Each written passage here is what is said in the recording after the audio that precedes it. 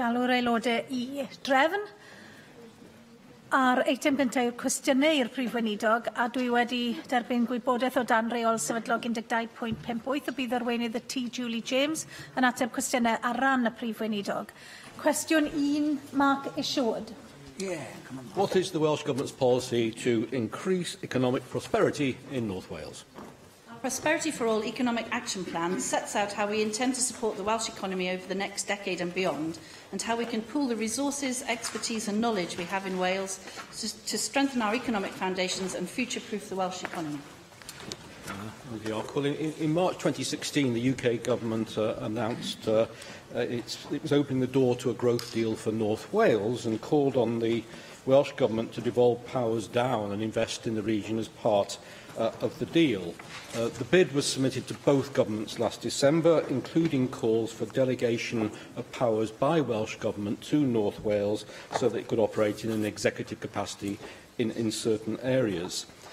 Following the UK Government's announcement for £120 million for the growth deal, how do you respond to the statements made at the North Wales Growth Bid Conference on the 1st of November, organised by the Economic Ambition Board, from the stage, quote, "We've heard of the UK Government commitment, but worry about the commitment from the Welsh Government in, quote, a smoke and mirrors situation. So where is the money? When will it be announced by the Welsh Government? And will this be accepting the bid, or instead designing a system, as appears to be the case, where Welsh Government still has those levers of power and the delegated calls are not necessarily going their way?" That's not a picture we recognise. Negotiations between North Wales partners and the Welsh and UK governments are advancing well on the North Wales Growth Bid. Officials from both governments and North Welsh partners attended a workshop last week to discuss and agree a package of proposals and the next steps to enable delivery of the deal. The Cabinet Secretary is meeting with partners on Friday of this week, I believe, and that will all form an integral component of the overall vision for North Wales. So from our point of view, other than that the UK Government hasn't come up with the entire package of money that we were expecting, the deal is progressing well.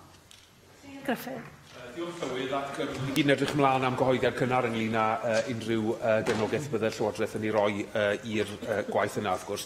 Ond os ydyn ni o ddifri ynglyn â ffyniant economaidd Gogledd Cymru, yna fydde Brexit ddim yn digwydd o gwbl. Sorry, my translator thing is intermittent, I'm afraid.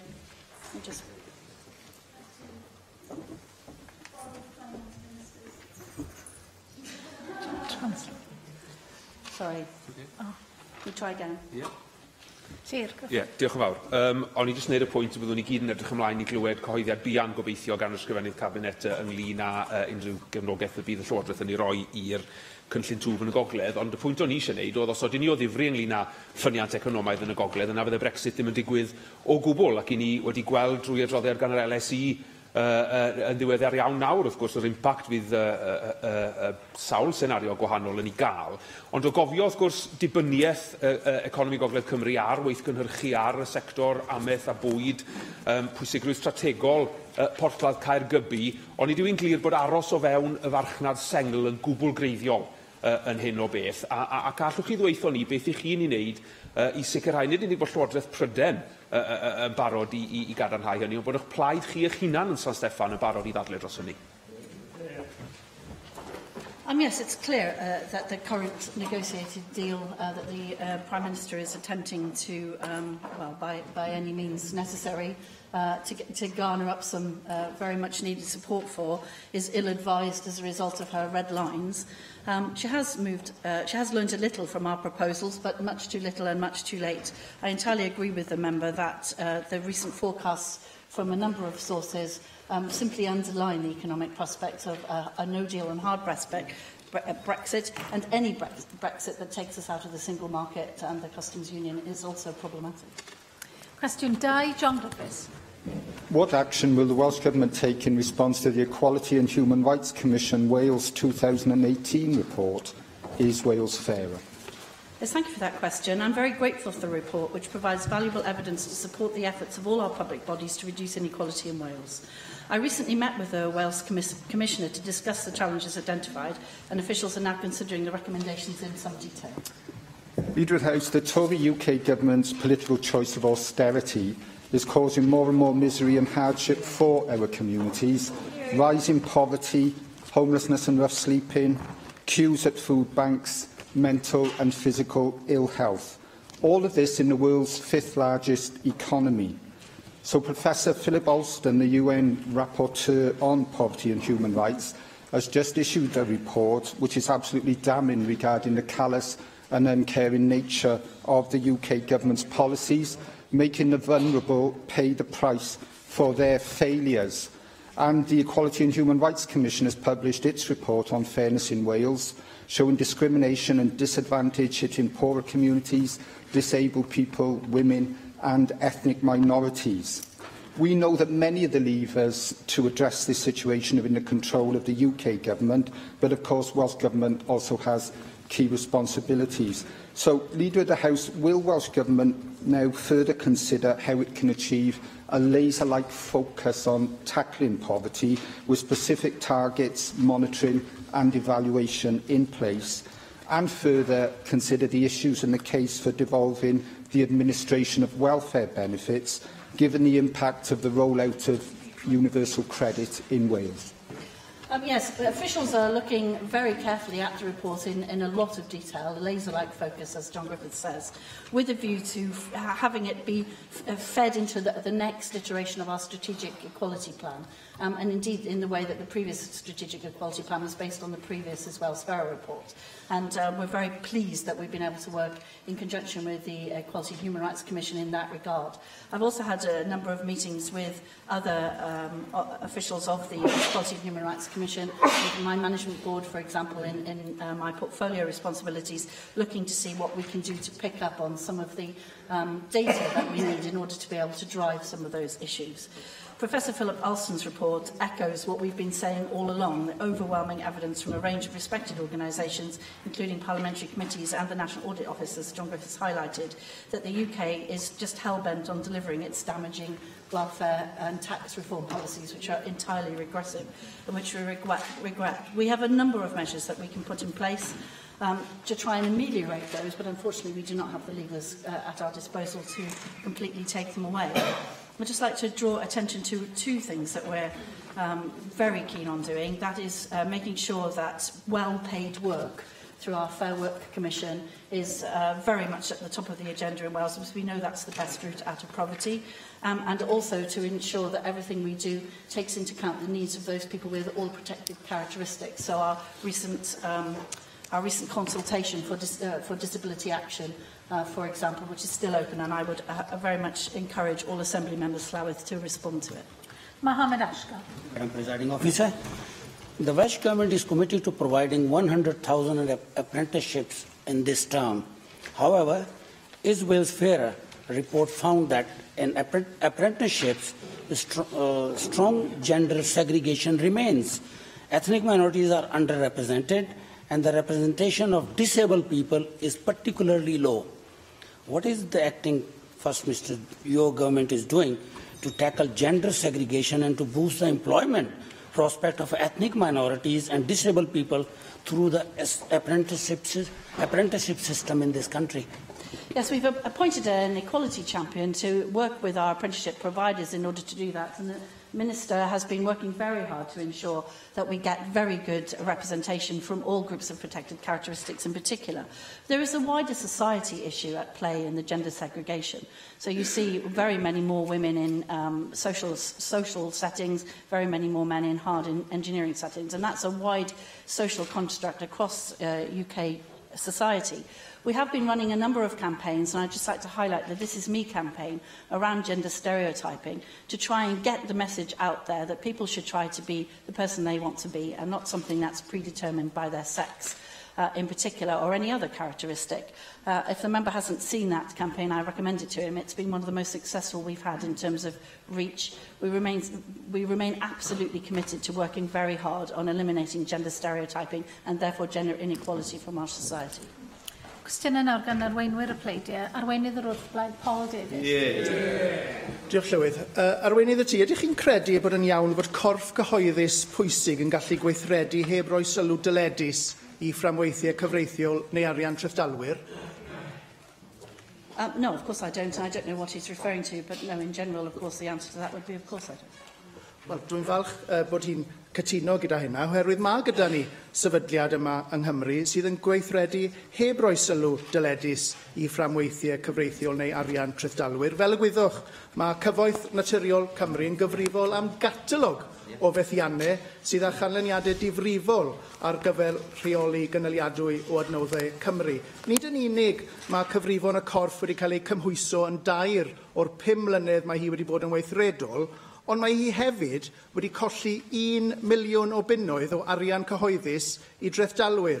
Mewn adroddiad damweiniol i gyfrifon Cyfoeth Naturiol Cymru, mae'r Pwyllgor Cyfrifon Cyhoeddus wedi codi pryderon nad yw'r sefydliad yn derbyn cyfrifoldeb am ei fethiannau ac ei bod wedi diystyrru nifer o argymhellion gan adroddiadau'r archwilydd cyffredinol. Pan ofynes i i'r Prif Weinidog nôl ym mis Hydref, roedd o'r farn fod y sefydliad yma yn addas i'r pwrpas. Felly ydych chi fel Llywodraeth nawr yn dal i gredu fod y sefydliad yma yn addas i'w ddiben? I think that there's a new management regime at NRW. The Cabinet Secretary has answered questions on this, as has the First Minister, on a number of occasions. I think changing the organisation now would be a massive organisational change on top of some of the other challenges that the member has mentioned. We've only just put, very recently, in organisational terms, a new chief executive in. We have a new board, 5 new board members, a new interim chair.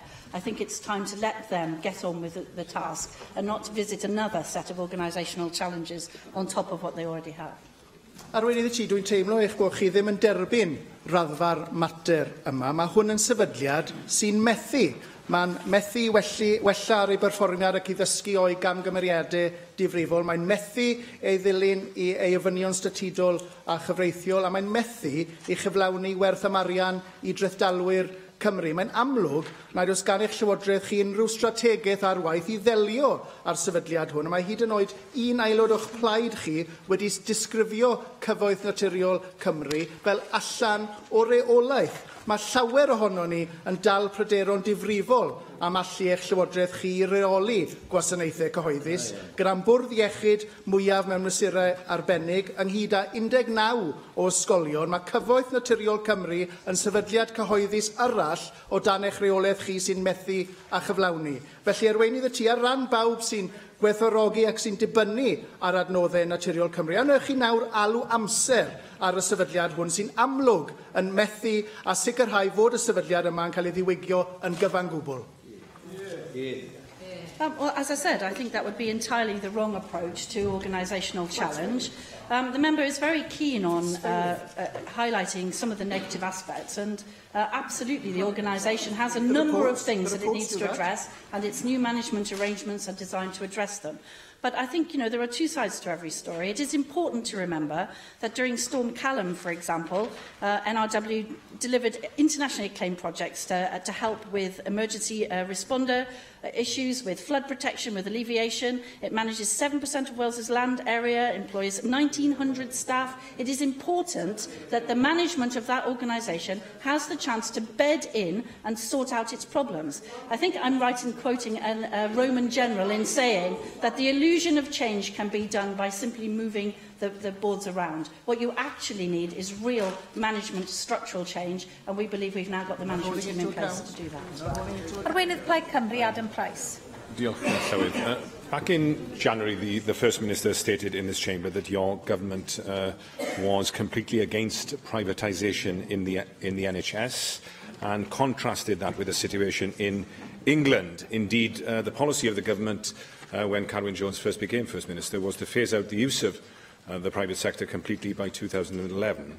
What actions are you taking today to ensure that health boards do not allow private sector providers to increase their foothold here in Wales? Yes, we're absolutely committed to making sure that the National Health Service is based on its founding principles, so delivered by the public sector staff where at all possible and free at the point of delivery.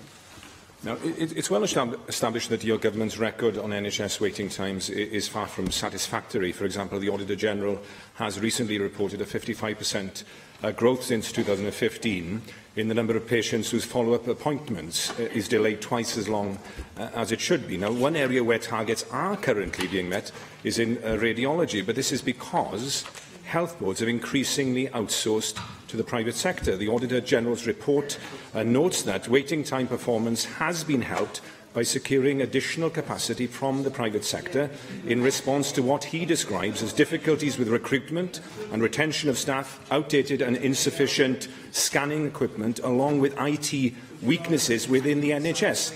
Isn't what is happening at the moment a policy of privatisation by stealth as a sticking plaster to mask longer-term structural problems within the Welsh NHS?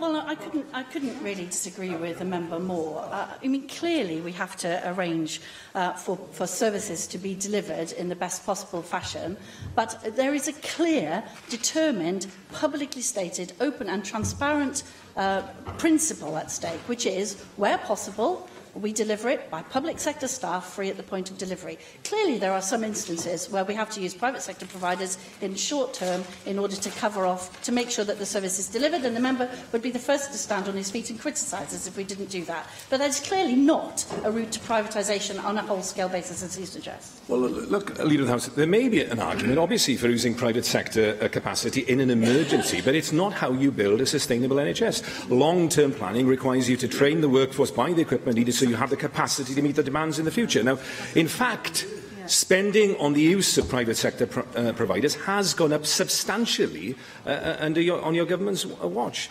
In 2011, it was at 14 million. Last year, it was 38.5 million. Now, that's a 260% increase over the last 7 years. The Labour Party in England, under Jeremy Corbyn, has pledged to end the use of private sector provision in the NHS completely. That was the policy here. Isn't this yet another case of Labour saying one thing in opposition at Westminster and doing the opposite in government here in Wales? And let's put Jeremy Corbyn to one side for a second. Aren't you reneging on Bevan's values and your own vision?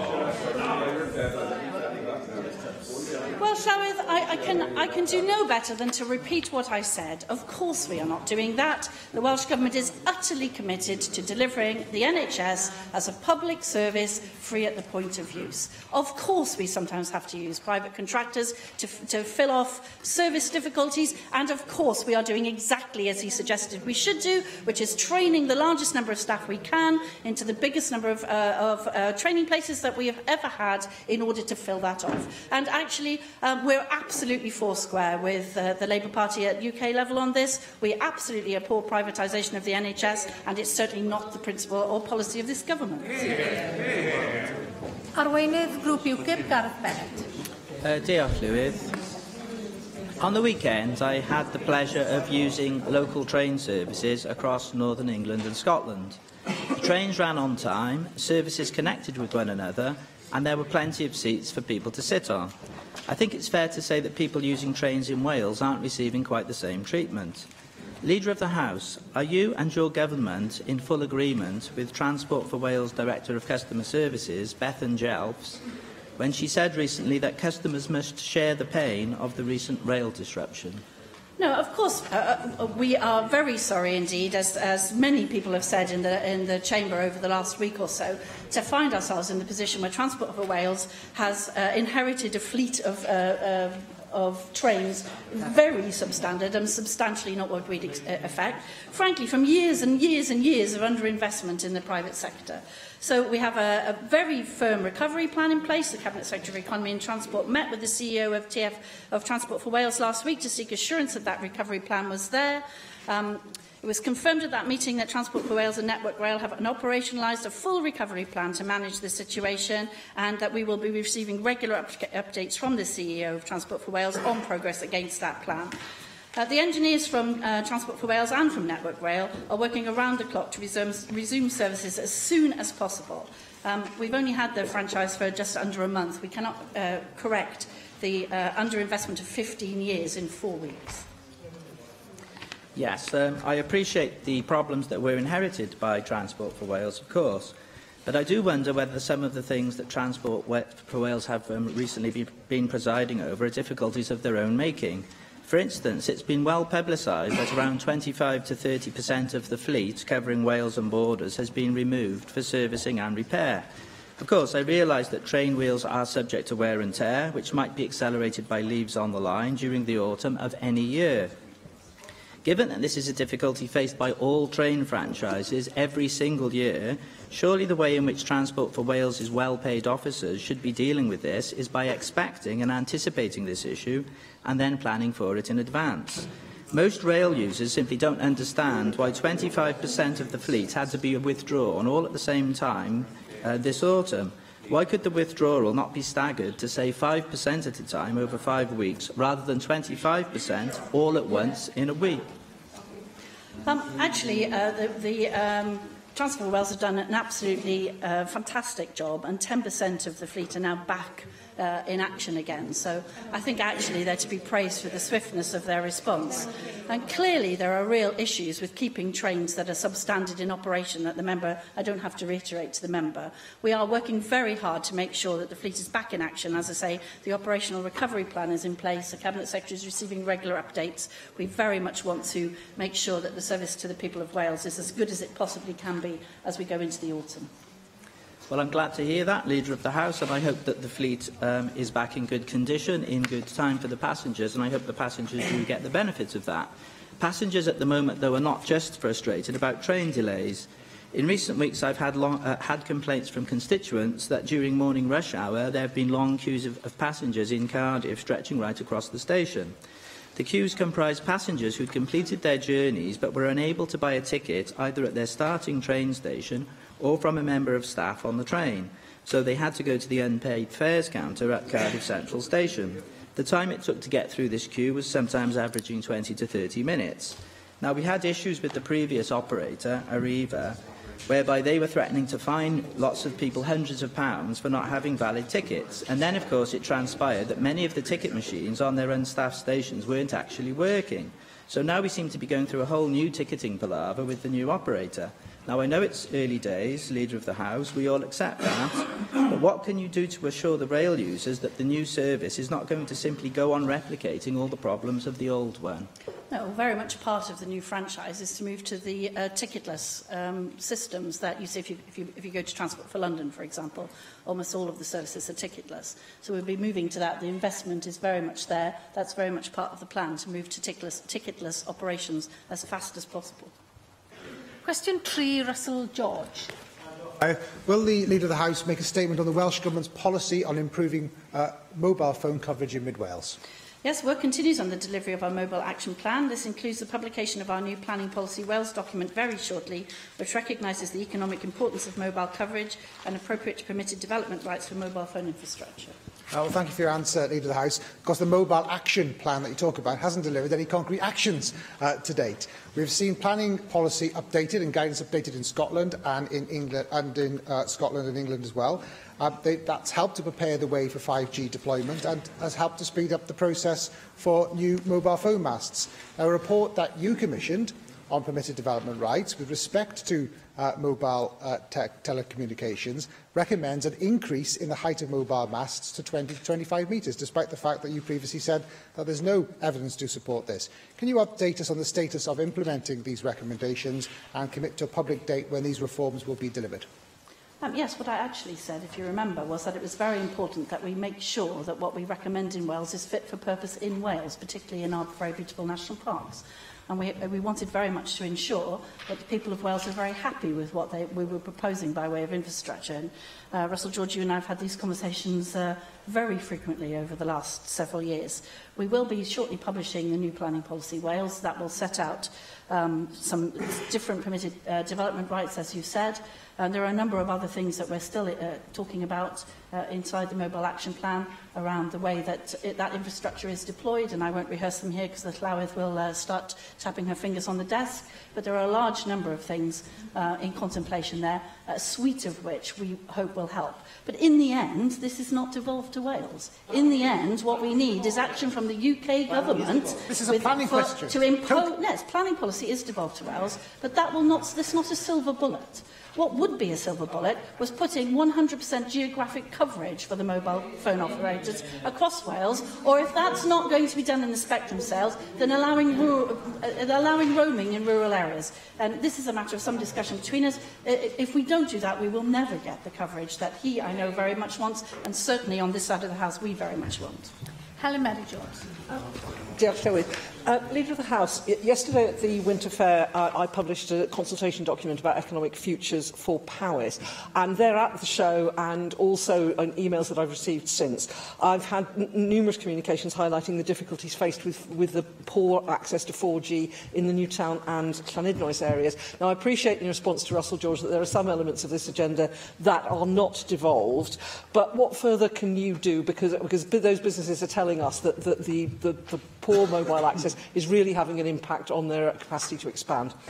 Yes, and I have every sympathy with them. Unfortunately, the 4G spectrum was sold in such a way that you can hold it and never use it. And that's very much part of the discussion with the UK government about the sale of future spectrum, because we think that just being able to buy it and then hold it and never do anything with it is not the way forward for obvious reasons.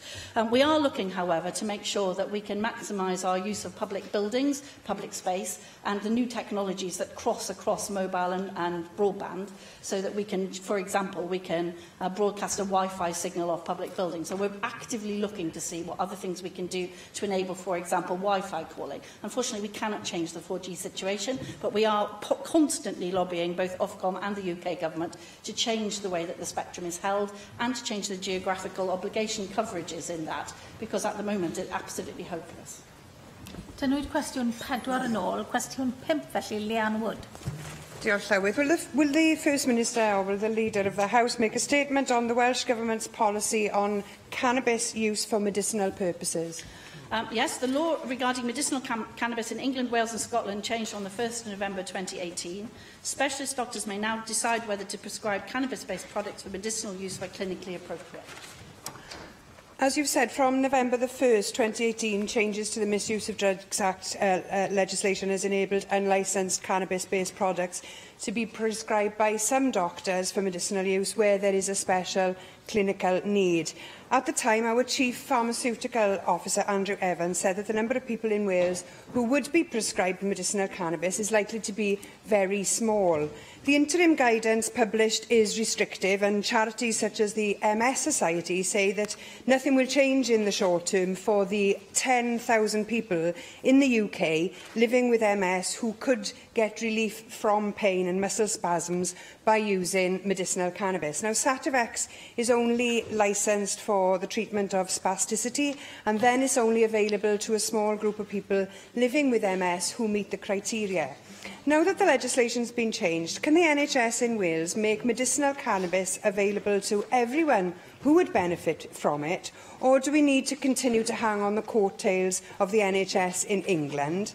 And will the Welsh Government review the interim guidance on prescribing medicinal cannabis so that access to the treatment is not so heavily restricted? Yes, well, I share the members' concern. We've all had constituents who've been contacting us about the use of medicinal cannabis. I think it's important to set out the actual situation as we find it. So, prior to the change in law, Sativex was able to be prescribed to treat spasticity and multiple sclerosis where clinically appropriate. At present, 7 pharmaceutical companies are developing around 21 new medicines which contain cannabis derivatives or synthetic cannabis compounds. As each medicine is ready, it will go through the well-established processes in place to ensure it is safe and effective and appropriate for use. The quality control processes are obviously the most safe way to provide patients with access to the medically active compounds in cannabis. The member well knows the legal classification of drugs is not a devolved matter to Wales. It remains the responsibility of the UK government and is something we can't unilaterally take action on, but it is, we think, the most appropriate to look at a UK-wide basis for the use of medicinal cannabis, and as the evidence base grows and as the products available grow, then the availability of the medicines will, of course, be more widespread in Wales as it will be elsewhere in the UK. Darren Miller. Leader of the House, the misuse of cannabis, of course, can be very dangerous indeed. It can act as a gateway to much harder substances which can result in ruining people's lives. Will you therefore join me in condemning the actions of the North Wales Police and Crime Commissioner, Arwon Jones, for his irresponsible behaviour in visiting cannabis clubs which are promoting illegal activity, including being the guest of honour on the 23rd of October at the Private Cannabis Club in London. This sort of behaviour sends mixed messages, frankly, to young people in our country. And do you agree that police commissioners actually ought to support people and the police in upholding the law, not encouraging people to break it? Well, I think it's very important not to mix up the use of medicinal cannabis with the unlawful use of a prescribed drug. So I'm not going to go down the rabbit hole that the member has opened up in front of me. I think it's actually extremely important to make the very clear distinction between the use of illegal drugs, which is what the member is talking about, yes, and the purpose of this question, which is to talk about the availability of medicinal cannabis in the Welsh NHS. Cwestiwn 6, Llyr Griffith. Diolch Llywydd. Pa asesiad mae'r Prif Weinidog neu arweinydd y tŷ wedi wneud o effeithlonrwydd gofal iechyd yn y gymuned yng Ngogledd Cymru? Yes, our approach on health and wellbeing in our communities is set out in our primary care model for Wales. In North Wales, we expect the Health Board and local authorities to collaborate with a wide range of service providers to plan and deliver effective and seamless health and wellbeing care. Fe gofiwch chi, dwi'n siŵr, 5 mlynedd yn ôl, fe geewyd nifer o ysbytau cymunedol yn y Gogledd gan symud i drefn newydd o ofal yn y gymuned drwy gyflwyno'r Home Enhanced Care, yr HECS yw'r acronym sy'n cael ei ddefnyddio, oedd yn cael ei werthu fel cyfundrefn mwy effeithiol, a fydde rhywun yn disgwyl felly bod modd i ni allu mesur unrhyw lwyddiant sydd wedi cael ei gyflawni yn y cyfnod yna, ond mae'n glir erbyn hyn nad oes posib mesur llwyddiant neu fethiant yr approach newydd yma, oherwydd does yna ddim record cyson o faint o gleifion sydd yn derbyn HECS ar draws Bwrdd Iechyd Betsi Cadwaladr. Dyw'r bwrdd ddim yn gwybod faint o gleifion sy'n derbyn HECS ar hyn o bryd. Does dim record o gost y gwasanaeth yn cael ei gadw, ac mae'r bwriad yw cadw claf ar HECS am ddim ond pythefnos, does dim record llawn yn cael ei gadw o ba hyd yma cleifion yn derbyn HECS. Yn wir, dwi wedi gweld tystiolaeth fod rhai cleifion wedi derbyn HECS am dros 10 wythnos. Nawr, mae'n ymddangos i fi bod hyn yn llanast llwyr. Felly, pam bod y Llywodraeth chi wedi caniatáu i Ogledd Cymru gael trefn newydd o ofal iechyd heb sicrhau fod modd i fesur llwyddiant neu effeithlonrwydd y broses hynny? Ac allwch chi ddweithio ni, ydych chi'n hyderus bod y gyfundrefn newydd yma'n gweithio? I'm afraid I don't know the detail that the member has set out there. I'd be very grateful if you would write to the First Minister and we'll get a detailed response to him as soon as possible. Janet Finn-Saunders. Community and primary care services play a vital role in reducing hospital admissions. As we approach the winter months, it is vital that these services are strengthened to offer a genuine and safe alternative to hospital care, particularly for our older people. And this must include fully coordinated, multidisciplinary community care support teams. Now, we know from last year's evaluation of winter planning, initiatives such as frailty services, which are vital in reducing hospital admissions, did not deliver as effectively as they could or should have done in the Betsi Cadwaladr Health Board. How are you, as a government, how are you ensuring that Winter Precious funding reaches these services to build capacity and resilience in community services this winter across Wales? And how will you ensure that hospital at home is in fact safe treatment and care at home? Yes, the Cabinet Secretary recently set out his winter preparedness statement, making sure that we are as resilient as it's possible to be as we approach the winter months. Integrated winter delivery plans have been received from each health board and have been scrutinised carefully by officials, the NHS Wales Delivery Unit and the National Programme for Unscheduled Care, and feedback has been provided to inform further enhancement of the plans ahead of the winter period. We're as confident, therefore, as we can be that we are prepared for winter ahead, but members will all be aware of the stresses and strains that winter can bring on the NHS, and we could all be well advised to make sure that our constituents receive the message that they should go to the appropriate healthcare provider, the community pharmacy where that's appropriate, the GP where that's appropriate, and not turn up at A&E when they have other issues, so that we can ensure that we have as smooth a winter period as humanly possible. Cwestiwn 7, Jane Bryant. Diolch Llywydd. What is the Welsh Government doing to alleviate congestion in and around Newport? Yes, we are taking significant steps to tackle congestion and improve journey time reliability across Wales through our road infrastructure project, Pinch Points programme and improvements to public transport. Thank you, Leader of the House. Newport's road network is undeniably under strain. Any incident or heavy congestion on the M4 has a significant effect, not just on the main artery for Wales, but as a severe knock-on effect for local roads. It also causes traffic which is passing through the city on the M4, like HGVs and others, to spill out onto Newport's roads. Next week, the 7 bridge tolls will finally be lifted. Without any mitigation, this will put an additional pressure on the bottleneck at the Brynglas tunnels. Already poor air quality due to idling traffic will only get worse. With bus companies finding it hard to cope during heavy congestion and current disruption on trains, local people have very few alternatives. What preparation is being made to help alleviate congestion on an already struggling road network following the abolishment of the tolls? Yes, thank you for that very important question. We've been conducting a series of studies into measures to tackle pinch points on the most heavily congested parts of the motorway and trunk road network. Those studies are underway, and as soon as we've got the results, we will be acting on them. Our transport network needs to obviously be sustainable, as the member rightly points out. And the pinch point studies are designed to look at a range of solutions to congestion problems right across the whole range of things available, from public transport to active travel measures, for example. We continue to support local authorities in addressing key local congestion issues through the provision of financial support and collaborative working. And a number of other things have been done on the artery, as she calls the M4, quite rightly. M4 Junction 28, the construction was completed in autumn 2018, representing an investment of £13.7 million in that area. And the Brynglas tunnels have recently had a £40 million uplift to ensure the tunnels are compliant with current design standards. And in addition, essential maintenance has been carried out on the Usk River Bridge and the Malpass Viaduct. The member will, of course, be aware of where we are with the M4 corridor around Newport. The year-long public inquiry has just finished, and we're waiting advice from the lawyers on the transport, on the public inquiry to be supplied to the executive. When that's complete, we hope that that process will continue, and then, as Llywyd knows, we are hoping to get a debate in plenary time, as promised, on the M4. Mark Reckless. Note that the Minister got to a minute and a half before we actually mentioned the M4 relief red light. I do hope we have this debate next week, as I think you suggested in a prior session. I just wonder, given the First Minister has worked so hard to ensure that he doesn't prejudice his position so that he can consider the inquiry dispassionately and then take the planning decision, isn't it important that he's allowed to take that planning decision, even if a new First Minister and Welsh Government nonetheless thereafter have to decide whether to actually spend the money on taking up that permission if he grants it?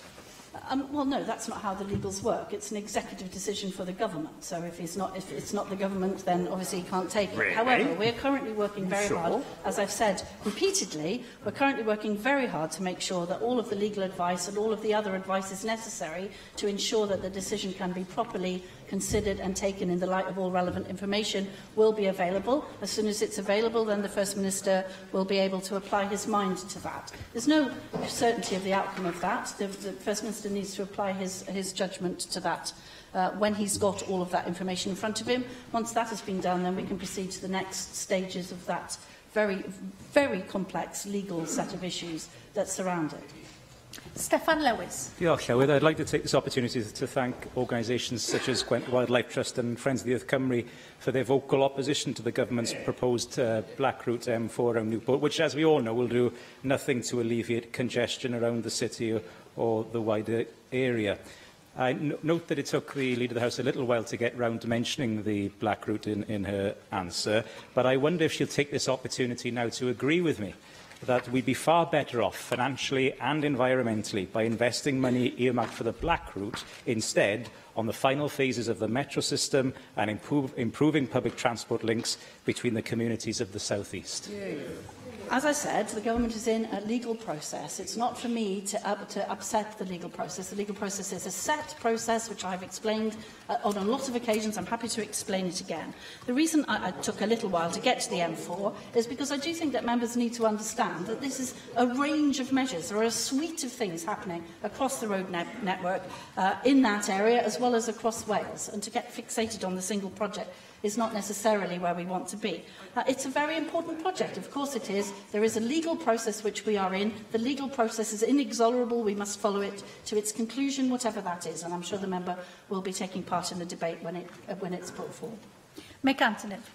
Of the House, one of the issues when it comes to tackling with pinch points, of course, is that you often just free up traffic to go to the next pinch point. One of the next pinch points further on from that location, of course, is the A470, which is now recognised actually as the most congested part of Wales with very serious pollution issues. Would you agree with me that the ultimate solution to our problems on the roads is the development and maintenance of a public transport system that gives people the opportunity not to have to drive on the roads to get to where they need to go using a safe and efficient and comfortable public transport system? Yes, and as I said, I emphasised that the pinch point studies are designed to look at a range of solutions to congestion problems, not just road building, but absolutely everything from public transport to active travel. A whole suite of measures is necessary to reduce congestion in most parts of Wales, not a fixation on a single part of that suite. Cwestiwn 8, Jenny Rathbone. What consideration has the Welsh Government given to adopting the World Health Organisation's air quality limits for the emission of particulate matter?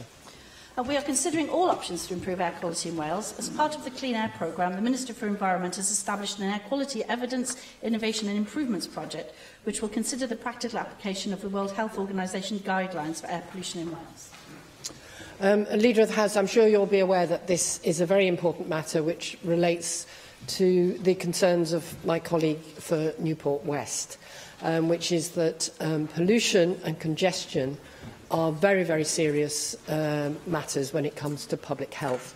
You may be aware that there was a report last month published by the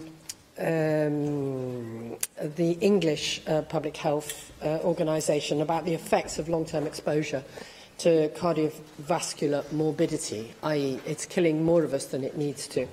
And although a lot of concern has been expressed about the levels of NOxes in the environment, I think it's really important that we consider particulates in combination with them, because it's particulates that are the most damaging because they penetrate the very smallest ventricles and particularly the impact on children.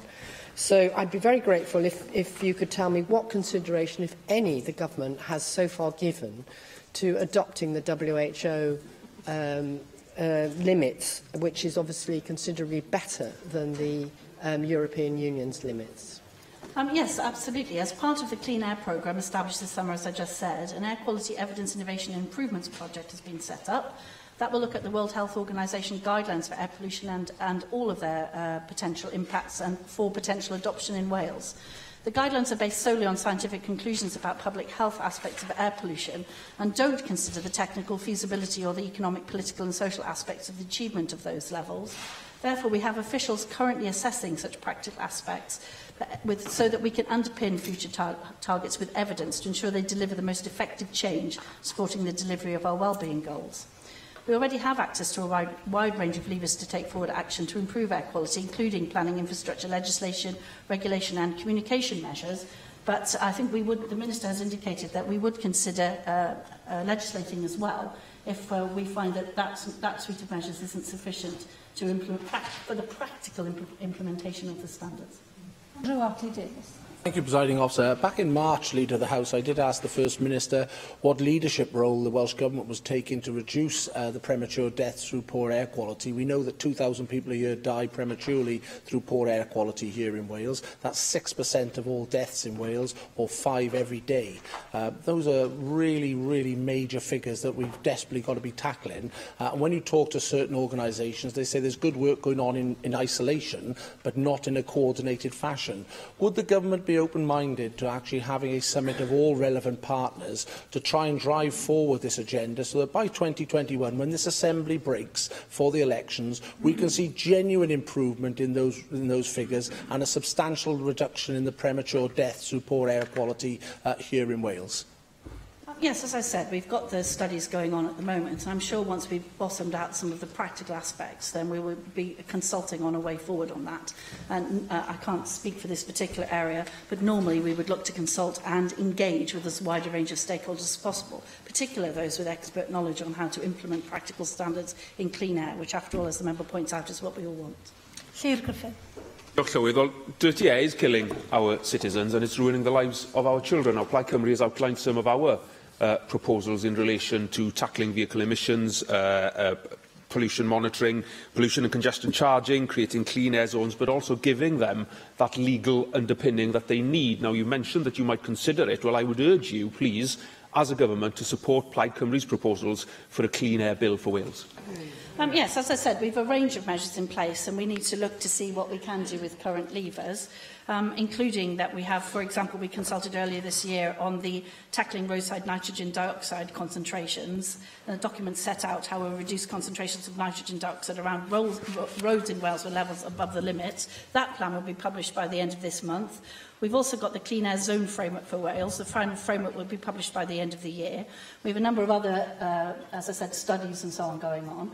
What we need to do is get the most comprehensive set of measures in place and then look to see what can be added by a Clean Air Act. Certainly that's not off the table, but it may not be necessary. And what we'd really like to do is just get on with it as soon as possible. Diolch i arweinydd y tŷ yn ateb ar ran y prif weinidog. A nawr yr eitem nesaf yw'r datganiad a chyhoeddiad busnes gan arweinydd y tŷ, Julie James. Diolch llawer. The only change to this week's business is to reduce the time allocated to questions to the Council General tomorrow. Draft business for the next 3 weeks is set out on the business statement and announcement, which can be found amongst the meeting papers available to members electronically. Andrew Davies. Thank you, Presiding Officer. Leader of the House, could I revisit the M4 discussion that was just had in FMQs? During the Environment and Sustainability Committee meeting last week, the Cabinet Secretary for the Economy and Transport was before us. He clearly outlined that the planning decision is a decision for the First Minister and him alone. It's not a collective responsibility decision of the government as a whole, which you indicated in your response to us. But he also told the committee members that there was the belief within government that a debate would be taken on December the 4th and that the report would be made available to members of this institution this week. It's a 580-page report, as I understand it.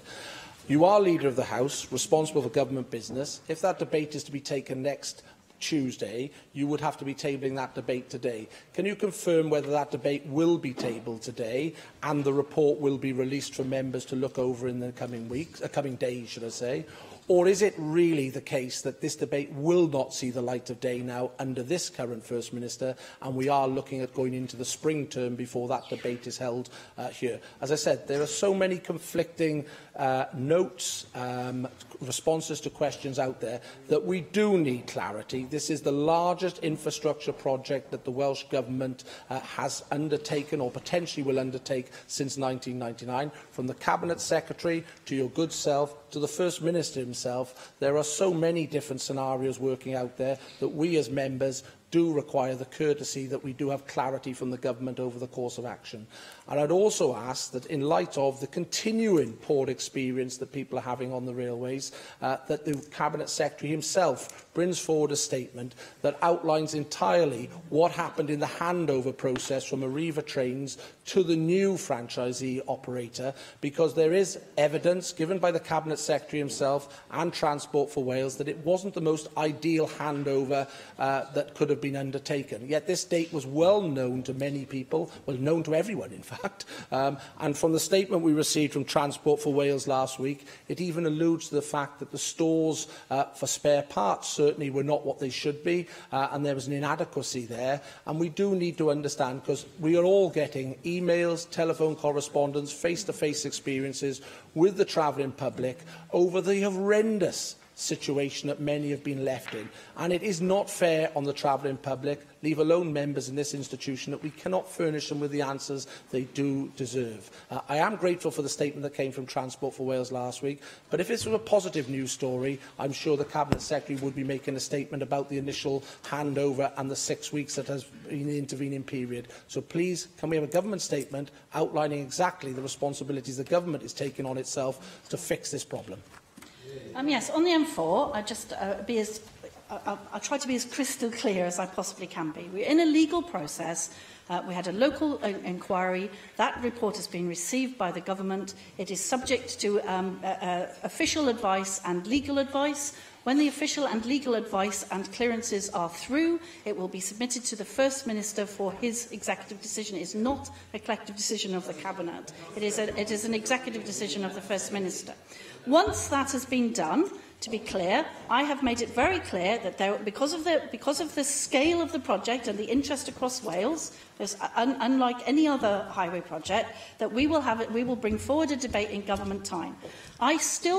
There is still some possibility that we could do that next Monday. We would have to have the Llywelyn's indulgence to do that, but it was discussed at Business Committee this morning that there's still that possibility. However, as I said before, if that's not possible because we haven't got to that point in the process, then we'll see what else can be done. If it does go out past the end of this Assembly term, then I will be recommending to the incoming First Minister, whoever she or he would be, that the commitment by this government is honoured, that debate comes forward, and I don't see any reason why that couldn't happen. But it must be in the correct sequence. We can't have a debate in Assembly time before the making of the orders, because that is not a relevant consideration in terms of the way that decision must be made. So there's a very clear set of processes, and the Assembly debate must come at the right point in that process. So it's still not inconceivable that we could do it next Tuesday. But if we can do it, we will. If we can't, then we'll have to see what else can be done. But we're very committed to the debate, but it has to be at the right point in the process. The process is immensely complex. The amounts of things that have to be done in order for the First Minister to be able to take that decision lawfully, taking into account all the relevant considerations, is hugely complicated. So we need to get that process right, and then we need to move on to the debate. So I hope that's as clear. I don't know how to make it any clearer than that. In terms of Transport for Wales, the Cabinet Secretary is indicating to me that he's very happy to ensure that Transport for Wales give a weekly update to all members on where we are with the transition arrangements and the handover. So I'll make sure that happens. Dai Lloyd. Leader of the House, can I ask for a statement by the Cabinet Secretary for Health concerning GP premises, please? As you'll be aware, GPs who are independent contractors in the traditional mould also own their own premises, and I well remember as young GPs you were expected to take out what is effectively a second mortgage on a GP surgery at the same time as you were taking out a first mortgage on a family home.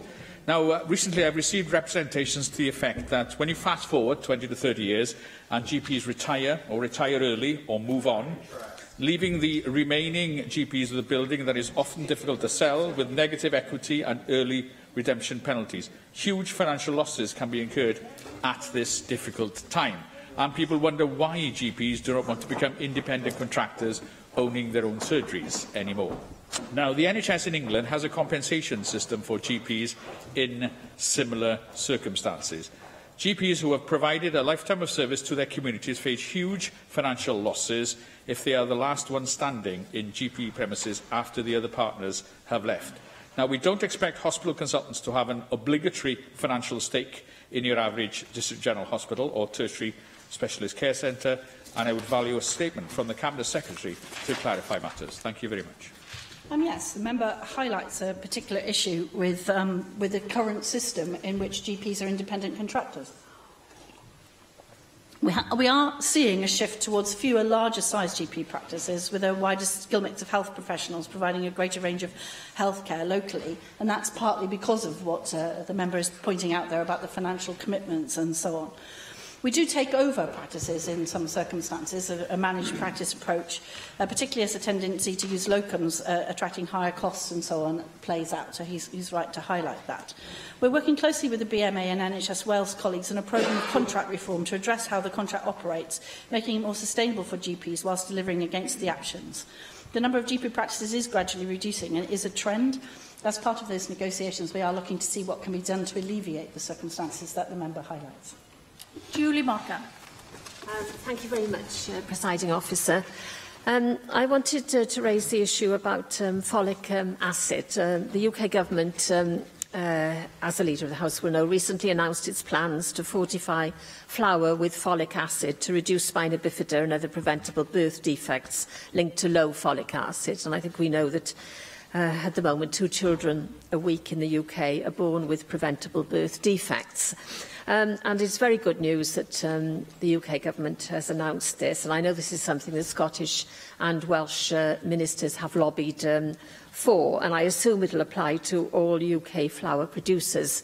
But I did wonder if it would be possible to have a statement in Wales to clarify that this will apply in Wales and how it will link with our duties to regulate food and our responsibilities for food standards, because I think obviously this is something that mothers in particular need to know.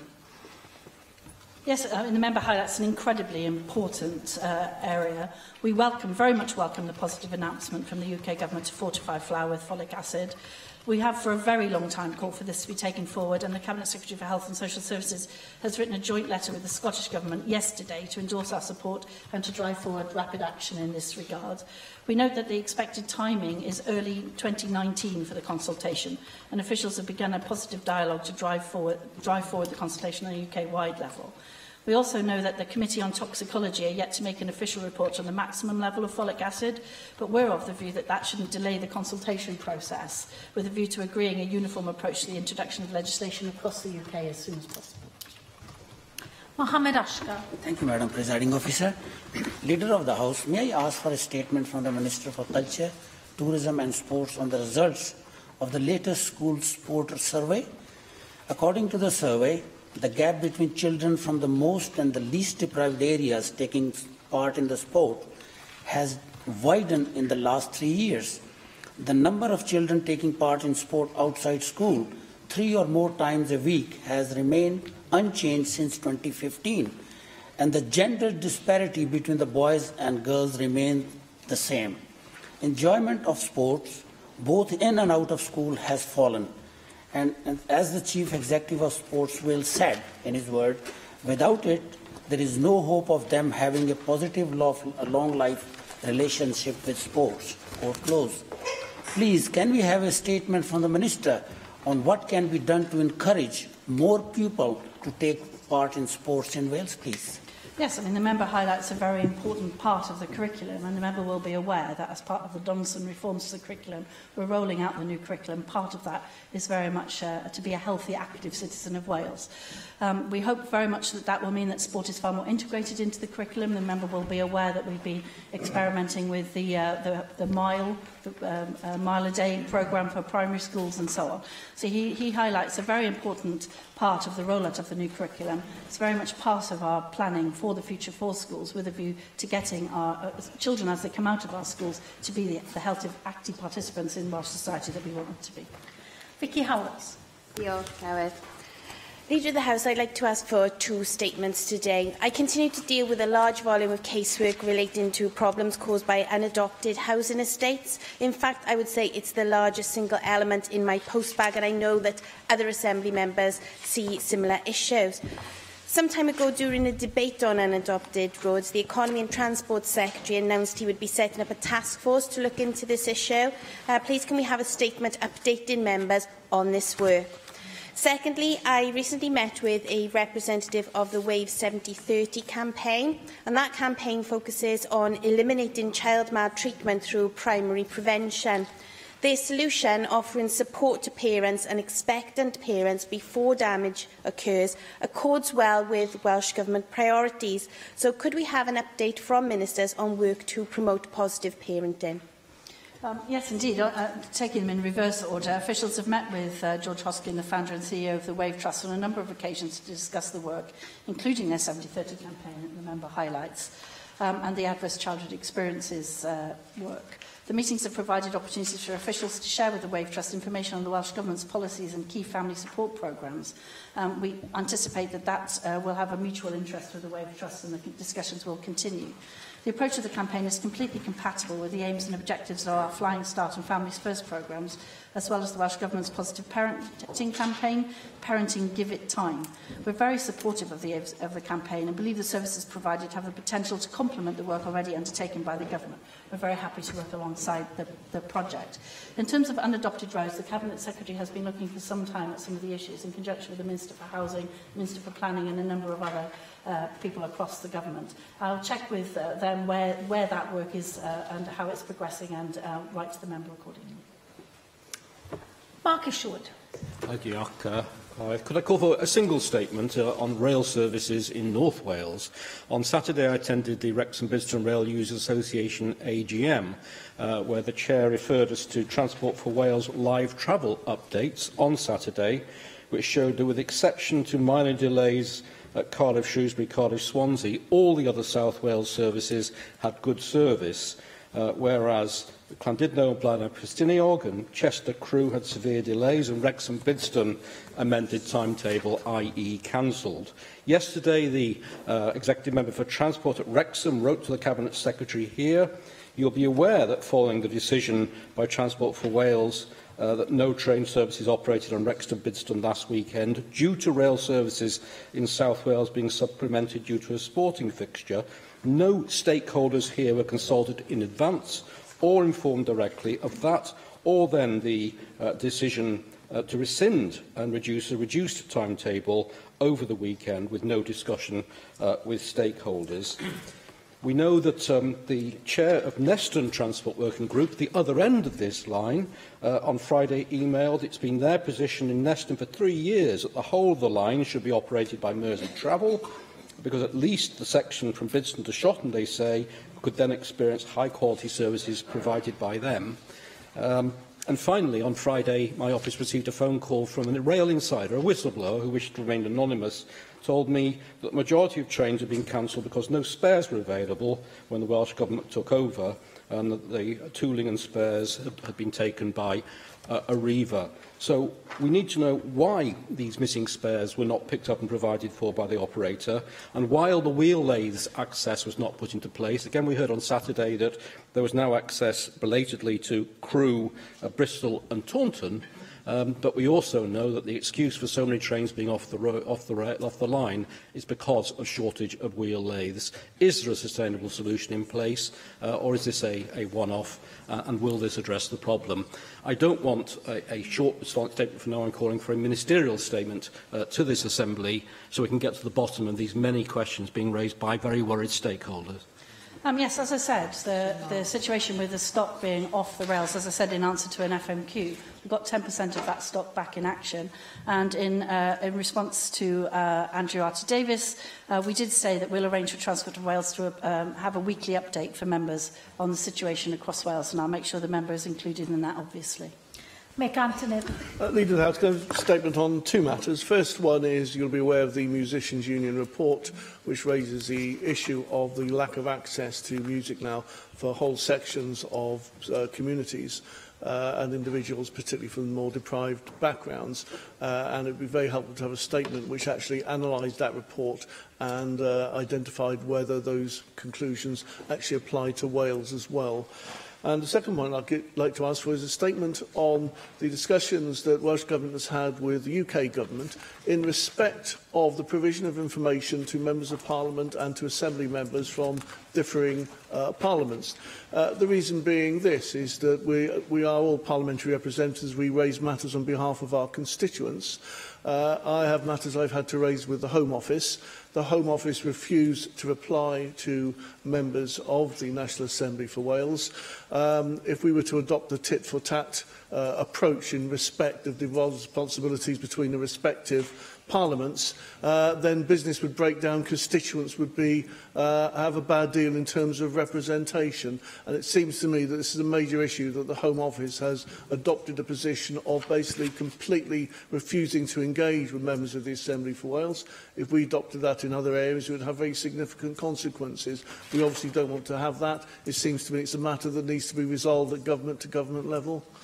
Yes, actually, it's something I've already raised with the Llywydd. It's a commission-to-commission level, I think, and we've had some discussion about reciprocal arrangements. Members will have seen in the recent HMRC communication about Welsh tax rates and communication that's gone to all Assembly members about HMRC making arrangements to deal with Assembly members in raising issues around the Welsh tax.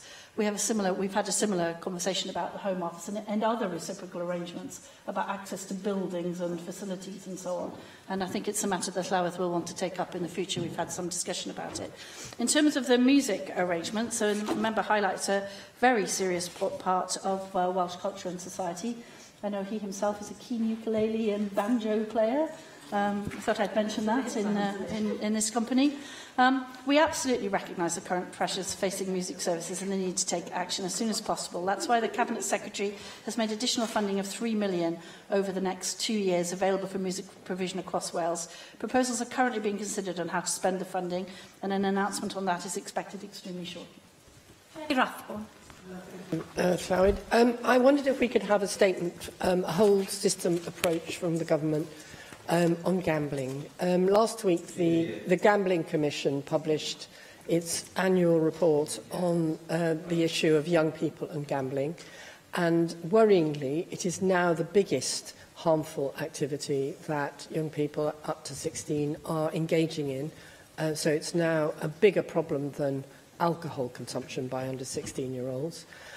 Some of the concerns that were expressed at the cross-party group last Tuesday was that 90% of pubs do not take action to prevent young people using their fruit machines. It takes them up to half an hour before they're actually doing anything.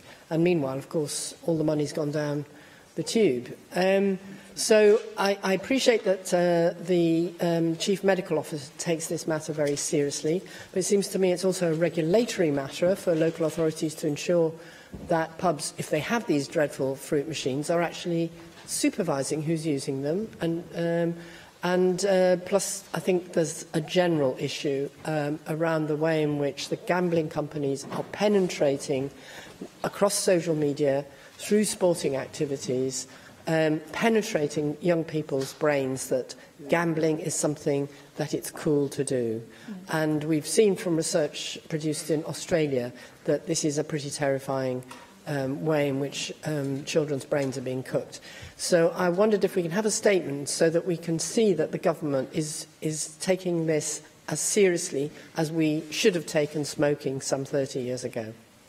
Yes, the member highlights a matter of some concern across the chamber to everybody. Earlier this year, I wrote jointly with the Cabinet Secretary for Health and Social Services, the Advertising Standards Authority, about the proliferation of gambling advertising on television and through social media and online. For those of us who are gamers, it's absolutely all over the gaming industry. Particularly in the way they seek to influence vulnerable and especially children and young people in those adverts.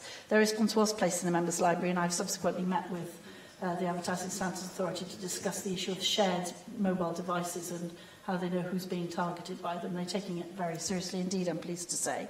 As a government, we have been working across departments to identify actions we can take to reduce and tackle the gambling-related issues. The Cabinet Secretary for Health and Social Services is planning to make a statement in due course outlining the actions taken so far and what else we can do. We are taking this very seriously indeed. The member's absolutely right to highlight the difficulties, and the work on the fixed odds betting terminals that's been undertaken in UK Parliament by Labour colleagues has gone some way to addressing this as well. Diolch i arweinydd y tŷ. Yr eitem nesaf felly o'r datganiad gan yr ysgrifennydd Cabinet dros Lywodraeth Leol a Gwasanaethau Cyhoeddus ar y wybodaeth ddiweddar am y cynllun cyflawni ein cymoedd yn dyfodol. Dwi'n galw ar yr ysgrifennydd Cabinet i wneud I ddatganiad Alun Davies.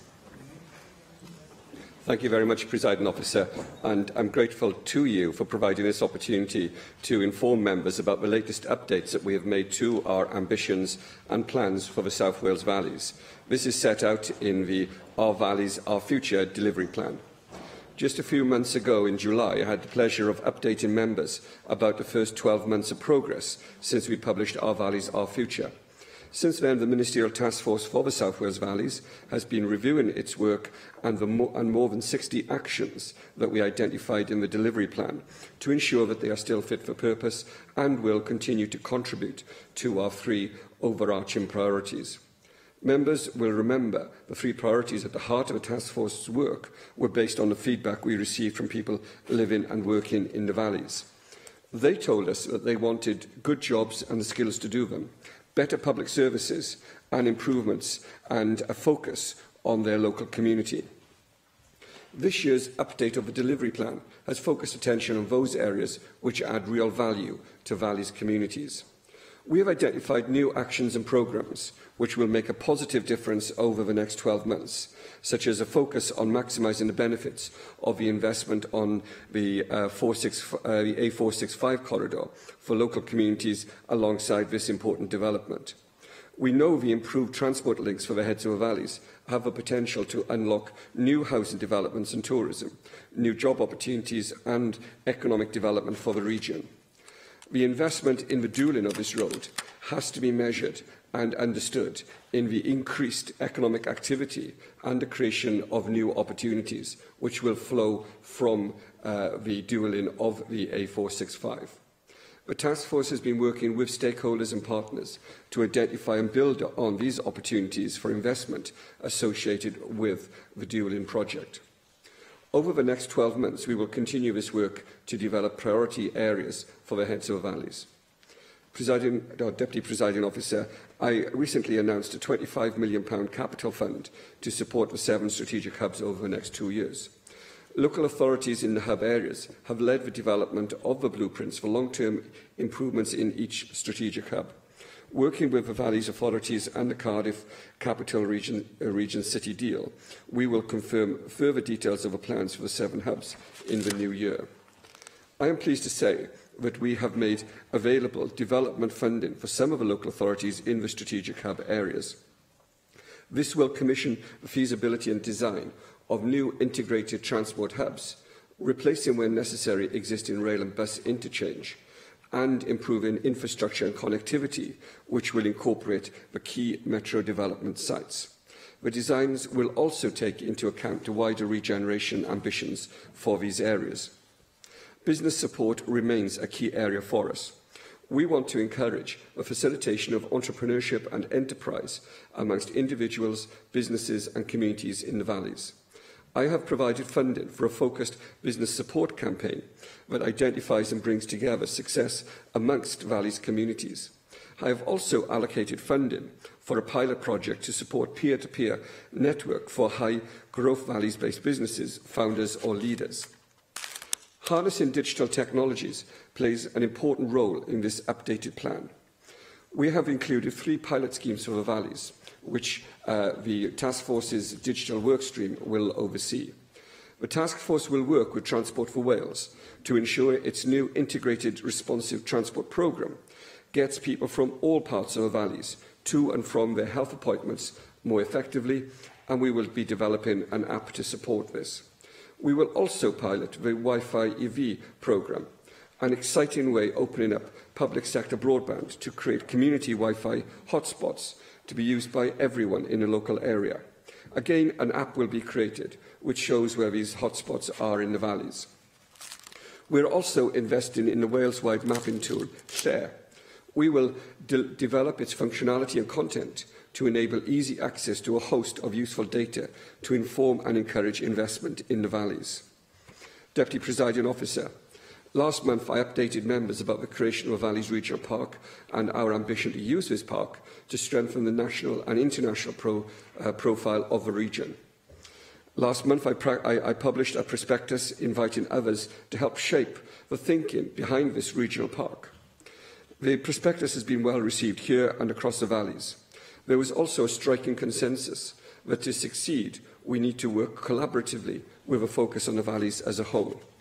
We have refreshed the My Community section in the delivery plan to deliver the first phase of the Valleys Regional Park, focusing on the 3 themes of landscape, culture and identity, recreation and well-being, and then communities and enterprise.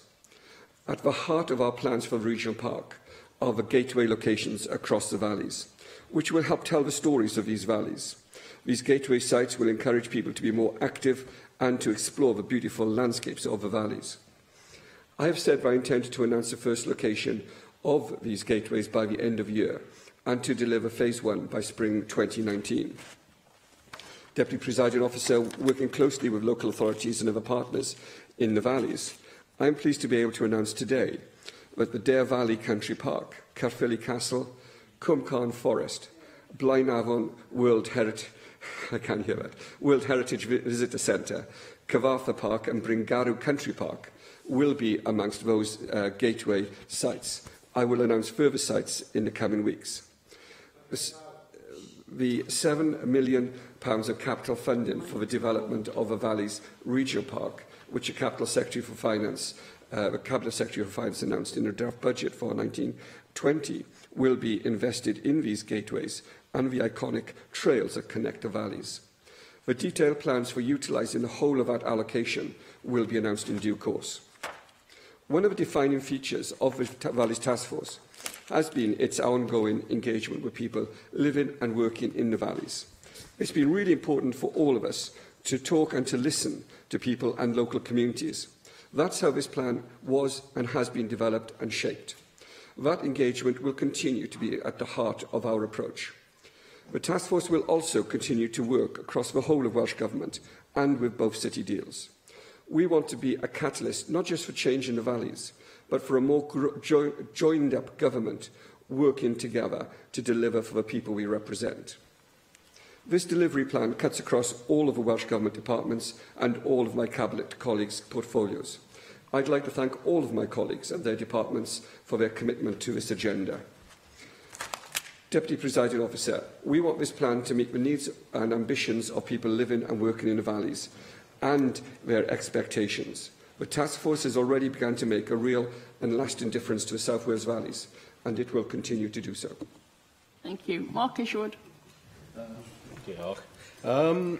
You state that one of the defining features of the work of the Ministerial Task Force for the South Wales Valleys has been its ongoing engagement with people living and working in the valleys, and stressing the importance of talking to and listening to people and local communities. Of course, co-production, which is in Welsh legislation, goes further, very much in terms of the sustainability duty and the Wellbeing of Future Generations Act, and that involves designing and delivering services together, sharing power and working in equal partnership. So does this go beyond talking to and listening to? And if so, how are you ensuring that services are being designed and delivered on a parity of power basis with local people, local communities and local organisations? Of course, West Wales and the Valleys, which unfortunately has continued to produce the lowest value of goods and services per head of all UK regions or areas, includes 4 North Wales counties, and this programme only addresses those in the South Wales Valleys part of that. Why is that? Or is that because you believe, possibly correctly, that the initiatives in North Wales behind the growth deal, the growth vision, the growth bid, are ticking the boxes up there? And if you do believe that, and that's the reason why the 4 North Wales counties have been excluded, what consideration have you given to the way the 6 North Wales counties, business sector and academia have come together and with a voice of unity brought forward their proposals for that region and closing that prosperity gap there? The Welsh Government's Our Valleys, Our Future Progress Report 2018, I have to say, is a bit of an eclectic mix of cobbled together Welsh Government programmes and policies. As it rightly says, more good jobs and opportunities to get skills are needed, and that you committed to exploring options to target investment and create new strategic hubs areas, which you refer to in your statement, areas where public money is focused to provide opportunities for the private sector to invest and create new jobs. So how has the private sector been incorporated within that, not just as someone to talk to and listen to, but in the context, as in North Wales, where those solutions are being co-produced for delivery together? You referred to the Welsh Government's, in this report, Knowledge and Analytical Services Department, identifying areas across South Wales Valleys where economic potential was greatest. Again, similarly, how have they worked with the business and third sectors to reach their conclusions, or have they simply done this talking to and listening to people? You refer to the Welsh Government's employability plan published in March this year. Of course, we understand it's not due to roll out until next year, although a range of employment programmes are now operating in Wales, such as the programmes being delivered through Remploy and the DWP. We know from previous responses in this chamber from Welsh Government members that those programmes have got Welsh Government input. So can you tell us if and how, therefore, those UK schemes operating in Wales with Welsh Government input have been or will be incorporated into the work in Our Valleys, Our Future?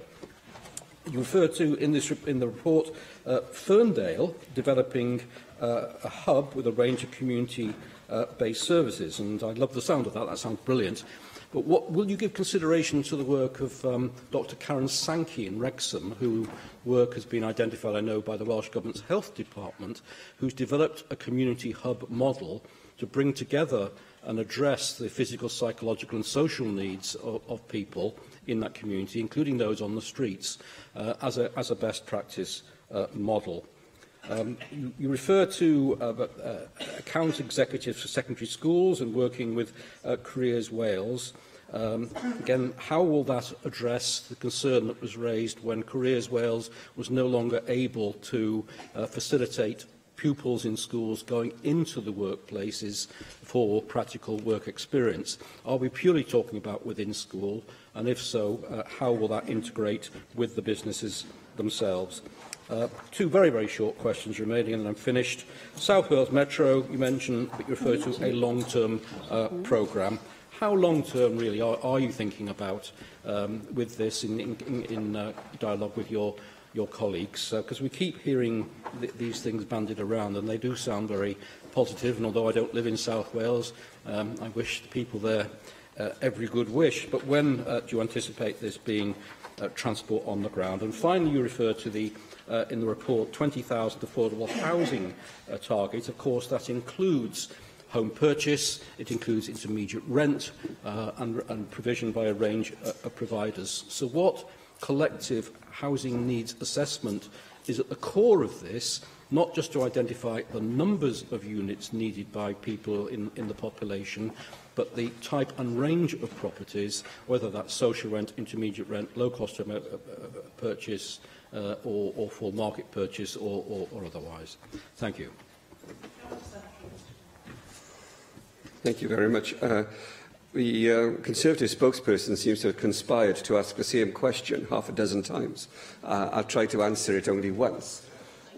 In terms of the approach that we are taking, we are seeking to involve people from the point at which we begin through the point at which we develop our concepts and deliver those concepts. There isn't... he has asked on a number of occasions in that contribution about co-production in different areas of our work. But the whole of what we do is about working with people. It's not the ownership of Welsh Government.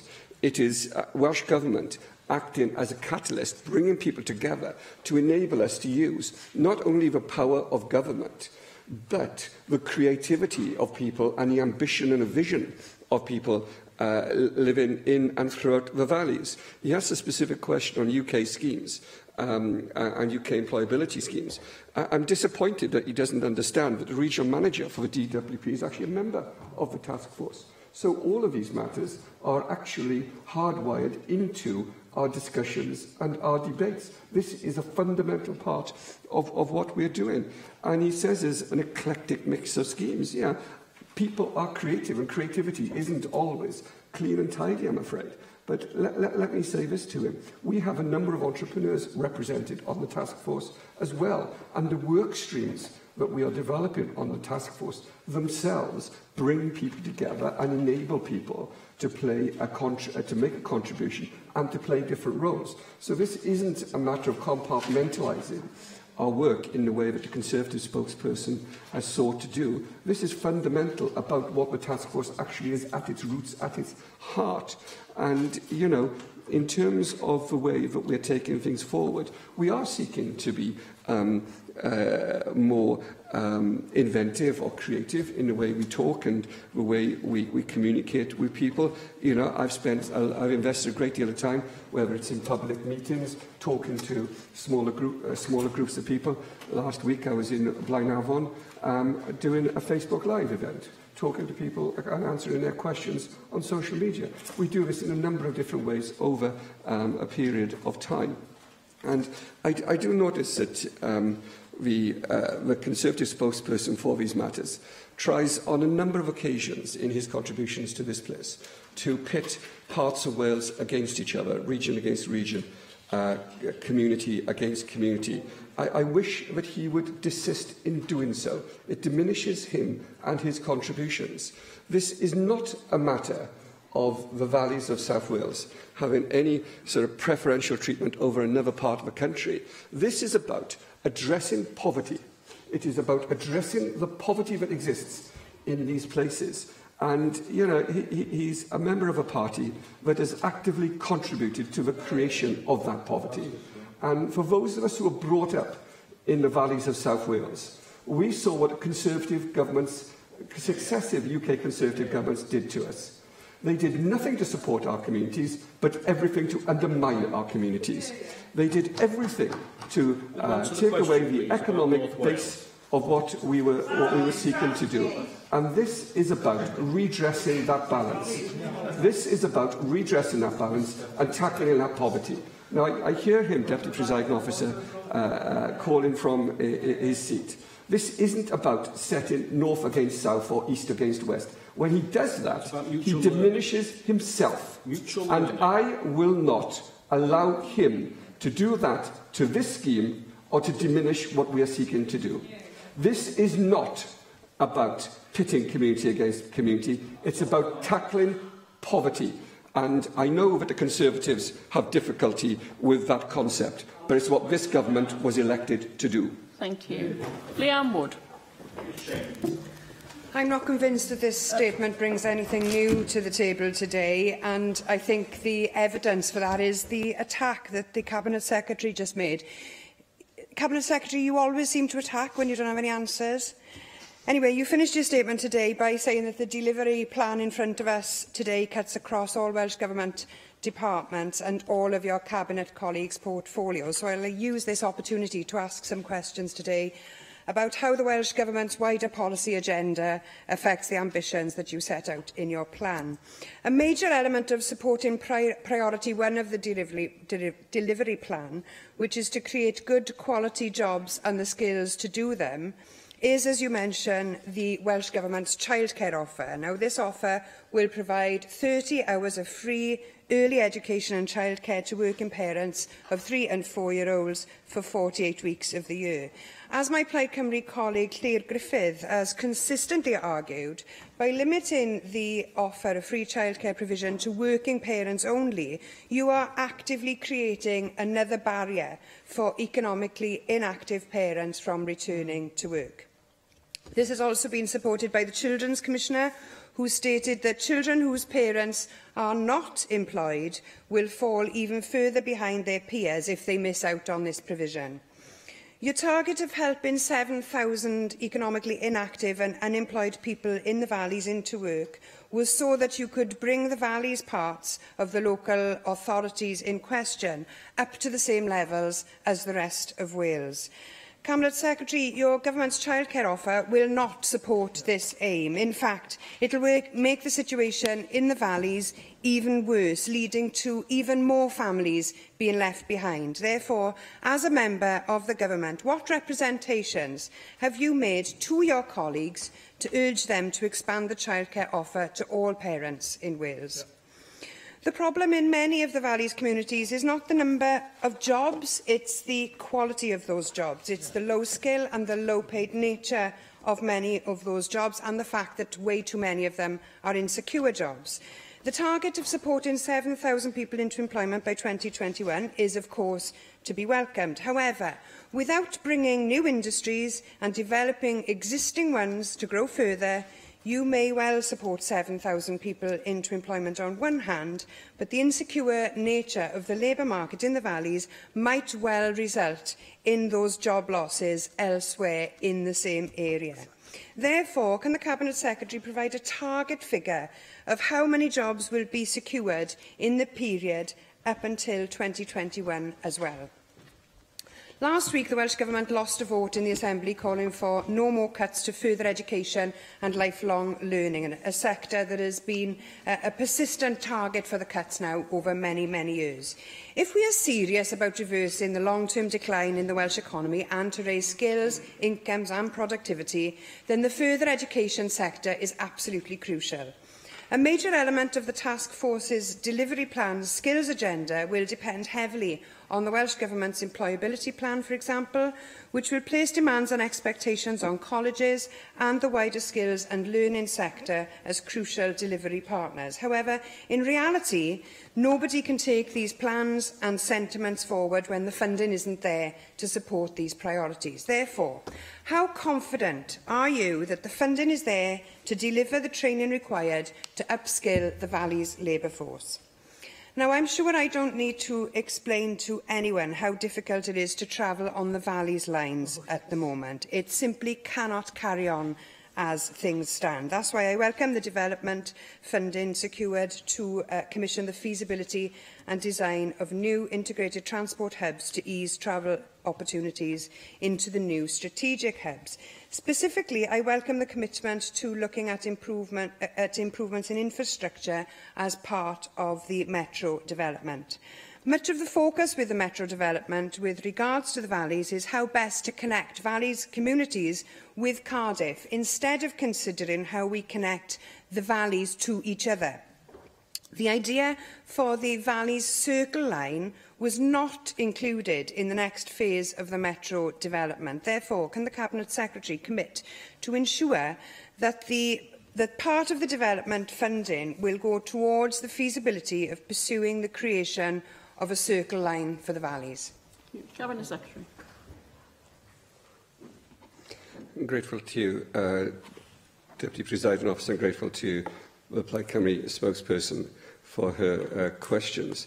I reflect and observe that when I answered questions in previous occasions, I think last year, I was attacked by Plaid Cymru for placing in the plan policy issues which weren't directly targeted at the valleys. And I noticed that this afternoon she's decided to major on all of those policy issues which aren't directly targeted at the valleys. I reflect on that because it's only the first paragraph. Can you make him answer the questions, Deputy? I see. It's a statement, and the Minister has an opportunity to answer the questions in the way he wants to answer them. If that's not acceptable, then there are other methods that you could use. I will say to a member that I listened to her questions, and perhaps you might listen to my answers. In terms of the childcare offer, it is a manifesto commitment and a commitment of the programme for government, for this government, and it will be delivered in the way that has been described, and it will continue to be delivered in the way that's described. It is, I believe, one of the most ambitious and generous childcare offers anywhere in the United Kingdom, and I make no apology for investing in childcare, and as a minister at the beginning of this government, I played my part in developing the opportunities for the childcare offer, and I saw the difference that it was making to people's lives up and down the valleys and elsewhere. And let me also say this to the member. If she's read the updated delivery plan, she will know that we're also going further than simply offering childcare facilities and opportunities. We're also addressing the adverse childhood experiences that many children growing up in the valleys will face in their lives. We're also talking to the police how we can ensure that it's done in a holistic way, and we're looking at addressing the experiences of children growing up in sometimes some very difficult households. So we are investing not simply in the childcare offer, and I reject her criticisms of it, but we're actually investing in a more holistic approach to the early years as well. So we're going further than the suggestion she has made. She criticises us for adopting a target of 7,000 people into work rather than, I think the point that she was making was that of creating a job creation target. What this target does is very, very clear. It ensures that the valleys have the same economic profile and social profile as other parts of the country. I said, Deputy Presiding Officer, in my answer to the Conservative spokesperson, that the reason we established this task force is to address the poverty that exists in the valleys of South Wales. And it is people that is affected, that are affected by that poverty. And it is people that we are seeking to ensure are able to get back into work and to have the sort of work that we want them to have. I recognise very well, I recognise from my own constituency and I recognise from this work, the impact of underemployment in the valleys and the impact of poorly paid employment in the valleys. We recognise that. We recognise, and that is why this government is committed to creating Wales as a fair work nation, so that we do work with business and we do work with all sectors of the economy, and we invest in the foundational economy to actually create the work that for people. But I defend us having a target of 7,000 people becoming economically active in this way, because that is what we've been advised will do most to invest in the people and the communities of the valleys of South Wales. We do have the funding in place for this, and we do have the funding in place for the training opportunities and for the Metro. But let me say this, let me be absolutely clear in doing this. What we've been trying to do over the last year has been to ensure that we not only hardwire accountability into what we do, but we actually hardwire our targets into that as well, so that members are able to come here to question me on what we're doing and what we're achieving. But that has to be done on the basis of the plans that we are publishing and the targets that we are setting. I believe that the targets are ambitious, visionary, and they demonstrate that it is this government and Welsh Labour that has a very real, ambitious vision for the valleys of South Wales. Kevin David. Diolch, Deputy Llywydd. On the 16th of November, I visited Welsh Ice, which is based in Caerphilly Business Park, and they were recently awarded Welsh Government funding to become a regional enterprise hub to encourage and support entrepreneurship, linking with all kinds of partners from universities, local businesses, colleges and the Development Bank of Wales. They're also linking up with satellites who are to be confirmed according to the development plan. I'd like to hear more about that. If it's going to be successful, Welsh Ice want to support the Minister's ambition for connectivity, which has already been referred to, and help identify key partners. When I visited Welsh Ice, they showed me an infographic that demonstrated the businesses that were linking in with them. It was interesting that it was a kind of upside-down T-shape in the fact that it was businesses from along the M4 corridor and then the Rhymney Valley linking into Cardiff, and not much outside of that area. So there's certainly a challenge to get those different communities linking into Welsh Ice. I particularly want to see businesses from Bargoed and Singhennydd linking into Welsh Ice, but also across those valleys communities. Overwhelmingly, we see businesses interested in the southern parts. We need to connect the northern valleys. So what can the Welsh Government do to encourage this? And I notice in his statement he mentions a focused business support campaign. Can he just elaborate on what he means by that, and also what he means by the peer-to-peer network that he referred to in his statement? Some elaboration on those things also would assist members in understanding how we're going to develop those northern valleys communities and businesses. Cabinet Secretary. The development of investment in the Northern Valleys is a point that's been well made by the member for Caerphilly over his time here, and it's something I clearly share. for reasons which are clear. And we have discussed the Rumney Valley with the member for Merthyr Tydfil and Rumney as well. And it is important that we're able to reach out beyond the southern parts of the valleys of South Wales. And that's why we are putting in place a development plan which specifically looks at maximising the impact of the 465 dualling project, and we need to be able to deliver that over the coming 6 months or so.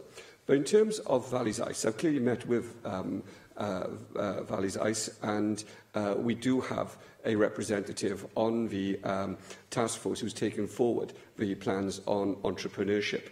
What we hope to be able to do is to use the model of Valleys Ice to be able to extend that to parts of the region in the south-east of Wales, where we haven't got a similar sort of facility. And what I hope we'll be able to do is to use individuals who are entrepreneurs in their own right to mentor and work with businesses in order to deliver the sort of help and support that's tailored for each individual business. So it's very much a granular approach to ensuring that people who are establishing and running small businesses have exactly the support that they need, not the support that we believe that they need.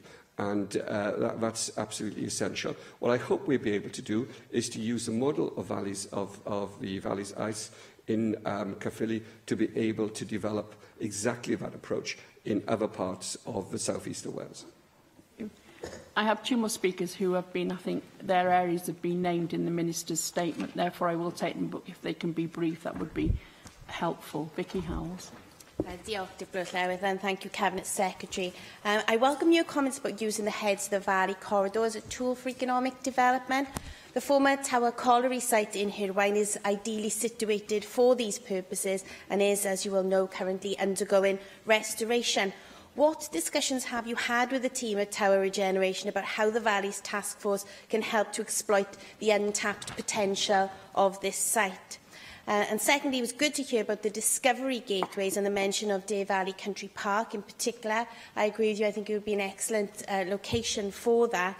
I'm glad to see that it will also be backed up by a definite budget line. When will detailed plans for this be available? I hope they'll be available early in the new year, early in the next new year. I would expect that we would be able to make more detailed announcements in January or February of 2019. I certainly want us to be in a position to be able to make those investments in the current financial year. So I want us to move ahead with some pace on that. I also want to be able to announce further discovery sites in the coming weeks, potentially before Christmas, certainly early in the new year, but we'll be able to build upon the basis upon which we're able to make these announcements today. So I want to move with a fair degree of pace to move forward with this. I also believe that we need to create a far greater structure for the Valleys Regional Park in terms of how it will actually deliver what its potential will be. And I hope that we can put a structure in place immediately after Christmas as well, and certainly in the first quarter of 2019. In terms of Tower Colliery were represented at the seminar we had, which kicked off, if you like, the work that we're doing on the 465 corridor in the spring. They've clearly been kept in touch with the work that is being undertaken by the group of people I've invited to develop an economic development plan for the Heads of the Valleys, and I agree with the member for the Cynon Valley. The Tower Colliery site is an important site, and I see it as being an important strategic site for the future of the 465 corridor. Rhiannon Passmore. Cabinet Secretary, as the Assembly Member for Eastline, I greatly welcome the £7 million Valley Regional Park announcement and greatly welcome that Cwmcarn Forest Drive will be among the first wave of projects of the Discovery Gateways to be announced by the Welsh Government. Members will know how prized the historic Cwmcarn Forest Drive is to my constituency. It is one of the jewels in the Welsh Crown, and it is very good news indeed for my constituency. It is exactly the effective partnership working between Welsh Government, local authorities and other parties working together. Even in this age of Tory austerity, local government, Welsh Government and their partner organisations will and can make a positive difference to our communities. And would the Cabinet Secretary be willing to meet with me at the Cwm Carn Forest Drive and meet representatives of the Friends of the Cwm Carn Forest Drive to spread the word of this truly transformative potential of the Discovery Gateways to the people of Islwyn? Finally, Cabinet Secretary, I wish to explore in more detail the new local transport hubs that have been mentioned and identified by Welsh Government that will directly benefit the communities of Islwyn. And as I've stated, my constituency is very enthusiastic for increased and enhanced connectivity between our valleys, and I would ask that the Cabinet Secretary update us as members in detail as to how this important work develops as the months proceed. Thank you, Deputy Lawrence. I'm certainly happy, Deputy Presiding Officer, to meet individual members or groups of members in order to update them on this work as it develops over the coming weeks and months. I'm certainly very, very happy to do that. And I'm also delighted to visit Cwm Carn Forest Drive with the member. I hope she doesn't mind if I bring my family along with me. We've always enjoyed that part of the world. It's a great place for families to be able to relax and enjoy the fantastic environment and landscape of the valleys of South Wales. We are very fortunate to represent such places, and I think we should all take great pride in the environment and the landscape of the valleys, and tell the whole world that the valleys of South Wales are a very, very special place to be, to see, to visit, to live, to work. Thank you very much, Cabinet Secretary. Item 4 on our agenda is a statement by the Leader of the House, update on the implementation of the Violence Against Women, Domestic Abuse and Sexual Violence Wales Act, and I call on the Leader of the House, Julie James. Diolch, Deputy Lawrence. I'm very pleased to give Assembly members an update on the significant progress made since the Violence Against Women, Domestic Abuse and Sexual Violence Act came into force in 2015. The 2 annual reports that have been published since I took on this portfolio provide more detail on this progress. Our national strategy, published in 2016, outlined 6 objectives. These objectives were designed to enable compliance, as far as our parents allow, with the Council of Europe Convention on Preventing and Combating Violence Against Women and Domestic Abuse, or the Istanbul Convention. The delivery framework, which we published in July 2018, explains how we will work across government departments to deliver against each of these 6 objectives. The Welsh Government is committed to the prevention of violence against women, domestic abuse and sexual violence, or VORDAS. It's an impossible acronym, Deputy Presiding Officer, but VORDASV, as it's called. We want to improve the public sector response to these issues, and through education, empowerment and engagement, we are challenging attitudes and behaviours across society. We need to work together to protect those who are currently experiencing VORDASV. Our national training framework, for example, ensures that, for the first time, standards have been set on training for professionals to help them to recognise who is at risk. Last year, we published draft guidance and rolled out Ask and Act training. Ask and Act is a process of targeted inquiry to be practised by frontline professionals. The training has been developed with survivors and therefore informed by lived experience. It has the potential to change and save lives, and feedback from the early adoption work shows that it does achieve this. We have trained over 135,000 people across Wales through e-learning and face-to-face training. That is 135,000 professionals who are more knowledgeable, more aware and more confident to respond to those experiencing VORDASV. We have published a suite of films aimed at public service leadership to raise awareness of VORDASV. These films have been viewed over 6,500 times. We are raising awareness amongst children and young people and are teaching them what healthy relationships look like. This work is aimed at preventing them from becoming victims or even perpetrators. Many schools deliver this through the Welsh Government-funded Spectrum project. We are also strengthening our guidance for schools to include links to appropriate support. This will build upon our good practice guide on taking a whole education approach, and also our guidance for school governors. The introduction of the new curriculum in 2022 will offer the opportunity to deliver relationships and sexuality education in a completely different way to traditional sex education.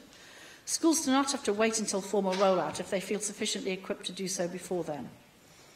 One of my officials jointly chairs the Female Genital Mutilation, Honour-Based Violence and Forced Marriage Leadership Group with the Crown Prosecution Service and BALZO. This group has developed a delivery framework for tackling so-called honour-based violence, whilst providing the best possible support to survivors. The group has also been instrumental in supporting Wales's first specialist women's wellbeing clinic for those affected by FGM. We are working under a collaborative agreement with HM Prisons and Probation Service on improving the approach to working with perpetrators. This links with a framework to support positive change for those at risk of offending in Wales. The newly formed Perpetrator Services Network takes part in regular practice sharing events, and a rapid evidence review on what works with domestic abuse perpetrators is due to be published in December. Next month, I will be launching new perpetrator service standards to support commissioners and services to deliver safe and effective practices. We have conducted a mapping exercise of perpetrator services in Gwent and are sharing the learning from this with other areas. We are tackling gender stereotyping through our communications campaign, This Is Me. Gender stereotyping can lead to gender inequality, which is at the root of violence against women, domestic abuse and sexual violence. Survivors have informed our campaigns, and it is their words, voiced by actors, that delivered powerful messages about the impact of just being asked, "Is everything okay?" in our Don't Be a Bystander campaign. Working with survivors is integral to our delivery. We want those with lived experience to have a voice in the development and delivery of policy, funding and legislation. That is why we will be piloting a national survivor panel next year and undertaking more work on what survivor engagement framework should look like. Welsh Government continues to fund the Live Fear Free website and helpline. These provide 24-hour confidential support, information and advice to women, men and children experiencing abuse. It is also there for concerned others and for professionals working with victims and survivors. Men are supported through the DIN project and Men's Helpline. We are working with the national advisors and key stakeholders to develop national indicators which will be measures of progress against the purposes of the Act. We will consult on these by the end of the year and will publish the final indicators by May 2019. We have provided guidance to support local health boards and local authorities to publish their first local strategies. Our national advisors are reviewing these and will feedback on how these can improve delivery. Earlier this month, the First Minister announced that he would commission an expert-led review into refuge provision and sexual violence services in Wales. The review will look to take the best of the international approaches to inform a Made in Wales model of support for victims of sexual assault and domestic abuse. Violence against women, domestic abuse and sexual violence are horrifyingly prevalent, not only in Wales but across the world. Our legislation is groundbreaking, but nothing will change overnight. These issues are too deeply entrenched. We are making progress, however, and I want the progress that has been made over the past 3 years since the Act was introduced to be recognised. I am determined that Wales will realise its ambition to be the safest place for women in Europe. Thank you. Mark Isherwood. Diolch. Thank you for your statement. You say that standards are being set training for professionals, refer to 135,000 people trained. Of course, training is an event rather than a process, and awareness isn't the same as understanding and acceptance of issues as we go forward. So how do you propose to embed this, not as a one-off online or face-to-face training event, but as an ongoing cultural awareness and change? You refer to healthy relationships education for children and young people, preventing them from becoming victims or perpetrators, and the introduction of relationships and sexuality education in schools from 2022, but schools not having to wait until formal rollout if they feel sufficiently equipped before then to do this. When I questioned you on this recently in the Equality Communities Local Government Committee, I pointed out that there were programmes like the Havant Cymru programme in school. I think we both found we've both been out with them. We were both impressed by that. And I referred to my working with Jocelyn Davies and Peter Black at stage 4 of the Act, threatening possibly to sabotage or bring it down had we not got assurances on healthy relationships education, or what you're now rephrasing as the new term you're using, relationship and sexuality education in schools. And I said we didn't support this on the grounds we'd wait 7 years for it, and leaving schools to have the options if they wish in the meantime. So how have you taken forward what you stated to me in the chamber, in the committee, which was that you hadn't had the conversation with Kirsty Williams about the 7 years, so you would go back and have that because it was then a surprise to you? You refer to the work of the Forced Marriage Leadership Group on the Female Genital Mutilation, Honour-Based Violence and Forced Marriage Leadership Group, and their development of a delivery framework for tackling so-called honour-based violence. How is that delivery framework turning into delivery? I mean, you could give us a bit more information on what the delivery is, who's doing it, where, when, and how will that be monitored? You refer to perpetrator programmes. I also, with the support of the other opposition parties during the passage of the Act, put down amendments which were defeated by the government, calling for perpetrator programmes to be within the Act. At the time, we were told by the then Minister that there weren't any accredited schemes available in Wales, because in fact there were. There were the Relate Cymru scheme, which was also been adopted by various other providers across Wales. You refer to collaborative agreement with HM Prison and Probation Service. Well, I received assurances that we would have action by the Welsh Government on pre-custodial perpetrator programmes. So can you confirm that the new perpetrator service standards you'll be launching to support commissioners and services next month will also address the need for pre-custodial perpetrator programmes, and how that they will reflect the RESPECT accreditation standards, which evidence was given on to the cross-party group on violence against women and children some months ago, providing an evidence-based framework for perpetrators, for work with perpetrators of domestic violence and abuse, and also their new and delivering interventions work with young people who use violence and abuse towards a family member, work with women using violence against men, and work with those in same-sex relationships, which they also told that cross-party group about. You refer to the Live Free, Fear Free website and men being supported through the Dean Project and Men's Helpline. Of course, you wouldn't refer a woman victim or survivor to a charity run by men.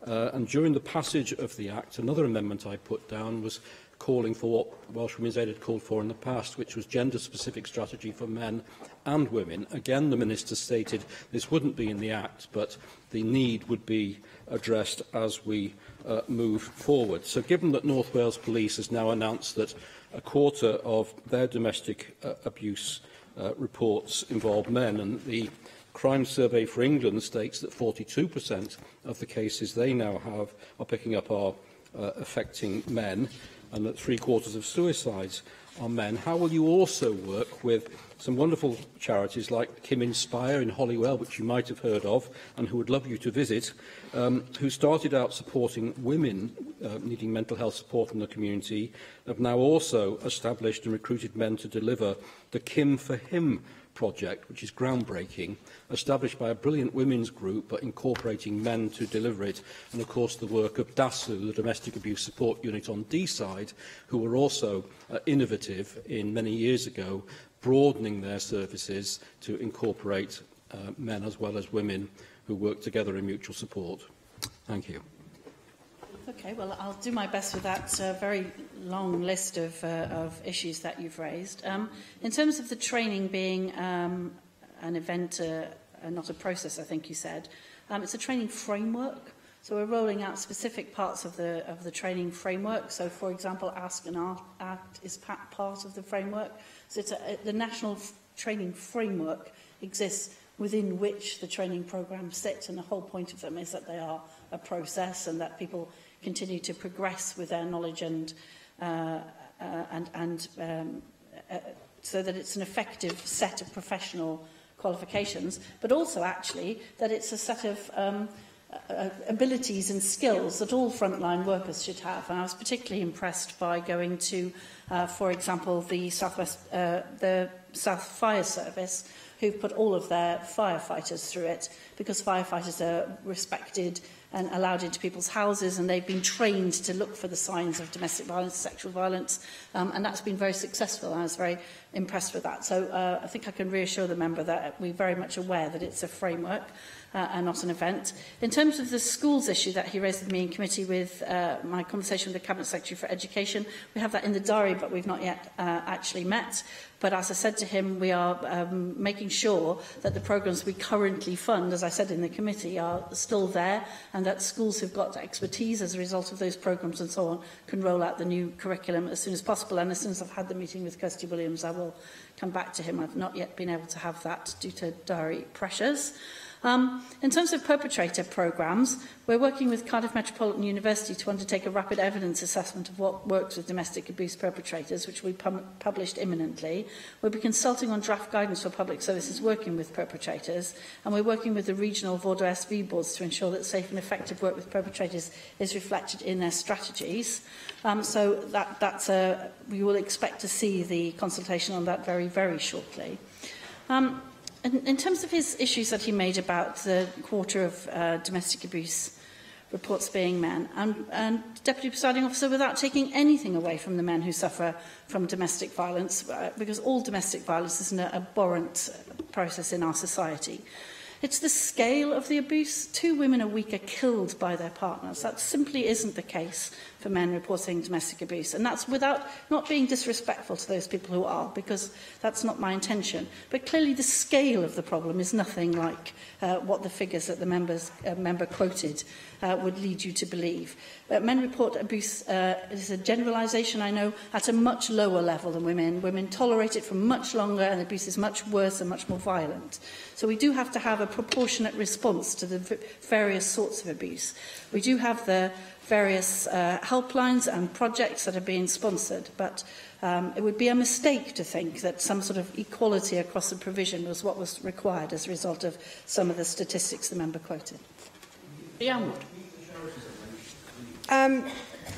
Leader of the House, I would urge caution when discussing who provides services. As a former probation officer and a support worker for Women's Aid, I would say, of course, all violence and all abuse in all relationships is wrong, but I'm also acutely aware of perpetrators who say that they are victims of abuse as a cover for their actions.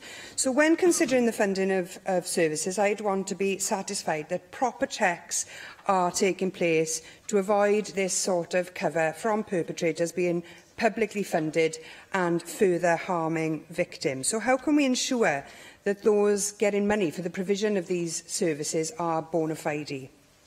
I'm surprised that 3.5 years into this legislation that the basic level of mapping services has yet to happen. We know from the organisations delivering these services that there are gaping holes in service provision, and cuts to local government may well have made this situation worse. But we don't know the extent of that because we can't properly follow the budget lines through to show this. As I raised with you in committee, I'm concerned about the provision of children in all of this. When I worked for Women's Aid in the 1990s, we were campaigning for co-funding for children's services. If children are not given the opportunity to work through the impact of the domestic abuse that's taking place between their parents, we risk seeing patterns of that behaviour being repeated. I also raised concerns with you about the teaching of relationships, control, consent, etc. in school. The need is there to start at a very young age, but this won't come in now, we've heard, until 2022, 8 years into the legislation. That tells me that this matter is not a priority for your government. We cannot wait for another 3 years' worth of potential harm to be done before we address this among young people. And the work that's being done by the third sector, fantastic though it may well be, is great, but it's not enough. It isn't comprehensive enough. So my questions are, will you ensure that children's domestic abuse services are co-funded? I know you said that this would be covered by the review of services, but I don't think that there was specific mention of children's services in that statement. Will you work with the Cabinet Secretary for Education to bring those curriculum changes forward? I welcome the First Minister's announcement to commission an expert review into refuge provision and sexual violence services in Wales. This is long overdue. We've got so many people who are not receiving the help that they need when they ask for it, and there are many, many more who don't seek help till much, much later. And we're letting all of these people down by not adequately funding services that can help people to rebuild their lives after a traumatic incident. So my another question then is, When are we likely to see the conclusion of that review? And more importantly, when will we see additional resources allocated to fund extra services? And my final question is a question that I asked you in committee, but I didn't get an answer for there, so perhaps I'll get one here. In 2016, a previous national advisor said that commissioning guidance is critical to the purpose of the Act. So when is that guidance going to be published? Yes, so I'll try and work my way through that list of questions. The bona fide services, the proportionality bit is very important to us. So, as I said, we've got to look very carefully at who's providing what services and what the proportionate response to various levels of. Yes, and so for example, many of the providers dealing with women who are seeking refuge from domestic abuse are also seeking refuge because they have experienced sexual violence, for example. The two things go hand in hand with women, not so much with the male survivors of domestic abuse. And without taking anything away from men who come forward, as I said, the level at which men come forward is you know, it's a generalisation, of course, and that's always invidious, but across the piece, much less so. So we're working very hard to make sure we do get a proportionate response and a proportionate funding level as a result of that. Would that we had enough money to fund absolutely all of it? We don't. So a proportionate response is very important to us. As part of our sustainable funding model, we are looking to see how we work across the piece with the regional services. The first time ever, local authorities have had to come forward with a plan and a map of their services. So it's the first time we're responding to that. We've worked very hard, particularly in a pilot area in Gwent, who are much more advanced in terms of their collaboration in this area, to see what will work and what will not work. I think it's fair to say that we've had some unintended consequences of some of the funding arrangements that we've put in place. So, for example, we ask people to collaborate and then we ask them to submit a re-tender for services in which the USP that they're resubmitting is part of the collaboration. So clearly there's some unintended behaviour consequences of that. We're working very hard to overcome that, and some of the regional consortia have made very strong and I think sustainable suggestions for that, and the national advisors are chairing those discussions, and I'm sure we can come up with a more sustainable model for that. I actually agree with her about the mapping services. That's the purpose of the local authorities being asked to come forward in this way with their plan for the services and our response to that. The First Minister has announced his expert-led review. I'm very keen to see the voice of the survivor inside that. So it's important that the experts are there to give us that advice. But as I said, we want to see survivors at the heart of reviews of services, because we know how much we learn from what happened to them and where we might have intervened earlier and what worked for them and what didn't. And I was very pleased to be at the launch of a WEFO-funded service with Mark Drakeford, my colleague, last week, Threshold DAS, where that was emphasised. I had the privilege and pleasure of meeting 4 of the survivors there who talked us through their experience and what would have been of assistance to them, and that's very important indeed for us to do that. Part of the gender review of policy, which is going on simultaneously as well, is it'll be no surprise to anybody here, if you've read the stage 1 of the review, it's in there, but the stage 2 review as well looks at resources and the budgeting process as part of that review, and I'm sure that will come to the forefront. And one of the things we want to look at is how we measure interventions across the Welsh Government and what impact we look at in terms of what those interventions deliver, and that hasn't been done in quite that way before, so I'm very keen to get that done. And the guidance will be out very shortly. I don't want to give you an absolute deadline, but I'm very hopeful it will be very shortly. John Griffiths. I hope so. Diolch, Deputy So, excuse me, John. On the curriculum, I've yet to have the meeting with Kirsty Williams, and as soon as I have, I'll report to all members about where we are with that. Sorry, John. I beg your pardon. John Griffiths will try again. No problem at all.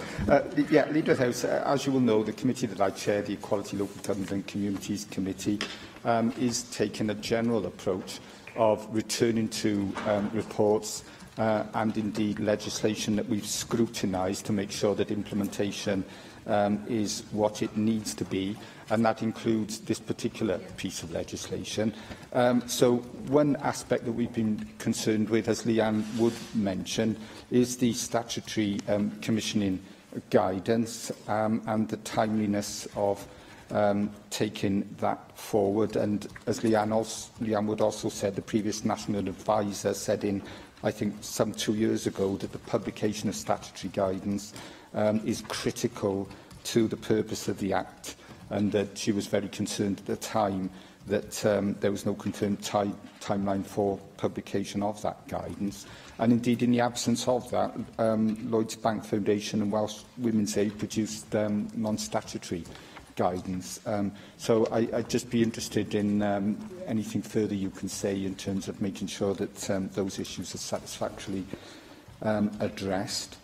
And also, in terms of the local strategies, Leader of the House, in a recent evidence session, you said that the draft strategies were all published by the deadline set in the legislation, which I think was May of this year.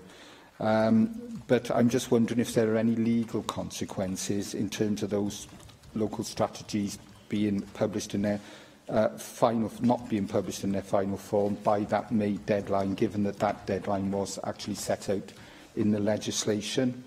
I'm wondering whether there will be a timescale for the delivery framework, because I think that's obviously very significant to the progress that needs to be made. And finally, on the review of refuge provision, I wonder if you might provide some clarity as to how the review announced by the First Minister will work alongside the sustainable funding model. Yes, so I'll start there, because that allows me to talk about the two together. So we've set up a task and finish group of stakeholders to develop the sustainable funding model after all of the work that we were doing, as I said in answer to Leanne Wood, around sorting out the necessary infrastructure to regionalise the commissioning. And then we realised that as a result of various submissions from all over Wales, that people were not in a position to do that, and there were various difficulties. So that rather than forging ahead with that, we very much want this to work in the end. So what we did was we rode back from that a little bit, and the Task and Finish group is chaired by one of the national advisors, Yasmin Khan, with a view to us working out the sustainable funding model that everybody involved in the sector actually buys into and agrees. So this timescale did slip, but I thought it was much more important to have that sustainable funding model than to have the rigid timetable and then not have something that worked. In terms of whether there was a penalty or a consequence of them not having done it, we would have had we had to consider whether that was. I didn't think, given where we are in the cycle, that was a proportionate response. So we decided that that wasn't a proportionate response in this instance. But, however, it's possible to have that if in further iterations the timescale isn't met. But given where we are in the Act, and this is new territory and so on, and given that they'd got their drafts in, we didn't think that was a proportionate response. But it is possible to do that later on in the cycle if we do have somebody who doesn't produce it in good time. And in terms of the refuge provision, what we want to look at is the assessment of need coming back from the local authorities, what's currently funded at the moment, what the map of that looks like, and how that matches. And this is a very complex area, because it's not just Welsh Government funding. There are a raft of other sets of funding. Lots of charities fund in this area. The UK Government tampon tax funds in this area. A number of other things do. So what we want to do is put a set of fundings together that allow people to get the best out of that jigsaw and to kind of provide a pathway through it, because you don't want to have a PhD in how some of that fits together to be able to access it, and to stop the kind of constant competition for small amounts of money that goes on with in groups of people that we'd like to have collaboration from. So that's no small task and finish group that the national advisors are chairing, but I'm told it's going very well, and we are very hopeful that we'll have a seriously sustainable funding model coming back out of it. David Rowlands. Diolch, Dick Lewis. My interest in this subject is prompted by the many years I spent as a JP, where I saw firsthand the terrible effect that domestic abuse has, not only on the victims but also on the families. So can I thank the Leader of the House for her statement. It is gratifying to see the steps being taken by the Welsh Government to eradicate these abhorrent crimes. The Violence Against Women Domestic Abuse Act 2015 was a welcome, much-needed piece of legislation. I also think it right to recognise the many interventions and initiatives the Welsh Government has introduced since the Act, including a national strategy and its 6 objectives published in 2016. And Leader of the House mentions the Live Fear Free website and helpline. It would be of interest to have some figures on how effective these 2 interventions are and the level of interaction by victims with both these online services. Leader of the House, for many years, domestics were ignored by police and society in general, often viewed as family matters. Thankfully, that is no longer the case. It is now acknowledged that domestic abuse not only affects the families involved, but also society in general. Those who grow up in a violent household often take that violence into their wider social activities, and that those who regularly view domestic abuse are far more likely to see it as normal behaviour and often reflected in their own domestic relationships. One of the key factors in protecting the victims of domestic abuse is the provision of interventions to help them get out of such relationships. They must be sure that if they leave an abusive environment, they will be protected from their abuser and provided with a safe refuge, not just for themselves, but also for any children they may have. They must also be confident that their predicament is understood and that the law will act against the perpetrators in an appropriate manner. Leader of the House, we must ensure that there are adequate numbers of refuges to take any and all victims of domestic abuse. Leader of the House, you mentioned the Gwent Police has become the first force in Wales to offer 24-hour specialist support to victims of domestic abuse. They will, in the Force's control room, have a team of 4 specially trained, assertive outreach officers who will work exclusively with people who come forward as the victims of such crime. This is a positive response to the fact that Gwent Police receive around 12,000 domestic abuse calls a year. But we know that there are probably many more victims out there who, for fear of reprisal, fail to report such abuse. It is to be hoped that other police forces in Wales will follow this excellent example, and perhaps the Leader of the House could update us on where other police forces are with regard to that. We must all play our part, both as AMs and as ordinary citizens, in helping to eradicate this evil practice. Domestic abuse is violence, and violence of the worst kind, because it is often perpetrated against some of the most vulnerable in society. We must send a clear message that it will not be tolerated in Welsh society. Leader of the House. Yes, well, thank you for those remarks. I want to pay tribute to our previous colleague, Jeff Cuthbert, who's the Police and Crime Commissioner, who's taken his passion in this regard into Gwent Police with him. And Gwent Police have indeed been good role models in this, and he's the lead Police Commissioner in this area. We work very closely with him to make sure that we understand what works. And as I said, Gwent is one of the areas that we've been looking to see how we roll out the regional commissioning because of the advanced nature of their arrangements. David Rolls raised an interesting point about data. That is an issue for us, and one of the reasons we're doing the review that the First Minister announced is to make sure that we do have all of the right data. And where we don't have it, we know in advance we don't have it. We put in place the right arrangements so that we can collect that data. And that data can come from all over the place, from A&E resources, from GPs, from programmes, from helplines and all the rest of it. So that's one of the... we know that they work. So after the This Is Me campaign, we had an increased use of the Live Free website by over 6,000%. So it really did work. 7 million impressions through TV and radio advertisements, a significant increase across the use of all our social media channels. So that's very good. We also know that calls to the helpline from concerned others doubled during the Don't Be a Bystander campaign period compared with the same period the year before. So we know that they work and we collect the data to show that. And the last thing to say is that future campaigns are going to be focusing on coercive control. And Deputy Presiding Officer, I've seen the storyboard for that. It actually moved me to tears, I have to say. We are launching those in January and we expect similar penetration and reach across the market to redouble our efforts to say what David Rowland said, that this behaviour is simply not tolerable in any civilised society, never mind Wales. Finally, Joyce Watson. And I thank you for your update today, Leader of the House. And we all know that last Sunday was International Day to End Violence Against Women, and that there will be 16 days of activism, and that there is huge campaigning going on and awareness raising around things like the White Ribbon campaign, and I'll be doing one of those again with the WI in Aberystwyth on Friday. But what isn't happening is the incidence of domestic abuse and the deaths of 2 women per week. They're not coming down. There is no reduction whatsoever in those figures. And those figures do represent people. They represent individuals and families and loved ones that are being lost.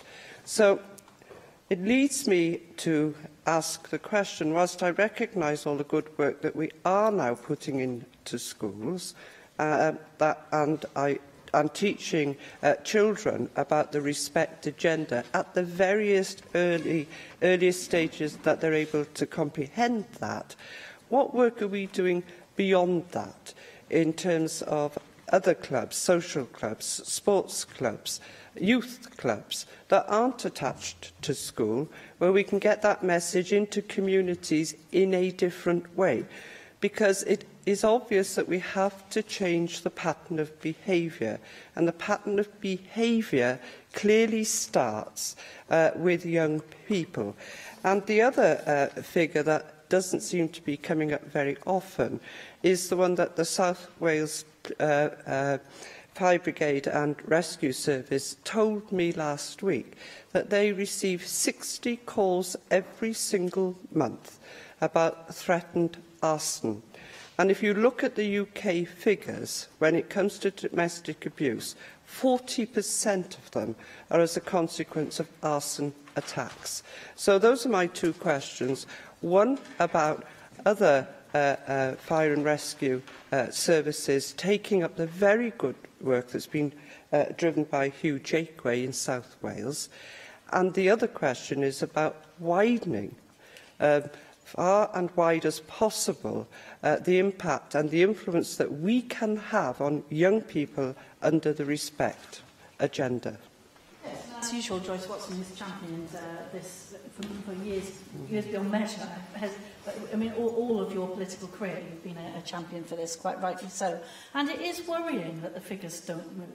And we need a much more concerted, across our society, impact for this. As part of the reason we were running the gender stereotyping piece, because I think some people, we had some feedback saying, what's this got to do with it? But actually, we need to understand the base cause of some of these issues, and a large part of the base cause is people being forced into role models that they simply don't want to be in, don't live up to, and it makes people seriously suffer in their mental health, and that leads on to these kinds of programmes. So I couldn't agree with you more. We're having a conversation with our universities about running compulsory consent programmes before people register, for example, and I'd like to pay tribute to Cardiff University, who's already done that. We'd like to see that rolled out across the piece, and to have, compulsory consent talks in schools for young people as they become sexually active as part of the new curriculum. And as I said, I will be talking to Kirsty about the timing of that and what we can do about it. But she makes a very good point, and I will be taking it up with the national advisors as well, about how we can get, for example, our youth engagement and protection programme involved in this matter, because she's absolutely right. We have to get that consent talk out there. And unfortunately, with my data and digital hat on, you see increasing numbers of young men addicted to pornography online. And that's a real serious issue as well. We see the rise of some behaviours associated with that. So this is absolutely, you're absolutely right. We need to get this widespread in society. And that whole issue around ACEs teaching children that what they're experiencing is not normal or right, and that they have rights. And our whole rights-based approach to education is also in this space. So I think we just need a whole government approach to working it out. And I think the gender review is very much pushing us in that direction as well. And she's absolutely right to highlight it. Thank you very much, Leader of the House. Thank you. Yr item nesaf yw dadl astudiaeth ddichonoldeb I oriel gelf gyfoesi Gymru ac astudiaeth ddichonoldeb I amgeithio chwaraeon I Gymru yn galwaf ar y gweinolog Dafydd Ellis Thomas. Diolch yn fawr, Dr Prylywydd. Nid yw dichonoldeb yn air hawdd i'w yngan yn Gymraeg nag yn Saesneg. Ond mae'n fraint gen I gyflwyno y ddadl yma a dathlu'r ffaith ein bod ni'n genedl sy'n gyforiog o hanes a diwylliant, ble mae'n hanes a'n treftadaeth ni yn elfennau pwysig yn cymeriad fel cenedl. Ac o ganlyniad I hynny, mae'r ffordd ydyn ni yn cyfleu'n hynna'n drwy gelf y chwaraeon bob amser yn fater trafodaeth yn ein plith ni. Yn yr achos yma, mi fydd ymgynghorwyr ar gyfer y ddwy astudiaeth yma yn gweithio am flwyddyn, a mwy na hynny. Ac mae'r adroddiadau terfynol bellach wedi I cyhoeddi, a dwi wedi cael cyfle i'w astudio nhw. Mi fyddai'n cyfeirio at rai o'r prif argymhellion. Ond beth da ni'n geisio amdani ydy nid chwilio am atebion hawdd na sydyn, ond roed cyfle I bobl gyfrannu i'r drafodaeth, ac mae'r ddadl yma yn amser y Llywodraeth yn rhan o hynny. Da ni am geisio sicrhau, a dyma di'r prif amcan, fod pobl Cymru yn cael gafael ac yn gallu cymryd rhan a mwynhau yn celf a diwylliant byrlymus a bod ni'n cynyddu y gyfranogaeth honno. I'r pwrpas yma fe ymgynghorwyd a rhanddeiliaid o bob math, arbenigwyr yn ei maes, pobl â diddordeb arbennig mewn amgueddfeydd a chelf, ac mae'r argymhellion yn y ddau adroddiad yn deillio o trafodaethau hynny. I edrych yn gyntaf gyda'r astudiaeth chwaraeon. Amgueddfa bêl-droed genedlaethol oedd symboliad cychwyn yr astudiaeth yma'n wreiddiol, ond yn fuan iawn fe ledwyd y briff yn ehangach I ystyried treftadaeth chwaraeon o bob math, ond bod pêl-droed yn parhau yn elfen ganolog yn yr argymhellion. Ac felly mae'n bwysig bod ni yn cofio am yr ystod o gemau hanesyddol oedd yn cael ei chwarae yng Nghymru, yn sail i'r gemau modern, megis rygbi a pêl-droed a snwcer a bocsio, heb anghofio am bwysigrwydd y cynnydd sylweddol mewn pêl-rwyd ymhlith menywod a'r diddordeb byw a newydd oherwydd llwyddiant pobl fel Geraint Thomas mewn beicio ac yna athletau anofio yn ogystal. Mae gynnon ni ser yn y byd chwaraeon ac mae'r ser yr un mor bwysig ac yw cyfranogaeth y boblogaeth yn gyffredinol. Ac mae rhaid I mi ddweud mod I wedi canfod yn y trafodaethau rwy wedi gael gyda yr adran sy'n gyfrifol am y maes yma yn Llywodraeth y Deyrnas Unedig, bod na fwy o ddiddordeb gynnon ni yng Nghymru, ac mae polisi'r Llywodraeth yn adlewyrchu hynny, mewn cynyddu cyfranogaeth a llai o bwyslais o bosib ar gyfri medalau. A dwi'n meddwl bod hynny yn beth iach. Mae'r adroddiadau yma, fel dwedes I, yn ben llanw sgyrsiau a chyfraniadau gan sefydliadau ag unigolion. Ac mae'r prif gyrff llywodraethu wedi cyfrannu gan gofio fod gynnon ni dros 30 o gyrff llywodraethu ar yr holl amrywiol chwaraeon yng Nghymru, ac mae'r dystiolaeth yn adlewyrchu barn rheini. Mae yna argymhelliad pendant I fuddsoddi yn Wrecsam yn yr adroddiad I alluogi datblygu yr amgueddfa yno yn amgueddfa bêl-droed. Ac mae'r argymhelliad hefyd yn mynd ymlaen yn y panel i sôn am banel arbenigol ar dreftadaeth chwaraeon i gryfhau gweledigaeth genedlaethol a fframweithiau yn codi o hynny. Ac yna mae'r argymhelliad pwysig bod yna gampau eraill yn heiddi sylw a bod rhaid ceisio ffyrdd eraill o wneud hynny yn hytrach na creu rhagor o amgueddfeydd i wahanol fathau a chwaraeon. Mae yna gyfeiriad penodol wedi cael ei wneud at yr awdurdod lleol yn Wrecsam yn yr adroddiad, ac mae'n amlwg nad mater i Lywodraeth Cymru benderfynu ffordd ymlaen ar ei phen ei hun ydy hyn. A dwi wedi ceisio pob cyfle, a dwi'n cael llawer onyn wrth gwrs i drafod o gwmpas achlysurion chwaraeon i geisio gweld beth yw'r farn a beth yw'r ymdeimlad yn gyffredinol yn y sector yng Nghymru. A mae'r un peth yn wir gyda'r adroddiad celf gyfoes. Dyma yr adeg o'r flwyddyn, mae yna lawer o arddangosfeydd celf o bob math yn digwydd, a dwi wedi cael cyfle i weld y diwylliant celf gyfoes iach a bywiog o bob math ar draws Cymru yn ystod y misoedd diwethaf. O'r amgueddfa ar orielau mawr, drodd i'r datblygiad diddorol sydd yn digwydd bellach mewn llawer o orielau preifat, llai, a'r orielau rhanbarthol safonol. Mae ges Ymostyn yn y Gogledd a Glynneweddw a Glynfuddion yn Abertawe. A mae hyn i gyd wedi cael ei gydnabod yn glir yn yr adroddiad. Ac efallai mae un o'r argymhellion mwyaf rhybuddiol i mi fel gweinidog oedd bod ni ddim yn creu gormod o gynnwrf nag yn unrhyw fath o anwastadrwydd yn y ddarpariaeth bresennol sy'n bod. A dwi'n meddwl bod hwnna yn allweddol bwysig. Mae'r argymhellion yn eitha clir. Y cam cyntaf ydy'r hyn aelwyr yn gynfas cenedlaethol comisiynu gweithiau newydd ledled Cymru i greu diddordeb gydag artistiaid yn gweithio ochr yn ochr â chymunedau lleol. Y cam o fuddsoddi yn y seilwaith sydd gynnon ni'n barod gan ddarparu dull cyflenwi sy'n agor y casgliadau cenedlaethol ac yn cynnig gweithiau newydd i gynulleidfaoedd ar draws y wlad. Ac yna trydydd argymhelliad i sefydlu pencadlys celf gyfoes cenedlaethol yn ofod parhaol ac yn llwyfan bywiog. Wel, mae'r model yma sydd wedi awgrymu yn yr adroddiad yn un cymhleth, ond mae o'n un gellwn ni feddwl am ei ddatblygu mewn sawl ffordd wahanol gan gysylltu hynny hefo pa adnoddau sydd ar gael.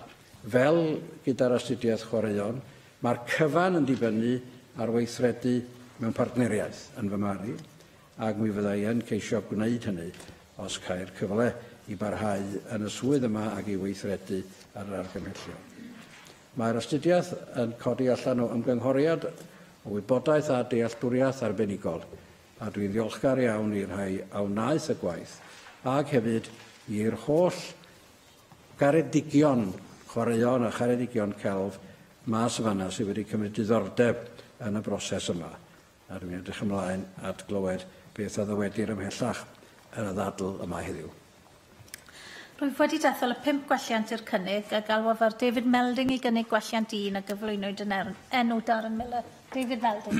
Diolch yn fawr, Llywydd, and I'm really pleased to take part in this debate, and I welcome it. And I'd like to thank those involved in producing these 2 reports. It's rigorous work and I think an excellent base for future options to be developed. I also think there'll be a lot of common ground on these matters, and I look forward to the development of specific proposals.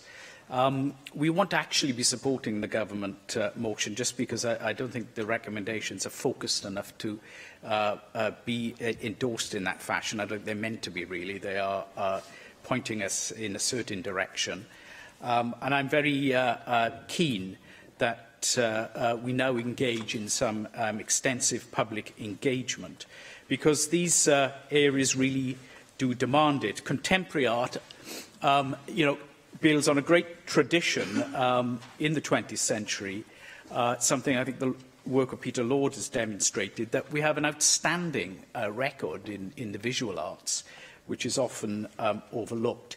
We also have, in the last 15, 20 years, seen the incredible success of the Artis Mundi Award, which internationally has put us on the map, but we need to focus now on Welsh contemporary art.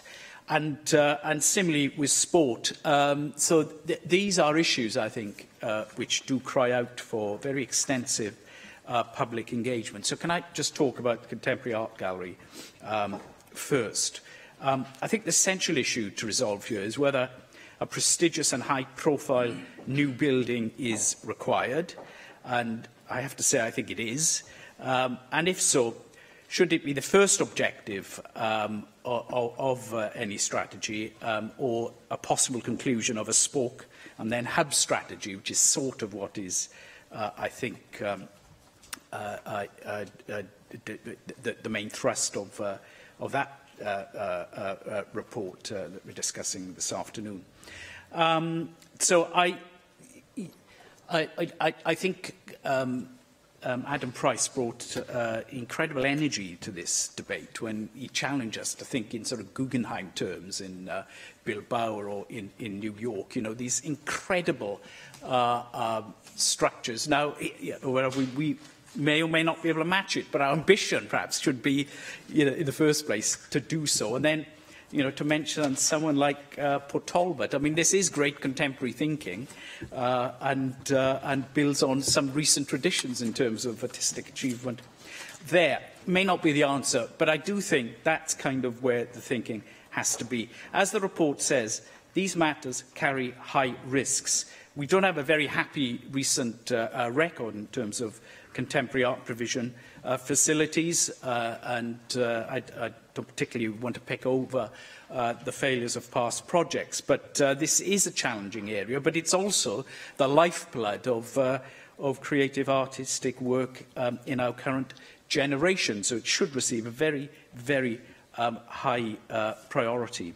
And above all, I think, you know, we do need to seek something new, visible and world-leading, and if we don't start off with that ambition, I'm not quite sure that we're going to get where we want to be. Now, the report, in fairness, does use these terms, and we certainly want a dispersed federal-type model as part of the strategy. But I think that prestigious building is something that we do need to consider and really bring some focus onto that. In terms of sport, again, the report points to the risks, particularly around financial fragility. The Scottish experience is quite instructive here, I think. And I myself think to look at sport in general rather than football in particular may be the way we need to go. I think everyone here believes that a prestigious national museum or another one needs to be located in North Wales, and I can't think of a better place than Wrexham. So I like that aspect of what we are considering, and that's why we will support Plaid Cymru's amendments 2 and 5. But again, I do think we need to consider this matter very thoroughly. Though sport in its cultural dimension does not receive the prominence it should. I think it's a massive factor in our national life.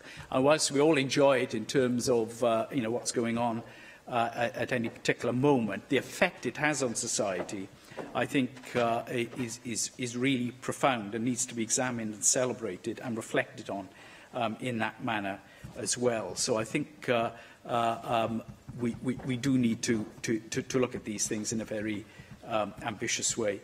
Also, can I just finally say that I like the ideas of the panels and I look forward to their work, and that is the sort of engagement that we should have hardwired into our system. I think we will find consensus on these matters, but we do need quite a vigorous debate to start it all off. Thank you. Galwaf Llyr Griffith I gynnig gwelliannau 2, 3, 4 a 5 a gyflwynwyd yn enw Rhyn ap Iorwerth. Llyr Griffith. Diolch Llywydd, dwi'n cynnig y gwelliannau'n enw Plaid Cymru. Mi fydda I yn trafod yr elfen amgueddfa bêl-droed yn benodol, a mi fydd Adam Price yn ymelaethu ar yr oriel gelf gyfoes. Felly, gwelliant 2, gwelliant 5 ydy'r rhai dwi am ganolbwyntio arnyn nhw, ac wrth gwrs Da ni yn awyddus nid yn unig I nodi ond I groesawu argymhelliad canolog yr astudiaeth achos ar yr amgueddfa bêl-droed genedlaethol ac hefyd, wrth gwrs, I symud ymlaen I weithredu ar yr argymhellion hynny o greu yr amgueddfa bêl-droed I ni gyd am I gweld, ac wrth gwrs mae wedi bod yn uchelgais I ni fel plaid I wireddu hyn, ac I ni falch bod yr astudiaeth yn cadarnhau yn uchelgais ni yn y lle cyntaf bod angen amgueddfa bêl-droed genedlaethol I Gymru, ac yn ail bod yr amgueddfa honno yn cael I lleoli yn Wrecsam, ac felly yn hynny o beth I ni'n croesawu yr astudiaeth fel cam sylweddol ymlaen.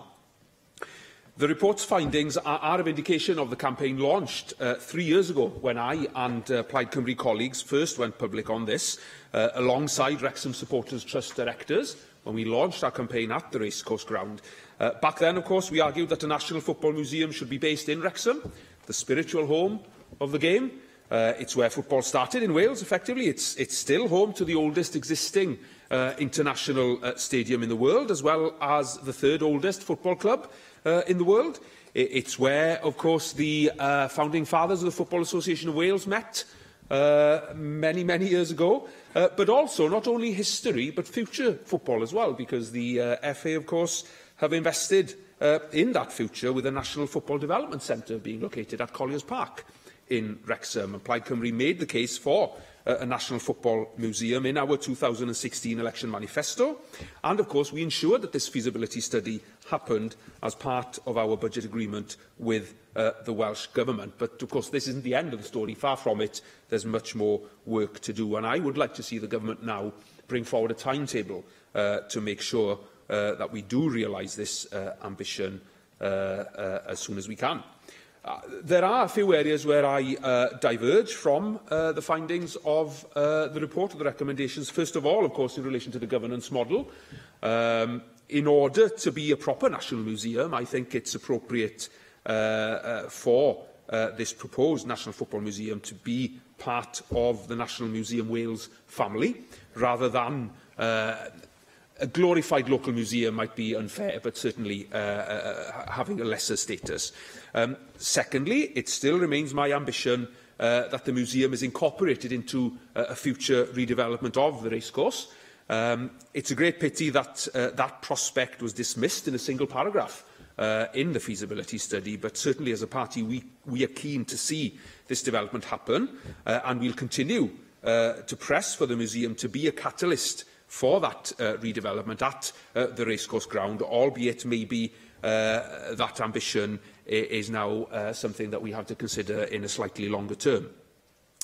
Nawr, mae'r astudiaeth hefyd, wrth gwrs, fel mae'r gweinidog wedi cyfeirio, wedi amlygu bod nad oes polisi, nad oes canllawiau na strategaeth treftadaeth chwaraeon ganddo ni yng Nghymru fel y dyle fod, ac mae'r argymhelliad I greu panel arbenigol I ddatblygu gweledigaeth genedlaethol a fframwaith weithredu oll yn bethau yn amlwg i'w croesawu. Mae hi'n bwysig, serch hynny, bod jigso amgueddfa Cymru yn cael ei gwblhau. Dyn ni'n gwybod, wrth gwrs, am bresenoldeb yng Nghaerdydd yn yr amgueddfa genedlaethol ac yn San Ffagan, Big Pit yn y Cymoedd, amgueddfa'r Glannau yn Abertawe, Gwlân yn y De Orllewin, Llechi yn y Gogledd Orllewin. Mae yna wagle yn y Gogledd Ddwyrain. Dwi wedi dadlau mewn cyd-destunau eraill, mae angen mwy o sefydliadau cenedlaethol I fod â phresenoldeb yn y Gogledd Ddwyrain mwyn ategu hunaniaeth a identity Cymreig ardal sydd yn naturiol yn edrych yn fwy I gyfeiriad Lerpwl a Manceinion ac y bydden nhw felly I Gaerdydd. Mae hwn yn gyfle nid yn unig I gyflawni hynny, ond I ni ddweud stori pêl-droed Cymru o bersbectif Cymreig, a hynny wedi leoli fel rhan o amgueddfa genedlaethol. Gareth Bennett. Diolch, Llywydd, and thanks to the Minister for bringing the debate today. It's an interesting subject, or a combination of subjects, a sporting one and an artistic one. I agree with much of what Leah Griffith just said on the subject of the Football Museum. Leah referred to Wrexham as the spiritual home of Welsh football. Of course, I'm a Cardiff City fan, but I totally acknowledge that the north-east corner of Wales was where organised football really began in Wales. Of course, for many years, the racecourse staged many or most of the Welsh internationals. There was some disquiet in the 1990s among North Walians. I was aware of it at the time when we started to have more of the internationals coming down to Cardiff, at that time at the National Stadium. And I think this would be a good move to re-emphasise the importance of the North East, to include it in a strategy for the celebration of culture in Wales, going along with what Llyr just said. He quoted a couple of important facts about Wrexham, so I won't rehash them, but a couple of other things. There were other important clubs early on in that northeast corner in the Wrexham area. There was Druids from Rwabon, and there was Chirk FC as well. They were also early winners of the Welsh Cup, apart from Wrexham. Chirk produced Billy Meredith, who was probably the most famous player of the Edwardian era in the entire British Isles. So I think Chirk played a big part as well. So that would also fit in with the strategy of having this museum in Wrexham. And tying it in with the redevelopment of the stadium, that would be a good idea. If we could look at that seriously, I think that does warrant a lot of consideration. And the importance of having a good museum. I mean, we have museums, they're not always of a great status. I remember when we had the National Sports Museum, it was in St Fagans, there were some items there that were of interest, but it wasn't a particularly well-curated exhibition. And I think that the status of the museum, as Llyr mentioned, is also important. It needs to be a good collection. I agree with David Melding that we need to have a discussion about the Contemporary Art Gallery, because the proposals are a little vaguer on that subject. David intriguingly mentioned Port Talbot, which has cropped up as a possibly innovative siting for such an art gallery. Of course, Port Talbot has traditionally been known for its industry rather than for its culture. Of course, now we are aware that a cultural life is beginning to flourish in Port Talbot, so it would be interesting. It would. Okay, well, okay, I'm not being condescending. Port Talbot has a lot of artistic life. This would add to it, so I think that's a radical idea, and I think we should consider it. And thanks very much for the reports. Nick Antonev. I enjoyed reading the report. There were parts of it I didn't understand. I'm really referring to the contemporary arts part. And the reason I was particularly interested in it is because it does seem to me that there is an uncertainty within it, and the conflict, I suppose, between the idea as to whether you look at the traditional centre of excellence, the visual, the one that's aimed at tourists, the ones aimed at profiling, international profiling and so on, as opposed to the alternative as to how you actually develop the sites that are around and coordinate those into almost a sort of comprehensive version of that. And to some extent there are, of course, realistic issues in terms of capital, in terms of funding and so on. I'm quite interested in the hub approach, and I noticed, of course, what the report says. It refers to what will make a difference to communities, to artists and existing visual arts infrastructure. Now, if that's the case, the reason why I'm particularly interested is because we have a number of growing areas within Wales where there are real vacuums in terms of art provision. I mean, we have Pontypridd, and obviously we'll talk about my own constituency, but there are others to call, and Pontypridd leading up to the valleys as a whole, where if you look at the map of the locations of provision of facilities and so on, there is a real dearth of them within certain areas. Yet we do have the availability of very substantial buildings that imaginatively used could actually be used. So I think it's just really the issue that concerns me a little bit is the clarity as to where we're going and the conflict between the various options that are on board there. I was in Cave at the weekend, and there was a big derelict arsenal building, we obviously stored ammunition, that has been turned into a massive warehouse of contemporary art. There was absolutely fascinating as an example as to how you actually take an industrial building. So when you talk about Port Talbot, I mean, there were many big unused industrial buildings in Port Talbot as well, where you have that infrastructure, but the capacity to actually base and to have people to engage within there. If the intention is to really, how do we actually make the arts more available to and engage, and in terms of facility for communities and have community engagement, then the model has to be, I think, slightly different. And I do think we do need to come up and look at the areas where there are these vacuums, which I would really take from Pontypridd through to Porth, all the way through the valleys, where there are some tremendous buildings, but there is actually no real provision. The provision is located all around. So perhaps with the Minister, when we have the summation in this debate and we have the references, it would be helpful to have some clarity as to where the thinking is going from government now, as to what the preferred options might be and how that sort of engagement can actually take place. I think it's very valuable when I see what is happening within Pontypridd at the moment, the actual regeneration of the town, but the fact that there is really quite a lack of provision in respect of the arts. There are certain areas and certain items of excellence, and it's a surprise to me that a number of artists that exist are really asking for assistance to be able to have things within Cardiff, because that's where facilities are, and the facilities locally are very limited. So I think that's the contribution that I would make in that, but I certainly do look forward to what I think is really a very important debate on the cultural life, the quality of life and the well-being of life of our communities, and how the arts can actually serve that. Adam Price. Dwi'n croesawu'r adroddiad a gymysiynydd y Clwys Ganolbarth Cymru fel rhan o gytundeb rhwng Plaid Cymru a'r Llywodraeth. Mae'r adroddiad yma yn drylwyr, mae'n onest, mae'n gosod, dydw i gwir, y gorolwg gorau sydd wedi bod ers degawdau ynglyn â'r y celfyddydau gweledol yng Nghymru. Mae'n cynnig model creadigol a loesol i greu canolbwynt a ffocws newydd ar gyfer y celfyddydau gweledol gyda sefydliad genedlaethol yn graidd iddo. Mae'n graff mewn ysbrydoledig ac yn gynhwysfawr, a mae'n gofyn am ddewder ynglyn â'r weledigaeth ar gyfer y celfyddydau gweledol yng Nghymru. We're in many ways a late nation, and part of that process is that we lack certain institutions which most nations have.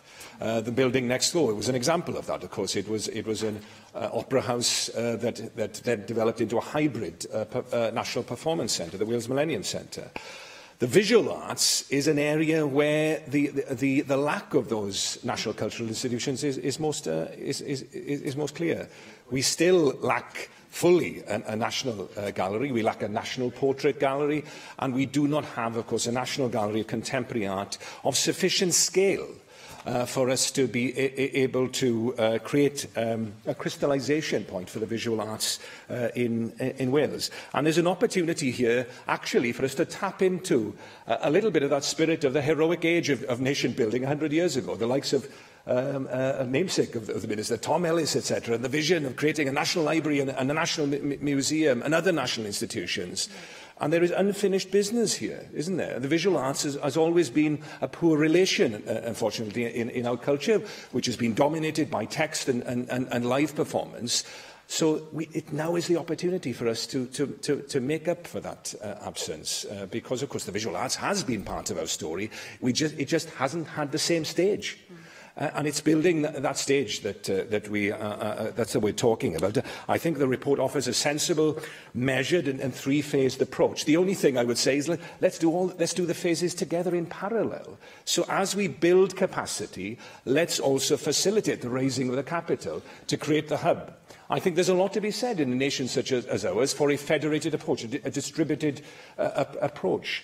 But spokes need their hub as well. And just in pure physical terms, the nature of contemporary art, you need a building with high ceilings, which actually is big enough to create the kind of immersive experience that people can have in the likes of the Turbine Hall or in other countries across the world that have a large-scale staging place for contemporary art. And so, yes, by all means, let's actually create a network of our existing excellent smaller-scale galleries that exist in Wales. But we do still need that central hub which will whereby we are able to create the kind of experience that is possible in terms of the visual arts in other countries. And it is a great opportunity to do something exciting, which could have regenerative potential. And I think, yes, I mean, Port Talbot would be a fascinating place. The mountains behind us meeting the sea. Yes, Wales's industrial heritage there. And of course, as we know, Port Talbot at night in some ways is a work of art, isn't it? And what would be better and crystallising our culture in the fullest sense than building our National Gallery of Contemporary Art Centre there? I mean, Fox Talbot was one of the pioneers of photography, wasn't it? So there is a story about the visual arts right in that place. And we could start in a creative way. We don't actually have to raise the capital straight away to have a star architect come to Wales. Maybe we could do Zaha Hadid in reverse, and actually some of the failed Guggenheims that across the world from Rio that haven't happened, maybe we can actually borrow some of the plans for there and build it here. But we could start by doing what the National Theatre of Wales did in a disused factory with We're Still Here, couldn't we? We could actually use industrial warehouses that are in use at the moment actually as the initial example of our National Gallery, while we're raising the capital and the momentum to create something more permanent. There are many risks, of course, but I think the report identifies the biggest risk of all, and that's us, and I mean we politicians. They challenge us in the report, the artists. They say they don't have, they mean us, don't have confidence in Welsh artists. The report is littered by the shocking number of reports over the years that have remained on the shelf. Let's not make that mistake again. There's an opportunity for us now to actually move forward with the unfinished business of creating a decent stage for the excellent production of art here in Wales. Caroline Jones. Diolch, Llywydd. The decision to commission a feasibility study into creating a National Gallery of Contemporary Art and a National Sport Museum is something I personally welcome, because I want to see Wales, my country, prosper in terms of the abundance of talent we have in the arts, and encourage people from other countries to partake and compete in Wales, therefore adding growth to our economy. Rural areas in Wales must also not be forgotten, as they are extremely important and are often neglected. However, I look and think that we have to also look at the bigger picture, which is the public perception. At a time when our public services are being cut to the bone and the arts have faced many years of cuts, can we justify spending millions of pounds on a museum of contemporary art?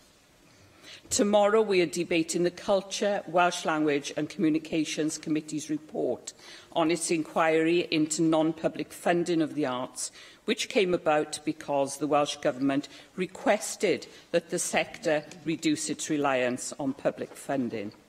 And the committee found that it would be very difficult for arts organisations to do so. I fully support continued public funding for the arts. Arts in all its forms is an essential part of our culture. It's what defines us as humans and brings huge benefit to all, not just those who create it, but those who watch and learn and look. But we also need to be realistic about the funding. The average taxpayer would maybe rather see their public library to remain open, or the local day centre be available to vulnerable older people than pay for a new Tate Modern. Yes, Wales needs a museum of contemporary art, but can we afford it at present? The feasibility study alone costs more than the annual grant given to Downsea Bawb, Theatr Felinfach, Track, Arts Alive or the Pontardawe Arts Centre. Even without building the new HQ, Phase 1 and 2 of this project will cost almost a third more than the entire annual budget of the Arts Council of Wales. So while I really support the Plaid Cymru leaders' vision of a Welsh Guggenheim, I cannot support diverting public funds away from vital public services or other arts projects. And yes, such a venture would highlight Wales' cultural achievements, but at what cost? How can we achieve this? I want to achieve this because I really do think this is important to Wales.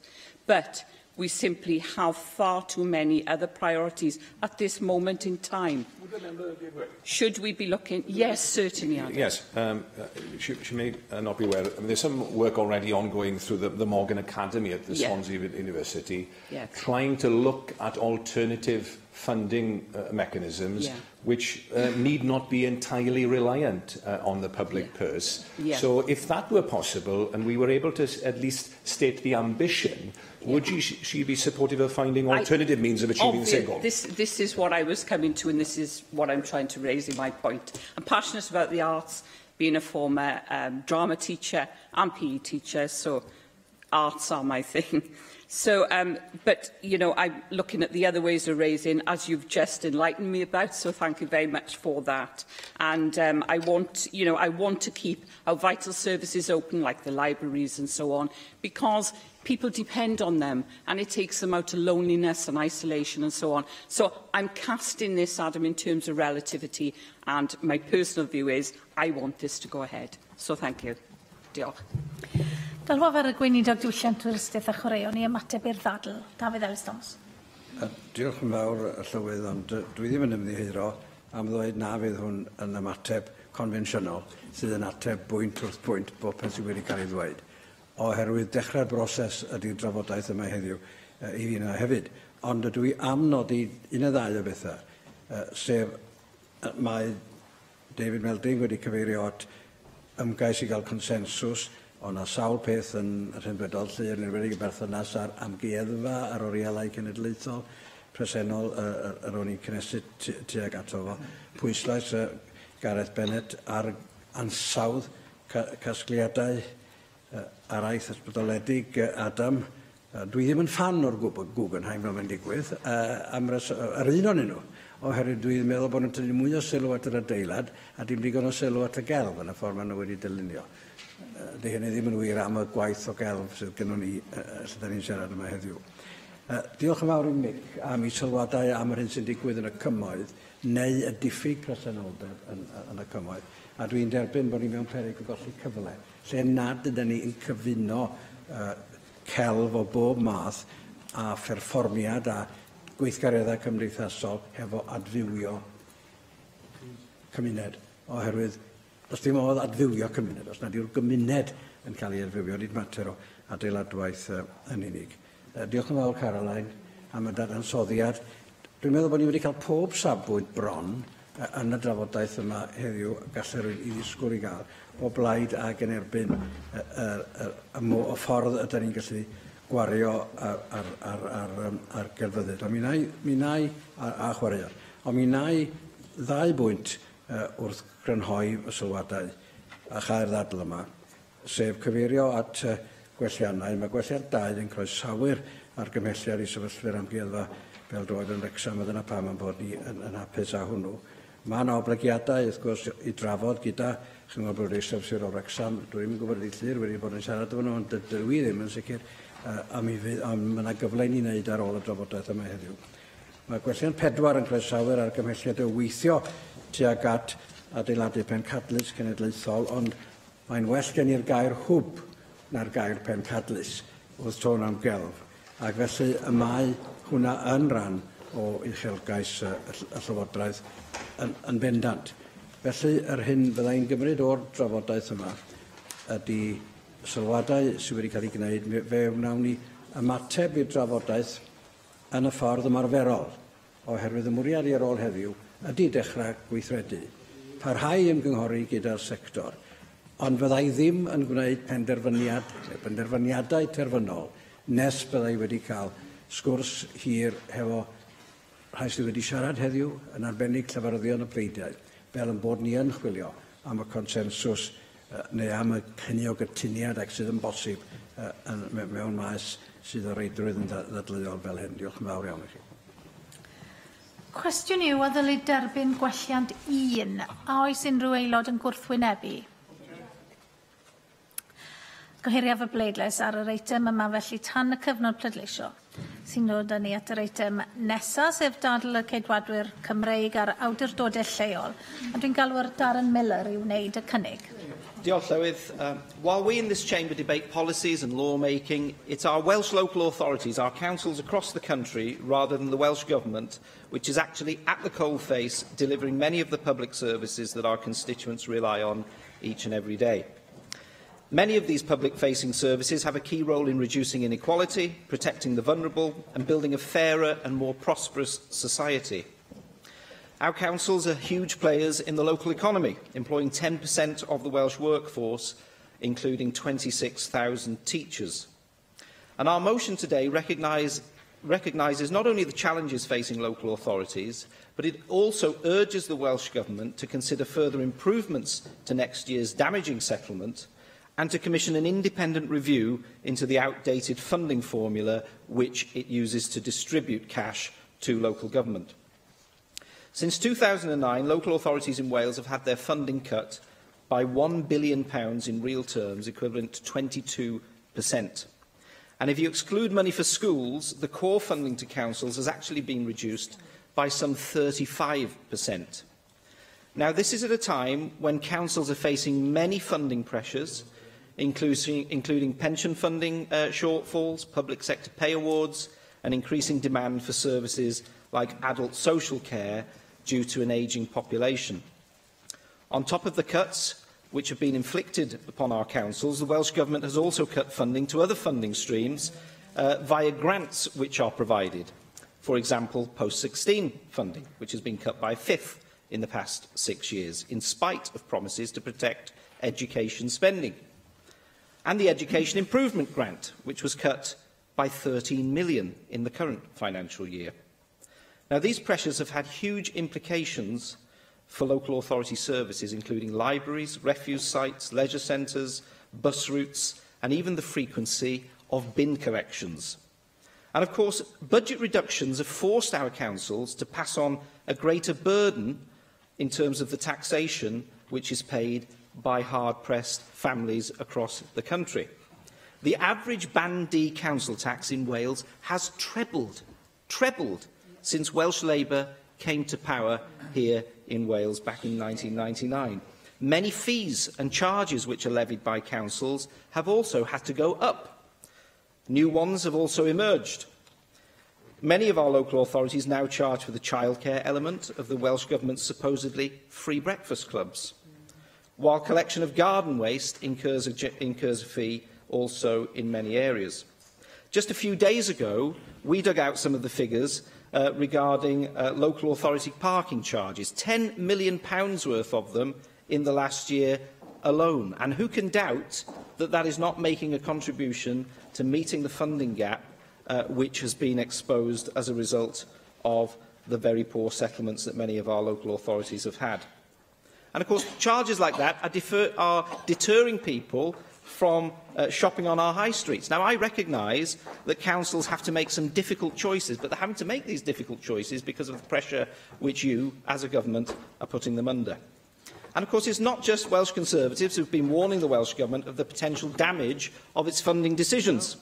The Future Generations Commissioner, Sophie Howe, was very clear in her statement last month that the Welsh Government is spending too much of its budget treating ill health and not enough of its budget on preventative services provided by councils which help to keep people well and to maintain their independence. All 22 council leaders wrote to the First Minister, such was the situation with the draft budget a few weeks ago, warning that the draft settlement which had been issued at the time for 2019-20 would lead to, and I quote, huge service cuts and significant council tax rises that would be, and I quote, damaging to our communities. Even a Welsh Government minister has protested about the Welsh Government's council funding cuts by co-signing a letter with other Labour politicians, including members of this Assembly, calling for a review of the way in which councils are funded. So I'm very hopeful of her support in this motion today. Now, part of the problem, of course, is that successive Welsh Government ministers have failed to see their relationship with local government as a partnership. Instead, they've taken a very belligerent approach, particularly with reference to reorganisation. Indeed, some people have suggested across Wales that the withholding of funding for local councils is a deliberate attempt by the Welsh Government to undermine local authority finances, making them unsustainable, and to put forced council mergers back onto the agenda here in Wales. The current Cabinet Secretary, of course, inadvertently exposed his contempt for Welsh local authorities when he compared council leaders just a few weeks ago, when they requested more money for local government, to the starving Oliver Twist asking for more gruel. And it was no surprise to hear a chorus of condemnation and calls for the resignation of the Cabinet Secretary on the back of those comments, because, of course, he was compared, quite rightly, to Mr Bumble, the cruel beadle of the Dickensian workhouse. Now, it's this distinct lack of respect, I think, which threatens the delivery of the local authority services through the compact which the Welsh Government has with local government. And I think it would be incumbent upon you today, in your response to this debate and motion, Cabinet Secretary, to apologise for those comments which you made about local authorities asking for the resources that they need to deliver services. Now, this year's draft settlement was further evidence that councils are being underfunded and that the funding formula is outdated and no longer fit for purpose. The case for reform in terms of the funding formula has become more and more compelling in recent years. The current funding formula has been there for 17 years.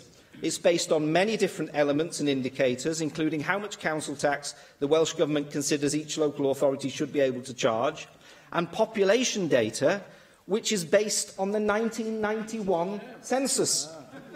1991, even though we have census information which is bang up to date and estimates of the population which are much more recent. Under the funding formula, the gap between the best and worst funded local authorities widens each and every year, and it currently stands at £600 per head. That's tens of millions of pounds of underfunding for largely rural local authorities where, due to geography, delivering services is often much more expensive. The leader of the Vale of Glamorgan Council has quite rightly hit out at the underfunding of schools in poorly funded authorities. And I think, and I'm sure that others in this chamber will think, that every child in this country deserves the chance to achieve their full potential. But how is it fair if we have a postcode lottery in terms of school spending because of the arrangements for the distribution of cash from this government? There's no level playing field for children here in Wales. Just last week, the leader of Pembrokeshire County Council, whose residents faced an eye-watering 12.5% increase in their council tax this year, called for the funding formula to be reviewed. Now, while the Welsh Government has tweaked around the edges of the funding formula, adding a little bit of sparsity funding, making arrangements, putting a funding floor in place, the reality is that these are not solving the problem in a wholesale way. And that's why the Welsh Local Government Association has described the funding formula as, and I quote, being held together by duct tape and sticking plasters. So an increasing number of councils have passed motions across Wales this year calling for better funding and a new funding formula. Many of those councils have Labour representatives on them who have supported those calls and supported those votes. So we know that there are very low levels of confidence in the formula. It's led to considerable variation in the level of reserves held by Welsh local authorities as well. So we know, for example, that the well-funded Labour-run Rhondda-Cynon-Taf Council is sitting pretty on £152 million worth of reserves, almost 8 times the level of reserves in Conservative-run Monmouthshire, almost 7 times the level of reserves in Conwy. I'll happily take the intervention. Challenging those figures because obviously we had them published last week. But do you also recognise that of the ones you just mentioned on the current task, a larger portion are already allocated and therefore they're not available for use? Yeah. That's an easy way of an accountant to be able to ring-fence cash and take it out of what they consider to be appropriate and to protect and justify what I believe are unreasonable levels of expenditure. Let me quote some other figures to you as well. Labour and Labour-led local authorities are sitting on 57% of the £1.4 billion which is held in reserves across Wales. 10 local authorities have increased their reserves since 2016 in spite of austerity, and this means that the increase in Torfaen, for example, has gone from 2% to 21% of their cash in reserves. I think this is absolutely balmy, and it's certainly not fair. It's not fair either to local authorities in North Wales, which have consistently seen their settlements to be worse than those in the south. So we have rural areas set against urban areas. We have areas which have older populations set against those with younger populations, and we have north and south set against one another as a result of this dreadful funding formula, which is well beyond its sell-by date.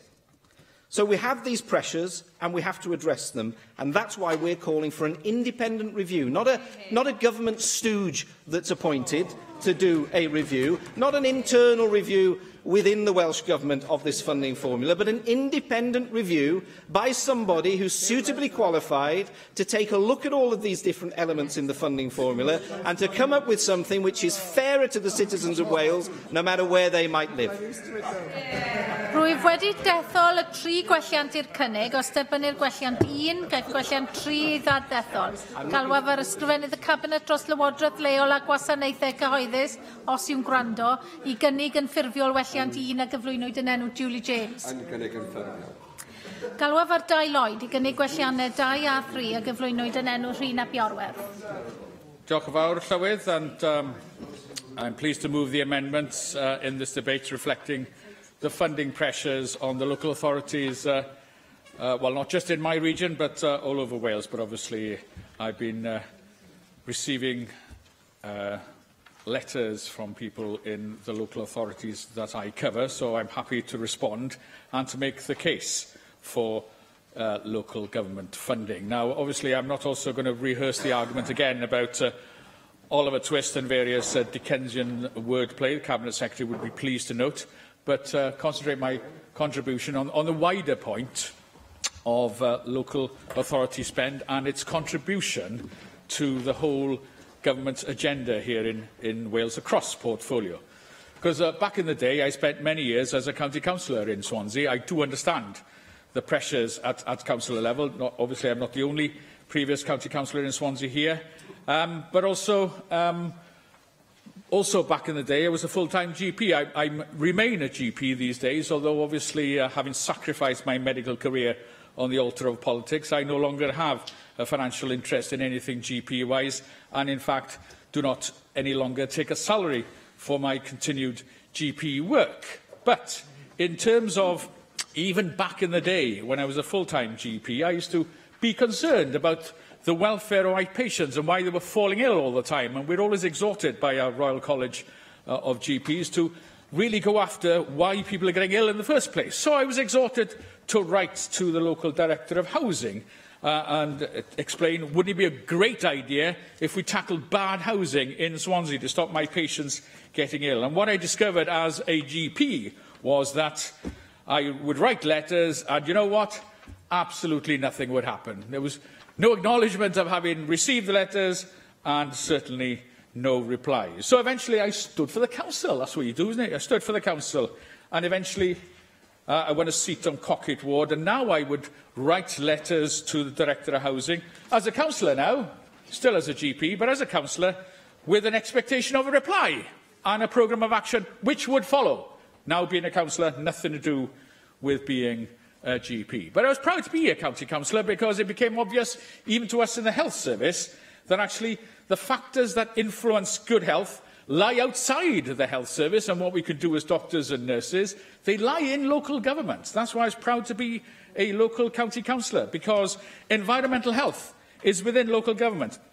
Housing is within local government. Public transport, planning, education, social services, they all lie within local government. So local government has a huge role to play in tackling those determinants of ill health, those matters that make people ill in the first place.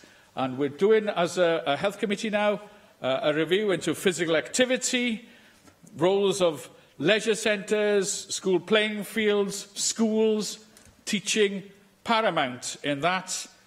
In terms of education, the role of libraries, obviously learning facilities, lifelong learning, paramount in actually staying healthy.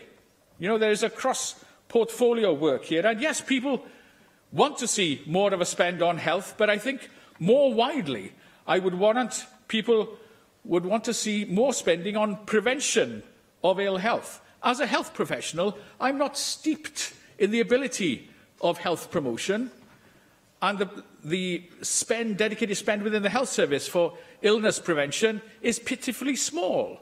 We depend on illness prevention happening elsewhere, and that elsewhere is in local government, tackling those determinants of ill health which lie outside the NHS, but inside local government. So I would press the Cabinet Secretary, I'm sure he's aware of these points, to have that cross-portfolio discussion about how local government spend can actually help lessen the spend on health and vice versa. And in terms of health, to finish, I would like to see free and open pathways for local government to actually accept referrals from health professionals directly. Not just over the years were my housing letters rejected, but now if I deem that my patients would benefit from an education referral, I cannot refer to education. Or social services, I cannot refer directly to social services. That is a ridiculous state of affairs. And much of the clamour, I feel, for an Autism Act would be removed with true joint working. If you allowed primary health care professionals to be able to directly refer to departments of local government, matters would improve significantly, and I would implore, in closing, the Cabinet Secretary to engage with the Health Cabinet Secretary to this end. Diolch yn fawr. Susie Davis. Diolch, Llywydd. Well, of course, I share the same region as Dai. Lloyd, South Wales West, is home to 3 local authorities. They're all Labour-run by some margin. What? No yeas? I was kind of expecting somebody to say woohoo at that point. And of course, this has been for many years as well, apart from a couple of short-lived experiments by the electorate in Bridgend and Swansea. And Welsh Government may wish to argue that compared to other parts of Wales, South Wales West hasn't done so badly in the local government settlement for next year. I'm sure my colleagues from different parts of Wales, especially rural and North Wales, would argue that as well. More importantly for my constituents, though, is that these 3 Labour councils will say that after 8 years of real terms cuts by Welsh Government, that this year's settlement is the final straw for them as well. So we'll start with Bridgend. Their leader warned back in the summer of cuts not just to libraries and swimming pools, but bus subsidies and to nursery provisions. We are just about to roll out free childcare for 3- and 4-year-olds through legislation at a time when provision in Bridgend could be cut. Since then, the council leader has ended his commitment to protecting schools, and of course we already know about the difference per head that children in schools in Wales get compared to their English counterparts. And he's also ended his commitment to protect social services budgets, pointing out that when the UK government gives his party's government an extra £950 million, his party's council gets a cut. A big chunk of that extra, of course, has gone to the National Health Budget. Obviously, Di has alluded to this. But when it comes to the pooled budgets for health and social care, in the case of Bridgend, it is the council that is putting in 72% of that budget, when it's the health service that's actually be getting the uplift from this year's budget. And that actually sounds wrong to me. At the same time, the same council leader is looking at having to find £4 million for teachers' pay, not pensions, pay. And despite an assurance from the Education Secretary that every single penny that Welsh Government receives from UK Government for teachers' pay will go for that purpose, the leader claims he's only getting a fraction of what it will cover, what it will do to cover the cost. In Swansea, where the council is a major player in the Swansea-based city region, the leader has also pointed to teachers' pay, saying he's only had £606,000 of the £7 million he needs via Welsh Government. And as he too announced that no services can be protected, he snapped that, and I quote, "Sometimes it feels that we don't have a Cabinet Secretary for local government. He should hang his head in shame."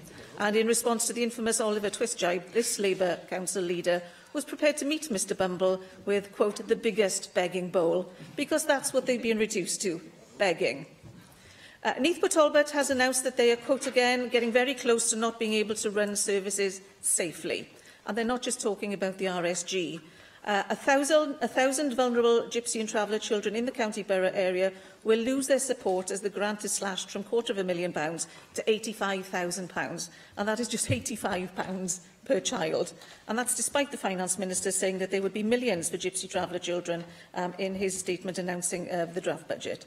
This, of course, has a knock-on effect to the RSG in Neath Talbot and that funding for inclusion, health and education. And as Neath Talbot loses out, the merger by stealth being planned by Welsh Government, giving Gypsy Traveller support to just 4 councils to operate regionally, well, that is being treated with deep suspicion that this route of funding itself will not be sustained. Ultimately, it's Neath Talbot which says it as it is, and I'm quoting again. Welsh Government cannot continue to use austerity as an excuse for not allowing local government to deliver vital services to all constituents.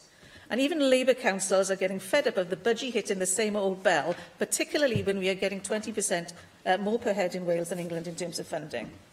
And while some councils must explain why they are not using those usable reserves, and others must explain how poor management has led to drops in earned income, they are, as the Labour leader Bridgen says, at the end of the road. 5 of the constituency assembly members from South Wales West are members of Welsh Government. And my constituents will want an explanation from them. Will they, you're saved, will they say publicly that these councils have been apparently protected from the worst of the cuts because they're being protected by Labour representation, the political message that their supporters will want to hear? Or will they claim that, of course, there's no such partisan protection, it's all based on need? In which case, can they explain why the need remains so high in their own council areas when they've been in government for 2 years? Or will they have to admit that despite making up over a third of the government, they've had no leverage to meaningfully improve this local government settlement? Now, Welsh Conservatives want to get rid of the duct tape and the sticking plaster over this clapped-out old formula, as do the WLGA. But I say to my South Wales West Government colleagues, I'm not talking to you, Cabinet Secretary, it's my colleagues in South Wales West, it is not about councils being at the front of the queue for last-minute UK consequentials. It's about you being at the front of the queue to reform the funding formally from within government. Thank you. Mike Hedges. Thank you, Presiding Officer. Well, can I say, on a positive note, it's very pleased to hear new people taking an interest in local government and be supportive of local government.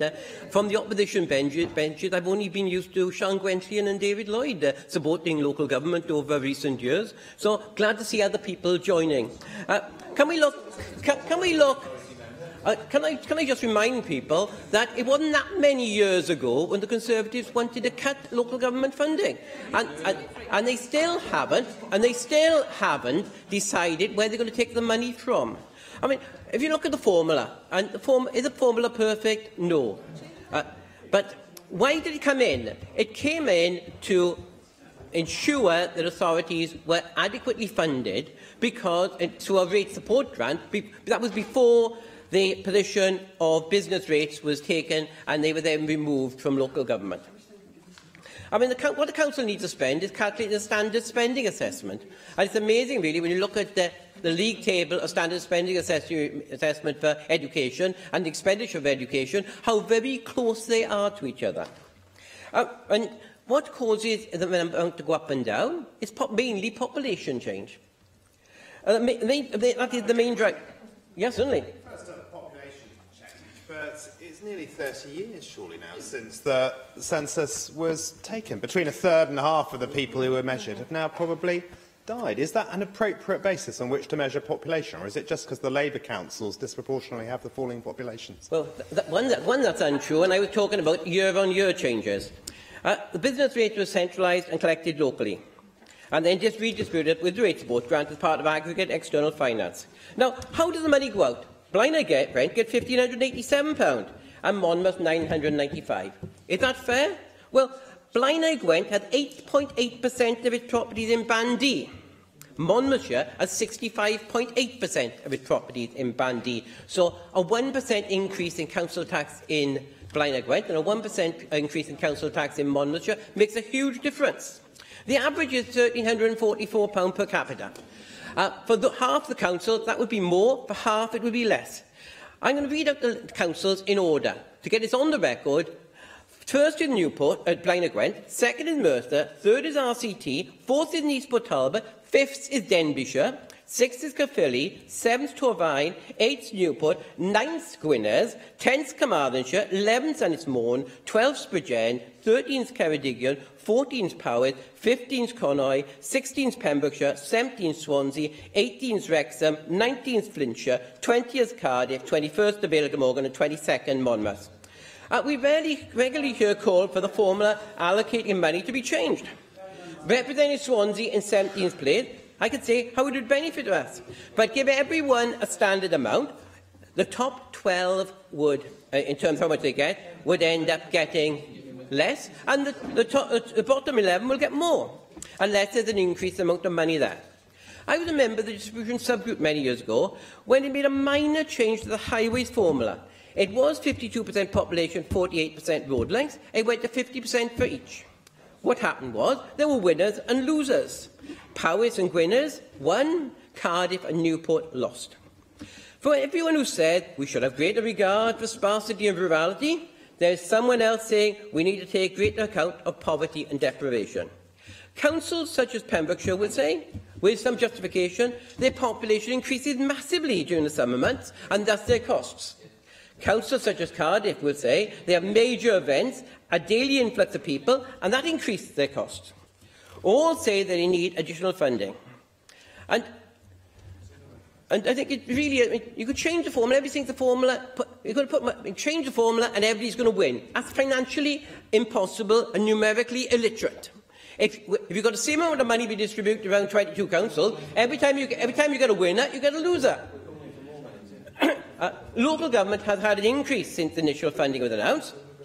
Wales should have an extra £800 million based upon 2008 expenditure, according to the Cabinet Secretary for Finance, a figure no one has yet disagreed with. We are being short-changed by Westminster. There are those saying... You've heard repeatedly said that for every pound spent in Wales, we get £1.20 here in Wales. How is that shortchanging us? Because we aren't having the money that we should be having if we'd gone up in terms, if we went up in terms of where we were just 10 years ago. Then, of course, there are those saying merging councils will solve part of the problem. For that, they have two words, Betsy Cadwallader, or three words, Natural Resources Wales. Further additional money for local government can be found from, for example, transportation and economic development. When local government needs more money to support current services, it doesn't help when ring-fence money is provided for something new. The teachers' pensions cost is going to have to be met. Councils do not say to schools, you have to meet it for efficiency. They look and try and find the money for them. Finally, it's no good pitching for public service against each other or asking for more money for each public service, one a week. The amount of money we get is the block grant, and they used to say with the block grant until some people criticise me, but it's the amount of money we've got to use. Can I just ask, when Conservatives sum up, if they can explain where they're going to get the additional money from local government from, and if they're taking it on health, exactly how?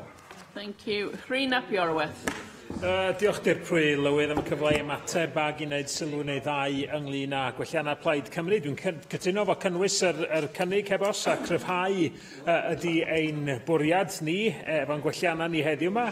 O ran gwelliant y Llywodraeth, da ni'n mynd i glywed gan y gweinidog hebos am effaith polisi a llyfnder Llywodraeth geidwadol, rwan, a chyn hynny, Llywodraeth geidwadol a y democratiaid rhyddfrydol yn San Steffan. Ac wrth gwrs, dwi'n cytuno yn llwyr, allai ddim maddau torri mileinig sydd wedi bod a sydd wedi gwasgu gymaint ar wasanaethau cyhoeddus ers ddim yn bell o ddegawd erbyn hyn, aideoleg sydd wedi gyrru hyn, da ni'n gwybod, ac fel byddwn ni'n drafod mewn darl arall yn nes ymlaen y pnawn yma, y clota sydd yn dioddau.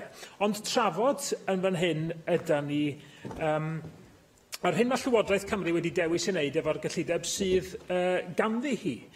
Ydy mae y gyllideb wedi cael ei gwasgu dros y blynyddoedd, ond eleni yn erbyn cefnlen o gynnydd bach yn y cyfanswm arian sydd ar gael ar gyfer 2019-20. Mae Llywodraeth leol yn amlwg yn parhau i fod yn flaenoriaeth isel iawn i'r Llywodraeth lafur yma. Yr wythnos diwethaf, wrth gwrs, mi gafon ni gyhoeddiad gan yr ysgrifennydd cyllid bod yna rhywfaint yn rhagor o arian yn mynd i gael ei dderanu gynghora Cymru i gymharu ar gyllideb ddrafft. A heb os, mae bob un geiniog yn help, ond mae'n rhaid gofyn pam i bod hi wedi cymryd consequentials o gyllideb Brydeinig i Lywodraeth Cymru roi briwsion i'r cynghora yma.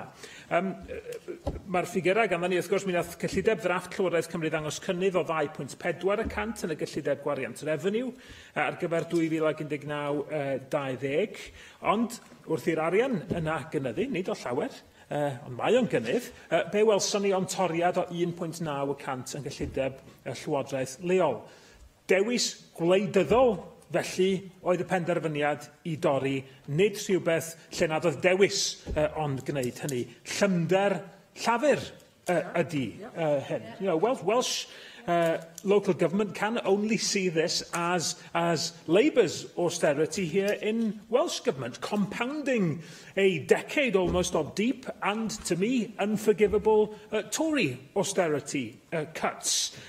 Cutting spending by nearly 2% when overall revenue funding is up by over 2.4% or 2.4% is about local government not being given the priority we on the Plaid Cymru benches say it deserves. Now, UK budget consequentials did loosen the constrictor grip on Welsh councils, but I do question why Welsh Government chose to opt for putting councils in that vice-like grip in the first place.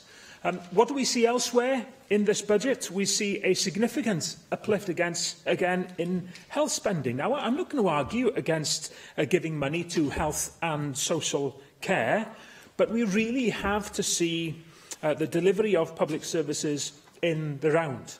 Local government is a major part of the delivery of health and social care, and with councils starved of money, social services struggle. The pressure then on expensive secondary health care goes up and up. They overspend. Additional funds are directed to them in budget after budget. It's a vicious spiral. And, is government, are we just seeing here government reacting to a public cry for more money for health? Possibly, perhaps that may be the case, but we need to see investment in those things that help the delivery of healthcare, not just the NHS. And that not only means funding hospitals, it means funding councils so they can provide strong social care, so they can provide strong leisure services in order that people are kept healthy, in order that education gets the investment that it needs, because education clearly is the route to making sure that people have the tools to equip them for making the right decisions. Diolch. So would you then be stating that you would wish to cut the 30 million for social care budget or the 20 million for mental health care budget? Where would you place those cuts if you don't wish, as you stated, to cut the health budget now? Yeah, okay. What we have there are particular grants, and I certainly welcome any additional funding that finds its way into local government budgets. But unless we look at the overall local government budget and give them the freedom to make spending decisions themselves, they will not be able to face up to that overall squeeze on them. And that will end up putting more pressure on mental health services, on care. So let me wrap up. This is not sustainable. I know in my council area, reserves are rapidly running out. They need a strategy now to build up their reserves. And they can't see past next year when they're concerned that things will get even worse than they are now. It is not sustainable, and I'm not willing to stop calling on this government to seek those additional funds that local government needs. Some councils may have been persuaded not to make any more noise at this point in time in order to take the pressure off this Minister and his government. But I'm not ready to give up just yet. Mohamed Askar. Thank you, Deputy Presiding Officer. Local government in Wales is facing a funding crisis.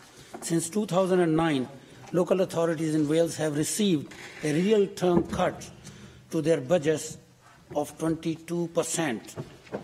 £1 billion of funding cuts due to policy of this Welsh government. Under the original draft funding proposals, 15 of the 22 local authorities in Wales would have seen a reduction in funding. Needless to say, the proposals were met with considerable dismay by Welsh government leaders. Dismay quickly turned into anger when the Cabinet Secretary for Local Government compared them to Oliver Twist, always asking for more. The leader of Swansea Council said the First Minister should, and his quote is, distance himself from the comments of Cabinet Secretary and consider whether or not it is appropriate for him to remain in the Cabinet in this current position. We make no apologies for asking for more resources from Welsh Government to save those services provided by hard-working teachers, youth workers, librarians and care workers, and that protects the communities of Wales. Quote close. Faced with this backlash, this Scrooge-like Welsh Government performed a humiliating U-turn. Thanks to extra funding Wales will receive due to Chancellor's autumn budget, more money was found for Welsh Council. However, even when the new arrangements were taken into account, the fact remains all local authorities in Wales receive a real-term cut in funding. The 8th consecutive year of cuts to council budgets. Council have also faced problems caused by funding formula that is not fit for purpose. Faced with a chorus of discontent and about current funding arrangement, the Cabinet Secretary has contemptuously refused to engage with the sector. The provisional local government settlement for 2019-20 highlighted a clear divide between councils in North Wales and those in the south. All 6 councils in... Yeah, go on, Mike. Highest aggregate external finance is Denbighshire. All right, thank you very much for the statistic, but I think you know better than... But your government has cut the funding for the most prosperous councils in Wales. All 6 councils in North Wales would have seen their budget cut by at least half of 1%. Three would have received 1% cut budget already. Once again, rural council will suffer compared to Labour-led urban authorities. This complex and unfair formula resulted in a situation where Rhondda Cennin Taff Council has been able to stockpile unusable reserves for £152 million. That is a staggering figure. Yet, Monmouthshire and Powers Council have been forced to introduce severe budget cuts to balance their books. This Labour government has constantly failed to recognise the particular problems faced by rural council authorities in Wales in delivering public services. There are higher costs in delivering public services in rural areas, and this government action will inevitably result in cuts to services and increases in council tax. In 1997, the average B and D council tax in Wales was £490. It is now nearly £1,492, a staggering rise of over 200%. That is all during the Labour government. Excessive council tax rises have had a devastating impact on Welsh households. The Citizen Advice Bureau has labelled council tax as our biggest debt problem in Wales. Local authorities have tried to ensure as much money as possible is directed to frontline services by cutting out waste and unnecessary bureaucracy. But Labour unfair funding formula will mean people, particularly those living in rural areas, face damaging cuts in public services and rising council tax bills. We need a strategic review into the funding formula to ensure a fairer settlement. We need a funding formula that takes into account the need of rural Wales and that ensures the rural councils are no longer penalised. I call on the Welsh Assembly to support our motion and deliver greater fairness and local authorities in Wales. Thank you. Diolch, Deputy Llawer. I rise to support the Welsh Government amendment to this Tory motion, and I view the non-edifying spectacle of the Tories opposite standing up saying that local authorities are struggling. Well, let's be honest, quite frankly, shake that magic money tree and we will have more money, more bang for our buck to do so. I, for one, am tired of hearing about austerity, as the people of Islwyn are, who are suffering at the hands of this cruel political ideology, and an ideology that has failed to cut the UK deficit. I haven't finished yet, thank you, I'll do it later. But it's actually grown the UK deficit. I will do this later, okay? We have been suffering now for 9 long years, and it is not a laughing matter for the people in my constituency who are suffering from the results of austerity and welfare reform. This is outside of the UN criticism of bedroom tax causing homelessness and the UN criticism on welfare reform and universal credit. It is completely linked, causing poverty and causing real harm to our people. And although the UK Tory government has now got into the habit of intermittently declaring that austerity is at an end, well, in reality, the suffering goes on, as the suicides and the deaths are now being directly attributed to disability benefit and PIP assessment travesty. And I know, as a former councillor, first-hand how valuable and how important local government is as a delivery arm to Welsh democracy and to delivering public services on the front line, and that it's the vulnerable people who will continue to use local government services as the first frontline service. But it is an absolute fact that Welsh Labour government has protected local government in Wales from the worst effects of 9 years of austerity, and in the face of a cut, let me just finish, and in the face of a cut of £850 million to our budget by the UK government since 2010. That is a fact. Yeah, thank you very much for taking an intervention. I agree wholeheartedly with you, as I said in my comments earlier on, about the devastating effects of Tory austerity. But isn't the reality this time that we have a 2.4% increase in the overall budget, coupled to a 2% decrease in local government budgets? Thank you for that. I think you cannot divorce from the fact that since 2010 there has been an £850 million cut to Wales. This is strategic, this is long-term, and we know that there is more to come unless there is a general election. And there's quite a simple fact here: if your coat is too tight, you will get wet. I met with elected members of Caerphilly County Borough Council last week. Well, let me just explain my comment. If you do not have enough money coming in, you will not be able to deliver the services that your people need. I called the Leader of Council to the Assembly because I am very concerned about the status of local government per se across the UK, with me for frank discussions about the challenges that councils face and the prudent use of reserves. But the fact is, councils are scared when they look across the water at England. The South Wales Argus stated on the 12th of November, since 2008, cuts of £89 million have been made by the authority. A further £60 million will have to be found over the next 5 years. And I know that no Labour politician has ever spoken to me about coming into public life to cut public services. These are the lifelines of the community. No Labour politician that I know has ever stated that's why they came into local government.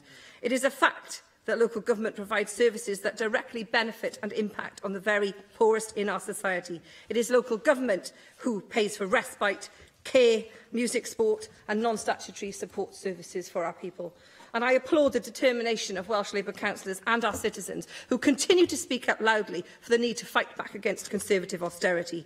It is thanks to the Welsh Labour government and our local authorities in Wales that they have to manage cuts of not less than 0.5%. And this is in stark contrast, if I wish to continue, and I do, if I can.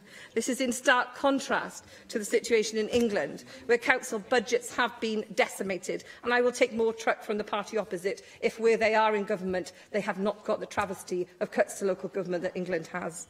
Research by the Local Government Association has found local government in England under the Tories will face an almost £8 billion funding gap. That is the reality by 2025.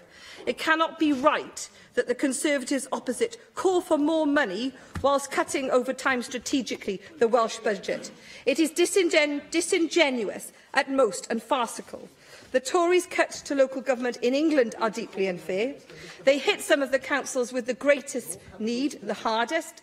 The top 10, if you would just let me finish, the top 10 most deprived councils in England are set to see cuts higher than the national average, with 9 on course for cuts more than 3 times higher than the national average. So where is the Conservative compassion there for the poorest in our society, where you govern? I know that Welsh people are better served by Welsh Labour councils governed by the Welsh Labour government, and I suggest, finally, Deputy Llywed, that the Tories opposite shake that magic money tree that they found for Northern Ireland of £1 billion that you gave to them and give it back to Wales. Thank you. George. Presiding Officer, I'd like to take part in this debate today and support the Welsh Conservative motion, in particular our motion calling for an independent review of the outdated Welsh local government funding formula, which so desperately needs to be revised. Now, when I started thinking about my contribution today, I thought, well, I'll dust down my speech from last year, the year before that, the one that Mike Hedges intervenes on every year. So that is evidence, I think, Mike, that we do speak about this on this side every year, because you intervene every year. But this year, I thought, rather than asking the Cabinet Secretary to contribute towards what I'm saying, I'll ask you to contribute to what the leader of Powys County Council is saying. She wrote to all local authorities, she wrote to all AMs represented in the Powys County Council area, and I thought in my contribution I'd relay some of what she has said, so you can reply directly to her. But her letter sets out the funding gap of £14 million in the next financial year for Powys County Council and a further £20 million over the following 3 years. And she talks about the budget reductions and taking little account of the cost of providing services across large areas of rural counties like Powys. She goes on to say, Powys has been in the unviable position of having the poorest or joint poorest budget settlement in 9 out of 10 years. To put this into context, in the last 10 years between 2010 and 2020, there would have been approximately £100 million from our budget. And this in the time when other local authorities across Wales are receiving an increase in their settlements. And this is the example that Darren Miller was talking about in his opening comments about the divide between urban and rural Wales. Yes, Mike, as always. I think that, and first of all, George did have to provoke me. Powys had the 14th highest support per capita in Wales, and its problem is population loss. Well, isn't it interesting that the UK government, on its block grant, provides every person in Wales with £1.20 for every £1 that is spent in England? And why is that? Because there is more need here in Wales. But that need isn't reflected in the local government formula when it comes to rural Wales and need across Wales. Now, the Cabinet Secretary will be able to respond to that in his final comments. Also, the leader of Powys County Council talks about the efficiencies that have already been made in management and back offices. But what she says in a letter to me and other AMs in our area, that this approach is no longer sustainable as the cuts are simply too deep. Simply too deep. Savage cuts. She talks about school budgets, job losses. Of course, the local authority is the biggest employer in the area. Service reductions, highways, maintenance, introducing or increasing charges to some of the public services such as cemeteries, garden waste, car parking, etc. So we on this side of the chamber and these benches, we want to ensure that local councils are empowered to make the decisions which affect their communities. Regrettably, there has been a trend towards a centralisation of funding in the form of specific Welsh Government grants, rather than empowering those councils, in town councils, community councils, county councils across Wales, to make locally made financial decisions in their own areas, decisions which are suitable for their own communities. So let's see a more flexible approach to and let's see an increase in the revenue support grant, rather than specific Welsh Government grants that allow local authorities to protect more of the services which matter to them. I will finish my contribution by reading the last but one paragraph in the leader from Powys County Council to myself and other AMs. It is not too late to reverse the position. The Chancellor's budget has provided additional support for the Welsh Bloc, and local government should be first in that queue to receive additional resources. Powys is the authority that has suffered more than most, should be at the head of that queue. Well, I agree with the leader of Powys County Council, and let's agree to an independent review of the Welsh Local Government Funding Formula, Cabinet Secretary, and let's see a fair system that works for all parts of Wales. Thank you. I'll now call the Cabinet Secretary for Local Government Public Services, Alan Davies. Thank you very much, Deputy Presiding Officer. I'm sure you'll agree it's been another uplifting debate on the nature of austerity here, and I think there's something which does no credit to this place or to politics to listen to Conservative members stand up and decry the policies and the impact and the effect of policies of a government they claim to support in the United Kingdom, whilst at the same time washing their hands of all responsibility for the impacts of those policies. But let me say one thing as I begin my remarks this afternoon. Let me say this. Whatever we do to the formula or with the formula in terms of taking it forward, developing it, I will never, as Cabinet Secretary, fix the formula to support either Labour supporting councils or councils in my particular region. We have heard over the last hour Conservative after Conservative stand up and tell us basically that the formula should be fixed. They have rooted community against community in this country this afternoon in all of their conversations. I am not going to do this, but I'll tell you what I will do. Let me tell you what I will do. Let me tell you what I will do. When I receive a letter from the WLGA, signed by all 4 political leaders, telling me that they request a review of that formula, I will grant it. I will not stand in its way. Let me say this. The formula was first introduced, of course, by a predecessor of mine, a member for Blaenau Gwent.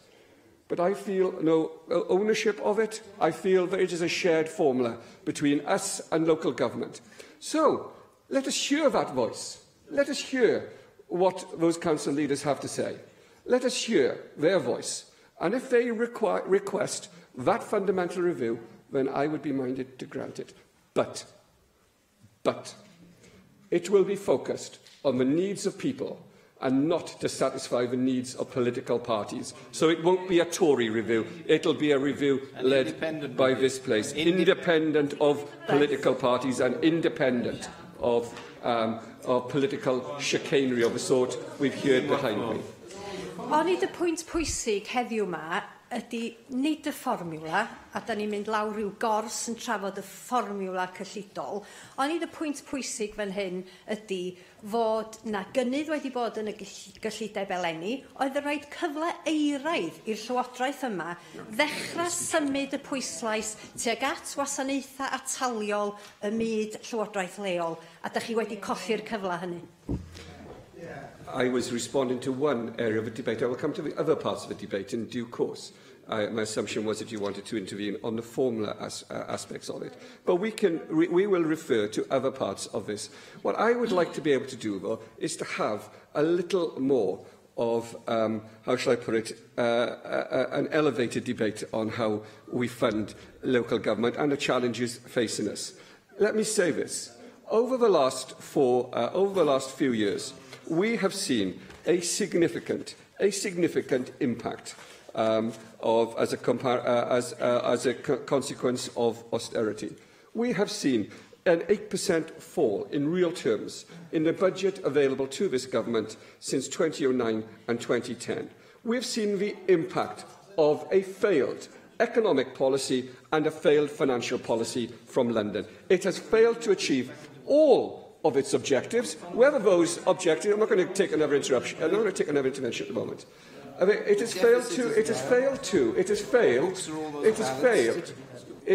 to achieve any of its objectives, and that, I suspect, is why the current Chancellor has thrown the whole lot into the bin.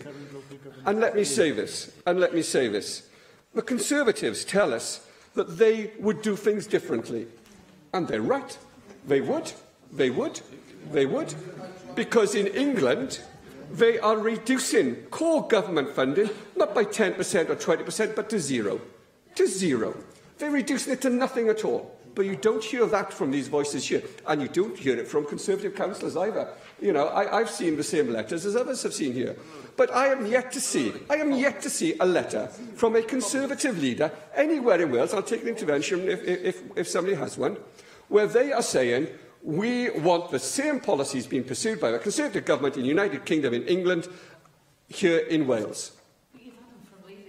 I'm yet to see it, and I notice that the interventions behind me have dried up. What we have seen, they're silent now, because they recognise that the 24% cut in spending for councils in England is compared to 12% in Wales, not 35%. Darren, you got your numbers wrong. Again, you need a new researcher and you need a new speechwriter. So let me tell you this. There is no local authority in Wales which is facing anything like the same reductions in spending as the average council in England. Not one at all. But let me go further than that. And this is a real debate. This is a real debate we need to have this afternoon. And Rhys ap Iorwerth came close to saying these things. Let me say this. It's the easiest thing in the world to repeat and rehearse arguments. We've heard at least one member say that he's made the same speech 3 times in the last 3 years. But that is not an inadequate response. It's an inadequate response to the challenges we face.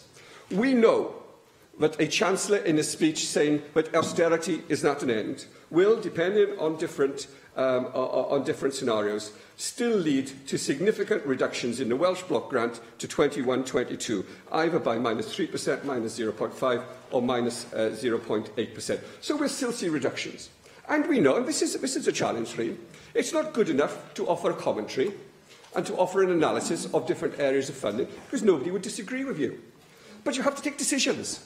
We're not sitting in this chamber to provide a commentary. We're sitting in this chamber to take decisions. And if you do question the amount of money spent on health, the honest approach is not simply to critique it, but argue to cut it. I think the point I made, and I'll make it again, and these are decisions that, yes, we can look at in the context of today, but we should be looking at in the context of years. And, you know, we've been talking for a long, long time about the need to think transformatively about how we spend money on health and social care. It hasn't happened. Now, as a result of the parliamentary review, perhaps we might see some change. But this is a failure on behalf of nearly 20 years of a Labour-led government.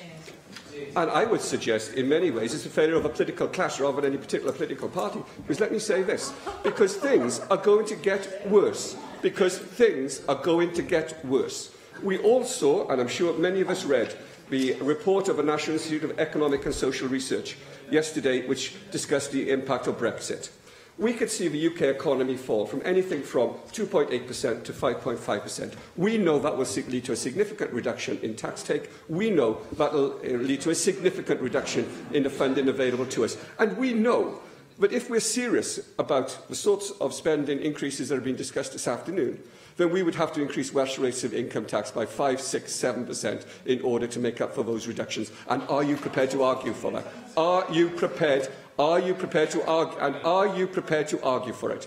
What I will say, and I'll say this to members on all sides of the chamber this afternoon, that a sterile debate about how we allocate funding is not an adequate response to the challenge being faced by local government or by other areas of spending within the Welsh Government. We have to ask far harder and far tougher questions, because in the future we will have significant reductions in the funding available to us. And that means asking the hard questions about the structures of governance. It means asking the difficult questions about how we deliver services. It means asking the really searching questions of ourselves and our colleagues about how we are able to create the structures of service delivery and local accountability and governance that can deliver and protect those services, not just in the age of austerity, but the age of Brexit-fuelled austerity. And by walking away from that debate,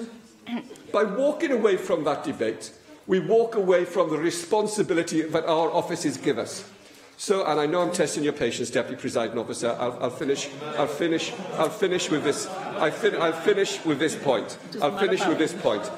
I do not need any lectures at all from the Welsh Conservative Party and their crocodile tears about cuts to public funding and their impact on public services. Nobody needs those crocodile tears. Nobody wants those crocodile tears. What we want, and what I will lead and what this government will lead is a debate on how we deliver and protect our public services at a time when the people behind me were happy to shout, offer no new ideas, but offer more of the same. We will lead change in Welsh Labour, and we will lead fair change for everyone across the whole of this country. Wonderful farewell speech. Members must realise that when you all start shouting, I will let the Minister carry on. So if you feel you are... So if you feel, as I heard many sedentary comments, then you will have to sit and listen, because I will allow ministers to go, and only ministers, I might add very quickly, ministers to go on. So there we are. Think about that for the next debate. And now call Mark Isherwood to reply to the debate. Mark, you've 4 minutes. Thank you. Thanks to all contributors. As Darren Miller highlighted, a letter from local government leaders, signed by them all, warning that cuts to preventative services would be a false economy. As the Chief Executive of the Welsh Local Government Association told committee, there was an announcement of 30 million going into regional partnership boards, but that's in the NHS budget line. Why not make that £30 million preventative spend fund, summarising the broader issues? As Darren said, there are suspicions that the Cabinet Secretary is using underhand tactics to force council mergers, and as he said, the Welsh Government's 17-year-old local government funding formula is no longer fit for purpose. As a health professional, Dr Di Lloyd highlighted the need to see more money spent on illness prevention in local government and the need to allow GPs to refer to social services. Susie Davies said that local authorities were close to not being able to run services safely, and that the Welsh Government can't continue to use austerity as an excuse. Mike Hedges provided a formulaic defence of an outdated formula. Rina Piorath moved Plaid Cymru's Amendments 2 and 3, which we will be supporting. He also noted it's taken consequentials from the UK Government budget to persuade the Welsh Government to issue crumbs to local government, and as he said, it's Labour's austerity. Mohammed Asghar referred to the humiliating U-turn performed by the Welsh Government thanks to extra funding from the UK Chancellor. Rhiannon Passmore provided us with her usual shouty speech about the austerity inherited by the UK Government in 2010. Russell George highlighted the funding formula divide between urban and rural Wales, and that said local authorities should be at the front of the queue for additional funding from the Chancellor. And all we got from Cabinet Secretary Mr Bumble was the usual economic illiteracy, buck-passing and political chicanery. And of course he referred to the impact on the economy if Labour votes down the Brexit deal negotiated between the UK Government and all 27 members of the EU. Currently, for every £1 spent by the UK Conservative Government on devolved matters, £1.20 is given to Wales. But Welsh council taxpayers are bearing the brunt of poor Welsh Government decisions over almost 2 decades. The Cabinet Secretary again compared funding between England and Wales, claiming that councils there are worse off. But local government funding policy has diverged significantly since devolution. For example, direct funding for schools in England, not Wales, and business rates retention there, not here.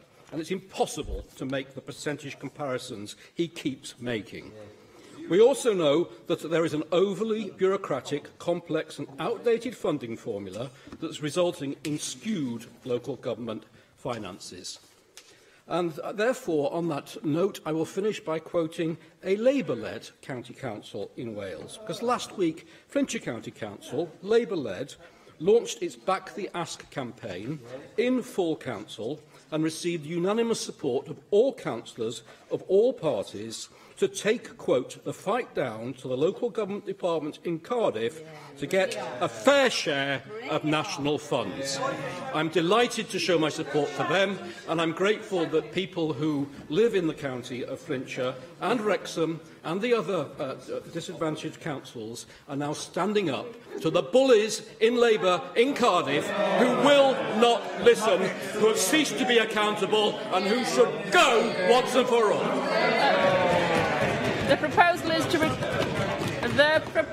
is to agree the motion without amendment. Does any member object? Thank you. We defer voting under this item until voting time. Item 7 on our agenda this afternoon is the Plaid Cymru debate on poverty, and I call on Leanne Wood to move the motion.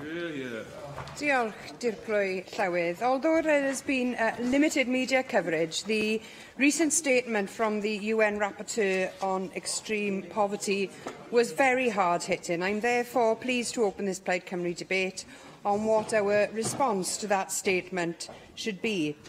It seems to me that there are a variety of options for any government when faced with a critical report from the United Nations. The list of countries that has faced critical statements from the UN isn't really a list that any government should aspire to be on.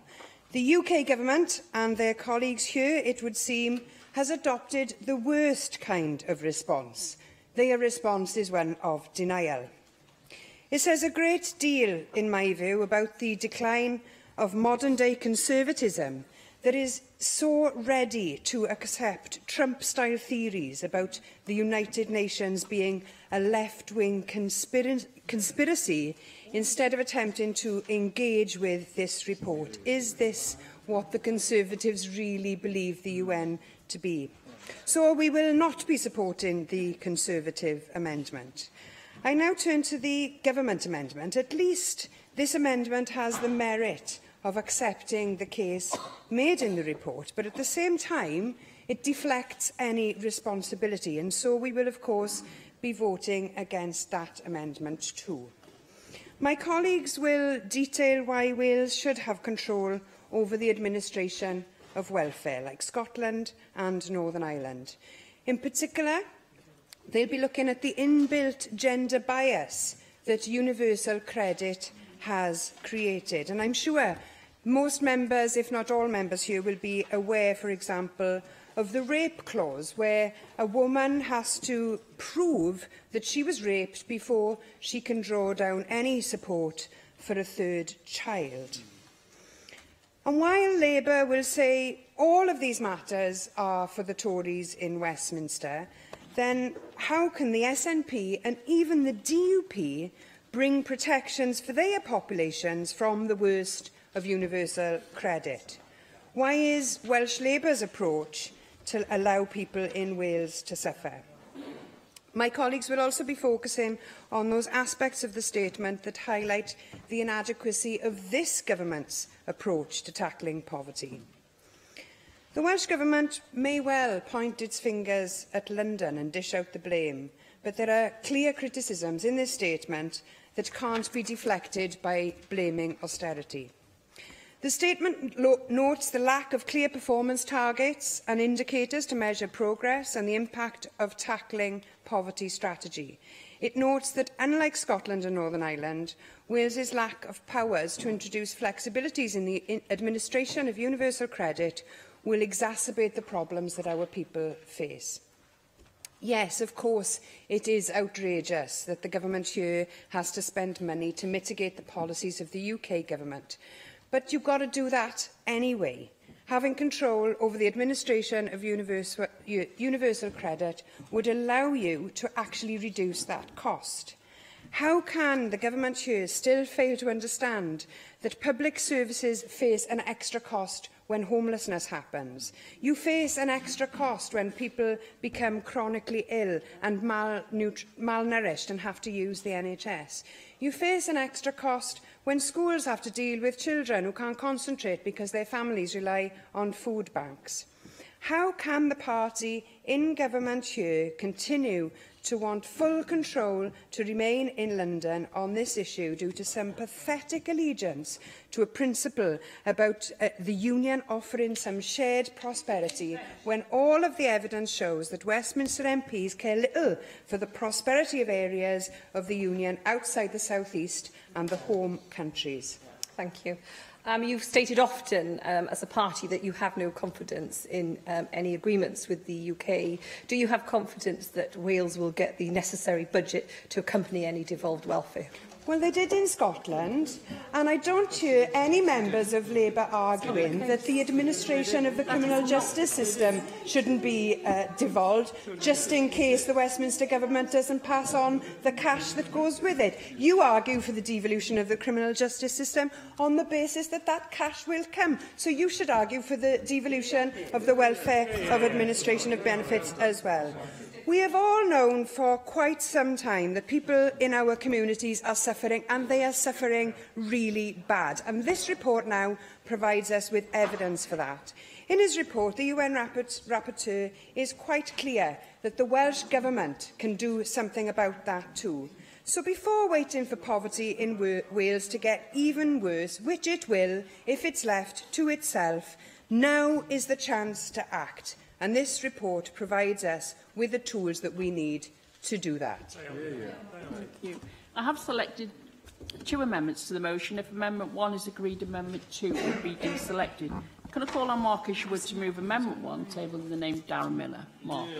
Well, as UK Work and Pensions Secretary Amber Rudd stated last week, quote, "I know there are problems with universal credit despite its good intentions. I've seen them for myself. I will be listening and learning from the expert groups in this area who do such good work. I know it can be better."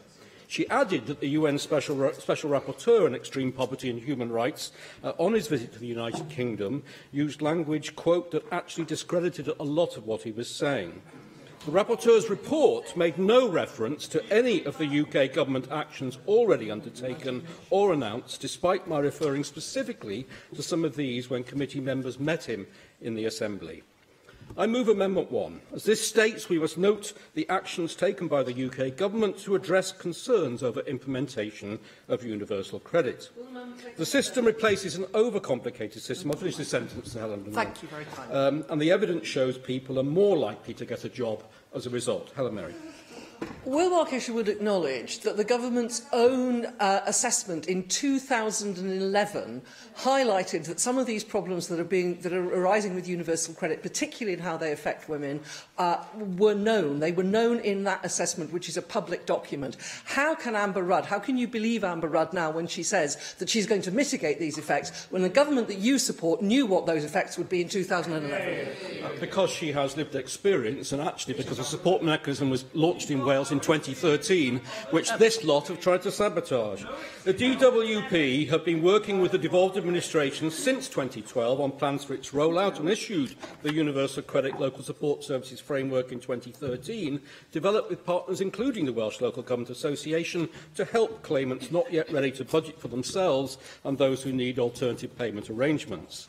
The Chancellor's 2017 autumn statement announced an extra 2 weeks housing benefit, a 7-day cut in the time people have to wait for their first payment, and a year rather than 6 months to repay hardship loans. Last month, the Chancellor confirmed £4.5 billion funding plus £1.7 billion for increased work allowances. Waiting times will be cut from 5 to 3 weeks, debt repayments will be cut, the deadline to switch benefits will be extended to 3 months, and help for the self-employed will be increased.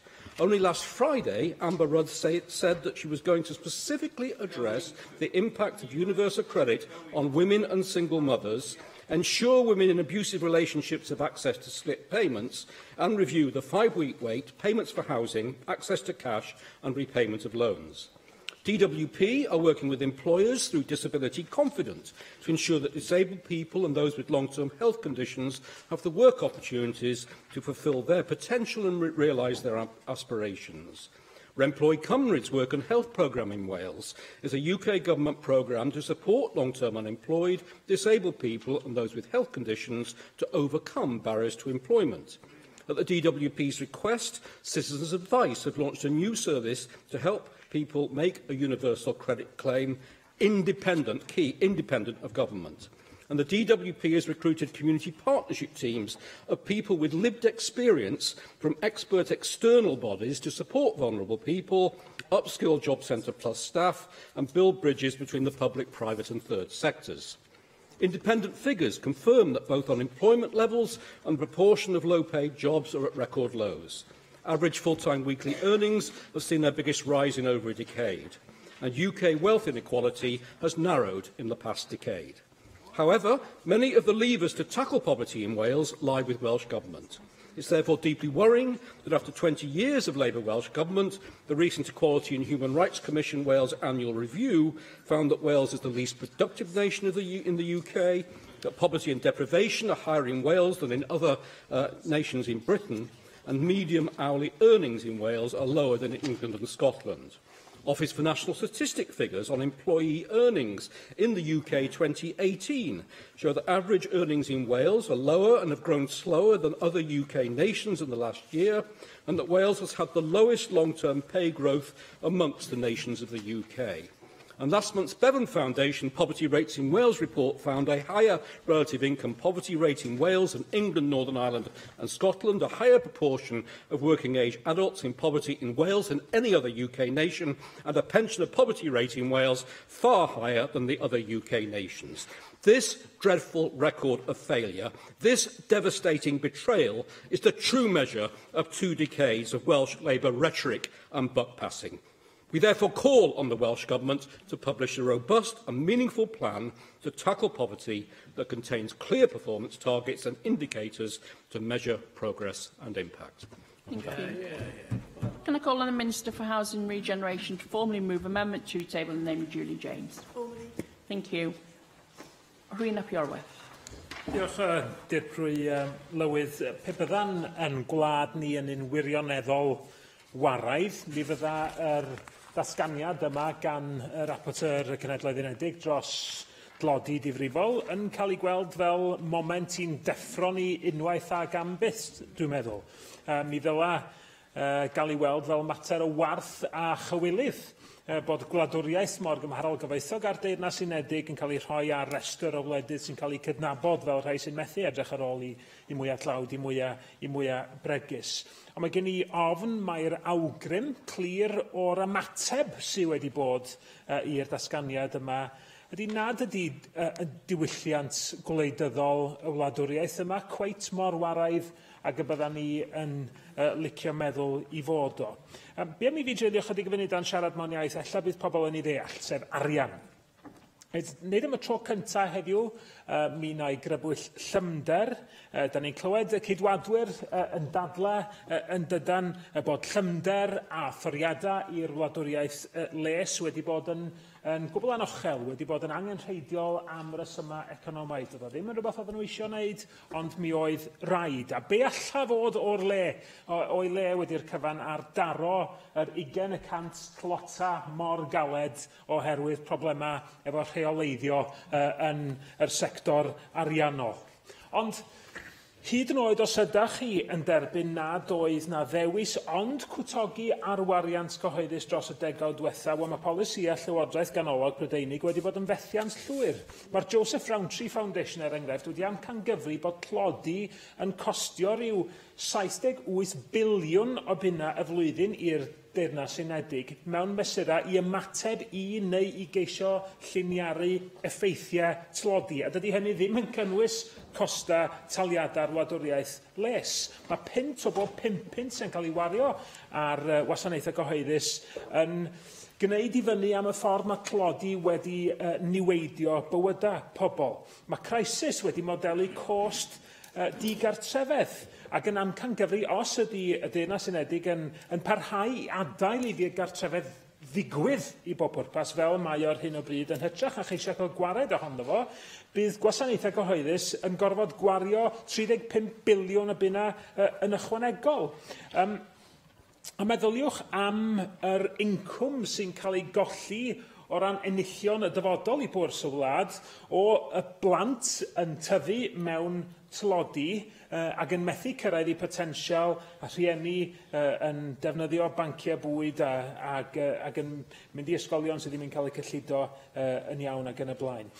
Ac wrth gwrs, be da ni'n weld sy'n o berthnasedd arbennig i ni ydy bod Cymru yn cael ei tharo yn anghymesur. Yng Nghymru mae y lefelau ucha o dlodi cymharol yn y Deyrnas Unedig efo bron iawn 1 o bob 4 person yn byw mewn tlodi incwm cymharol. Mae tlodi mewn gwaith wedi tyfu dros y ddegawd diwetha bod cyfraddau cyflogaeth wedi cynyddu. Be sydd ganddon ni di swyddi sydd ddim digon da. Mae chwarter swyddi, dwi wedi gweld ffigurau o dan lleiafswm cyflog. A be mae hyn yn ei ddeud ydy bod gwasanaethau cyhoeddus yng Nghymru yn ddrytach i'w rhedeg na'r cyfartaledd Prydeinig o ran mynd i'r afel ag effaith tlodi. A dydy'r ffordd mae Llywodraeth Cymru'n ymateb i hyn yn amlwg ddim yn gweithio. Mae'n eich annog chi i ddarllen tystiolaeth Victoria Winkler o'r Bevan Foundation i'r Pwyllgor Cyllid ar y 5 ar 20 Hydref, lle oedd hi'n edrych ar y gyllideb ac yn methu gweld lle oedd y gyllideb yma yn dangos arwyddion o strategaeth glir i fynd i'r afael a thlodi. Ac i ni yng Nghymru, ni ar y meinciau yma, da ni'n gofyn pam fydda unrhyw yn dymuno fod yn rhan o undeb sy'n gwneud hyn i ni, ac yn gwirfoddoli i adael i bethau fel gweinyddiaeth a wladwriaeth les. Aros yn San Steffan. Pobl Islwyn, fel rhannau eraill o Gymru, methu edrych tuag at Lywodraeth Cymru sy'n ceisio defnyddio, ceisio cael yr lifers fydda'n gallu lliniaru effeithiau caleta yr polisia sy'n cael ei dilyn gan Lywodraeth Geidwadol Greulon yn San Steffan. Llafur yn fan hyn sy'n methu achwilio am y pwera hynny. A fel da ni wedi gweld, da ni'n gweld mewn rhannau eraill o'r ynysoedd yma erbyn hyn, y cama hynny'n cael ei cymryd. Ngogledd Iwerddon, yn yr Alban, mae'n amser i ni yng Nghymru ddeud bod rhaid i ni geisio yr arfau hynny bob un ohonyn nhw, alla fod o fewn yn cyrraedd ni, i fynd i'r afel a'r tlodi sydd yn cywilyddio ni fel y cenedl. A dydy Plaid Cymru ddim yn gofyn am y pwera mwyn i cael nhw. Da ni'n gofyn am y pwera oherwydd bod pobl yn marw ac yn cael eu cloi mewn tlodi. John Griffiths. Diolch, Deputy. I must say, when I speak to those involved in dealing with the consequences of government policy and poverty in Wales, the third sector, local authorities, agencies directly providing services, they seem to have a clear understanding that it's the UK government's austerity agenda that is driving these issues for all of us, Welsh Government, local government and everybody else that's trying to provide a service or deal with those consequences. The committee that I chaired at Pwylew, the Equality, Local Government and Communities Committee, has been doing a range of work looking at poverty in Wales since the start of this Assembly. And recently, in fact, we met with the UN Special Rapporteur, Philip Alston, as part of his visit to the United Kingdom. We found him open, politically neutral and willing to listen. And it is very disappointing to hear Conservatives in the UK government and indeed here in the Assembly trying to undermine the role of the Rapporteur and the United Nations. I think most people find the United Nations a very august body doing a very good job with real status and credibility and a tremendous history. And to hear that attempted undermining of Professor Philip Alston, I think is very unfortunate indeed. He has made a very hard-hitting assessment of UK government policy and made a clear call for urgent action. And we support him on this side of the Assembly, the Labour side, De Pwy-Lewydd, very strongly indeed, because we do believe that major change is needed to end that austerity programme of UK government, because we're all very conscious of the damage that it's doing and the cumulative impact over the last 8 years or so. But of course, we don't ignore the fact that Welsh Government also has a responsibility, and of course we want to see as an effective Welsh Government strategy and set of policies to tackle poverty as we can possibly have. And the work of my committee has involved recommending that we need a sharper, clearer focus on tackling poverty here in Wales, De Pwy-Lewydd, with clear targets, indicators, evaluation and monitoring, which makes accountability and scrutiny easier than it currently is. And we want to see progress on that front, and we want to see Welsh Government looking at how necessary improvement might be made. We have made I give way to Sian Gwenllian. Diolch. Just on that point about the government not having an anti-poverty strategy, despite calls from the committee twice, 3 times, how disappointed are you that we are still without that anti-poverty strategy, and that in fact we don't even know precisely who the Cabinet Minister responsible for anti-poverty across government is? I thought it was Ken Skates, but now it's all of you. So who actually carries the can at the end of the day? Well, as I said, I think there are issues around accountability and scrutiny. I know the sector outside the Assembly feel that as well, and I think our committee's view is quite clear. There has been various approaches from Welsh Government over a period of time in terms of how you tackle poverty most effectively, and currently Welsh Government obviously stress a collaborative cross-government approach.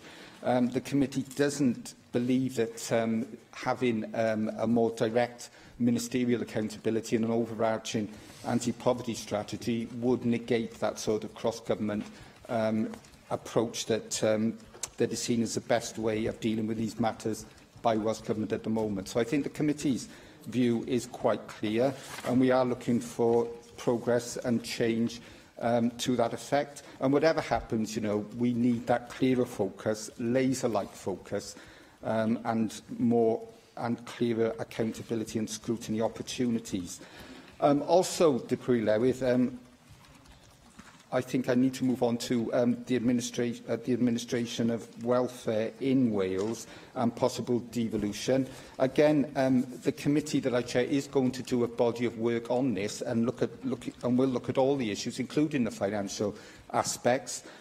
We believe that the experience is that there are real problems around the rollout of universal credit. It's had a terrible impact on rough sleeping, for example, and we see the evidence of that in all our town and city centres all of the time. And if we are going to deal with the problems of waiting times when claims are first made, the way the sanctioning regime is taken forward, and in fact how easy it is to have direct payments of housing benefit to the landlord, then it would be very useful if we had more direct control over that. So the committee will be looking at those issues in the new year, and that will include looking at the experience in Scotland and Northern Ireland. Thank you. Neil Hamilton.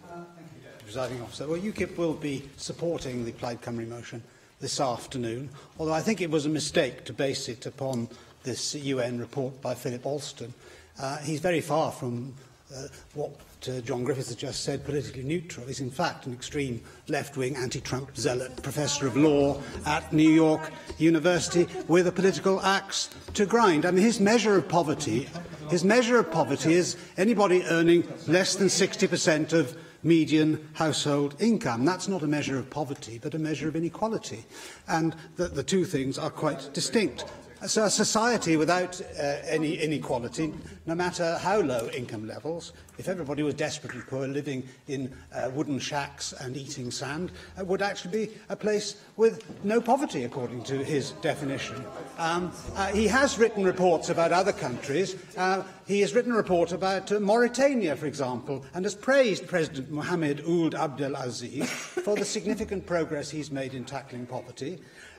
And this is a country in which 42% live in absolute poverty, with an average yearly wage of less than £1,000, where the life expectancy of the people is 20 years less than in this country, and where the state murders its political opponents and subjects them to torture, none of which excited his animosity. So let's put this in perspective. It's not disgraceful. I'm merely reporting the facts. If the members can't cope with them, that must be a matter for them rather than for me. I mean, the other absurdity about this measure of poverty is that recessions, of course, are great for reducing poverty, because in recessions there tends to be generally a fall in income from capital, dividends and so on. And so if the rich get less rich relative to the poor, it doesn't matter that the poor are actually no richer in reality, but poverty is reduced. I mean, that's an absurdity. If we look at the experience in other countries, it puts the British position into perspective as well. I've got the Office for National Statistics report on persistent poverty in the UK and the EU in 2015 here in my hand, and 7.3% of the population of the United Kingdom in 2015 were living in persistent poverty. That compares with 10.9% as the average in the EU.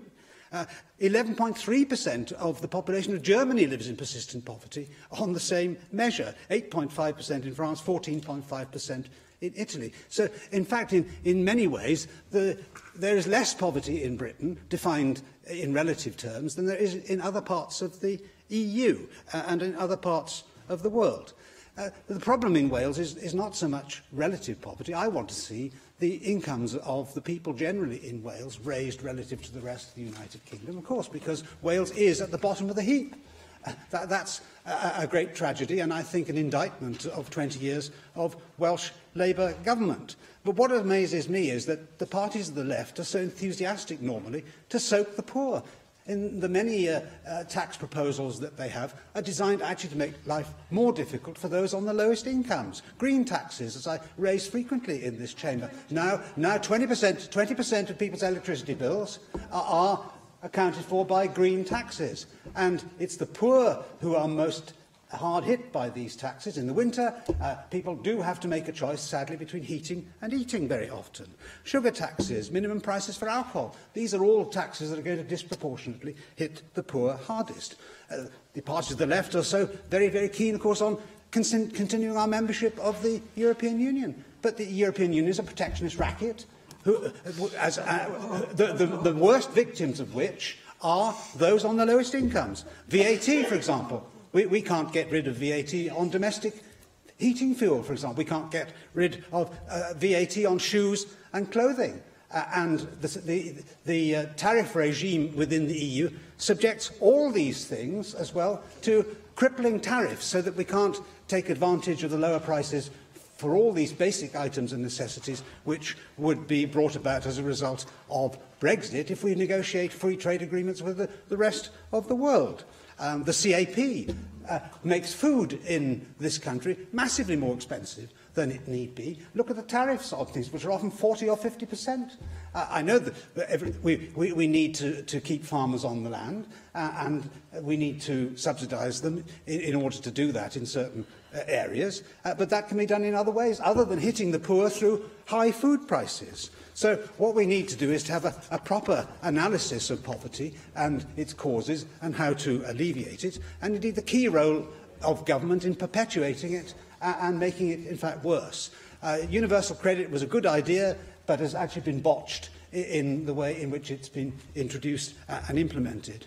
So we have no problem in supporting the general tenor of the Plaid Cymru amendment, but unfortunately they're not living in the real world if they base it upon a political diatribe from Philip Alston. Helen Mary Jones. Thank you, Deputy Llywydd. I am going to focus most of my remarks today on universal credit, particularly as it affects women. Now, this was sold to us as a new, more flexible system that would help people move more easily between work and benefits and would be easier for people needing benefits to understand and navigate. But behind these apparently laudable aims lurked a poisonous, archaic and, I would argue, as the UN rapporteur has said, a profoundly misogynistic agenda. And I would say to Mark Isherwood, who is a fellow member of this chamber that I respect, the rapporteur used very strong language because he was outraged, and he was right to be, that our fellow citizens are living in these circumstances in the 5th biggest economy in the world. The universal benefit system was designed from the start to reinforce traditional family values, paying benefit to one member of the household on behalf of all. And there are members of this chamber, Jane Hutt is one of them, who will remember how we campaigned so hard in the 1980s to protect women by giving them their benefits into their own pockets for themselves and their children. This was designed to reinforce, I will use the old-fashioned word, patriarchy. Now, in practice, the single receiver of the benefits is almost always a man in a family where there is one, and this reinforces a stereotypical view of a male breadwinner with dependent wife and children. And I would submit this is not desirable in general, but when that male breadwinner is an abuser and a beast, that puts women at real risk. This system discriminates against the second earner in a dual-earner household, which is mostly a woman, and that is not an accident. It was designed to do so. This has a terrible effect on women suffering domestic abuse and their children. They almost always suffer financial abuse as part of that abuse, and having no access to benefits in their own rights exacerbates this. Without any access to money, it is incredibly difficult to leave. And if a woman does get away, she has to make a fresh claim for herself and her children, waiting at least 5 weeks, and I'd emphasise at least 5 weeks, for the process. On what, I would ask the members opposite, is she supposed to live in those 5 weeks? And we know what she lives on. She lives on food banks and the charity of the Women's Aid System. This, Llywydd, supports abusers and makes it harder for survivors to leave, and it is not accidental and it was not unforeseen. Impact assessments in 2011 showed that this would happen, and the Tory government, supported then by the Liberal Democrats, chose to proceed anyway. Put this together. I will happily give way to Jane Hutt. Thank you very much, Helen Marion. But this, of course, is the week where we are focusing on eliminating violence against women, and we've had a statement from Julie James this afternoon. Wouldn't you say that this should be a test of Amber Rudd, the new Secretary of State for Work and Pensions, to see if she will halt and dump this iniquitous attack on women and change it so that it isn't a single household payment, and she does recognise the impact this will have on women, and particularly recognise Philip Alston's report? I'll come to my comments about Ms Rudd in a moment, but I would agree with what you've said. Now, if we put the way that universal credit works together with, for example, housing benefit rules that will only pay young people the cost of a room in a shared house, which leads to vulnerable young women often being forced to share with entirely unsuitable fellow tenants, and the vile rape clause to which Leanne Wood has already referred, along with many other examples I could cite, leaves us with a benefit system that is predicated on a myth of the man as the breadwinner and the myth of the lazy, undeserving poor, and it is a misogynistic system, and it was always meant to be. And the politicians that introduced that system should be profoundly ashamed of themselves, but they are not, because the system is achieving what they wanted it to do. And with regard to Jane Hutt's comments and Mark Isherwood's comments about Amber Rudd, I don't think she will be allowed to mitigate in the way that she says she would like to do, because these effects are not accidental. And I have to say to my friends on the other side of that chamber, and some of them are my friends, that they need to take a long, hard look at themselves if they think that they can support this. I really think, are they really proud of this? I thought better of them. But the government has no justification for complacency here, and the rather self-congratulatory tone of their amendments is a bit disappointing. I do not believe that any party or combination of parties that might get elected to govern in this Parliament would treat our poorest citizens in the way that the Tory UK government is. As we've already heard, Scotland and Northern Ireland have taken administrative control of universal credit, but our government does not seem to wish to do so. And if I may quote one of the candidates for the Labour leadership, he says, "I am not enthusiastic about the devolution of tax and benefit system. It seems to me that they are what bind the UK together. If you are a redistributionist, the tax and benefit system is the way to do it. On the key question of poverty, I believe that Wales benefits benefits from this redistributive model? Well, I have to say to this chamber that that redistributive mechanism is not serving our poorest citizens very well at present, is it? And I'm not sure that the Cabinet Secretary for Finance, who I was quoting, can really stand here or sit here and defend that position. No one claims that taking control of the administration of universal credit would solve all the problems that we have in this pernicious system. But we seek, of course, as Rina Pioreth has said, full control of the benefit system. But it could, as the Bevan Foundation has said, make a real difference, particularly in terms of how benefits are paid. And I welcome what John Griffith said earlier in this debate in this regard. In supporting the original motion and urging this chamber to reject the amendment, I urge this government, our government, the Welsh Government, to show some courage and at least ask for administrative control of universal benefit so you can do some of what Northern Ireland and Scotland are doing for their poorest citizens. Our poorest citizens need action now and not unionist dogma. Jenny Rathbone. Thank you, Deputy Presiding Officer. It's not green taxes that are making people poor. It's the deliberate policies of the UK government in terms of how they choose to tax and distribute benefits. I have to agree with him on one thing, that the VAT on essential goods is not a progressive tax, but we therefore have to find another tax to replace it. Were we to leave the European Union, that is something we could do. But we have to focus on the here and now on what the UK government is doing to people with the choices that they are making in their budgets. The people who are faring worst out of the Chancellor's budget are women in low-paid part-time work.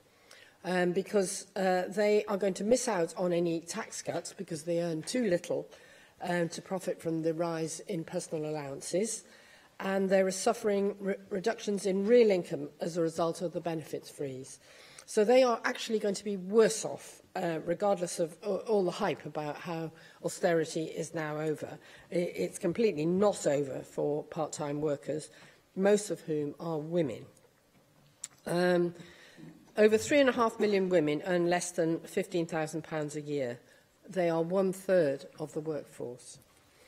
At the same time, the top 10% of households are going to increase their income by £1 billion more than for the bottom 10%. This is absolutely shocking. This is how we are absolutely widening the overall earnings gap between the richest and the poorest. And as Helen Mary said, this is in the 5th largest economy in the world. We have to understand that raising the tax-free threshold always disproportionately benefits people on middle and higher income. It does not benefit the low-paid. There have to be other mechanisms provided to ensure that work does pay, because everybody who goes to work, does a hard day's graft, is entitled to get enough to pay for the essentials of life and provide for their families. That is clearly not happening at the moment. Instead, the nearly £17 billion in foregone tax revenue from this deliberate policy could and should have been ploughed into the benefit system and public services, which poor people disproportionately rely on. So they could reverse the benefits freeze, and even some Tory MPs, even senior former ministers, are arguing that we should be ending the benefits freeze. But I just want to talk about the way in which since 2010 we have really disregarded all our obligations towards children, because the attack on children has been relentless since the new government took over. First of all, in the way that it's undermined child benefit, which is the most essential part of, on behalf of society, helping those who have children to ensure that they have enough money to raise them. By using the consumer price index rather than the retail price index, they guaranteed that benefits would not keep up with prices. And then there was a freeze in child benefit for the first 3 years of the Tory government. And then this shift has had a massive impact on the amount of money made available for children. In 2010, the child benefit was £20.30 per week for a family's first child and £13.40 for subsequent children. If the policies of the previous government had been kept in place, child benefit today would now be at least £24.30 for the first child and £16.05 for other children. That is a massive reduction in children's money, and it's really quite devastating, the impact that it's had. And what it's meant is that over 100,000 children are going to be destitute this Christmas as a result of delay, just in one thing, delay in universal credit payments. So people, for example, in Anglesey, who are going to be started on universal credit, they're not going to get anything until the new year. So they will be having a Scrooge-like Christmas with no presents, and goodness knows how they are going to survive. Meanwhile, we have the Chief Executive of 365Bet earning £265,000 a day. I mean, we clearly have a society that has completely lost touch with the values that it's supposed to have. And I have run out of time to say what we should be doing about this, but we have to ensure that all our children are fed at the most basic level. Joyce Watson. Can you pass that here? Sure. Thank you. Oops. Diolch, Dipro Llywyd. It's time to get real here. The UN report that squarely, unequivocally put the blame at the door of the UK government. For nearly a decade, the Tory governments have inflicted great misery on the British people with punitive, mean-spirited and callous austerity policies. Those are the words of Philip Alston's, not mine. Levels of child poverty are not just a disgrace, but a social calamity and an economic disaster. Again, his words, not mine. A key finding in this huge rise of in-work poverty, and we heard stats again, loads of them again, from Mark Isherwood, talking about the reduction of in-work poverty. And yet this report finds quite clearly that it is in-work poverty that is at the root of child poverty. And it is those people who are in work who are being affected by the universal credit rollout.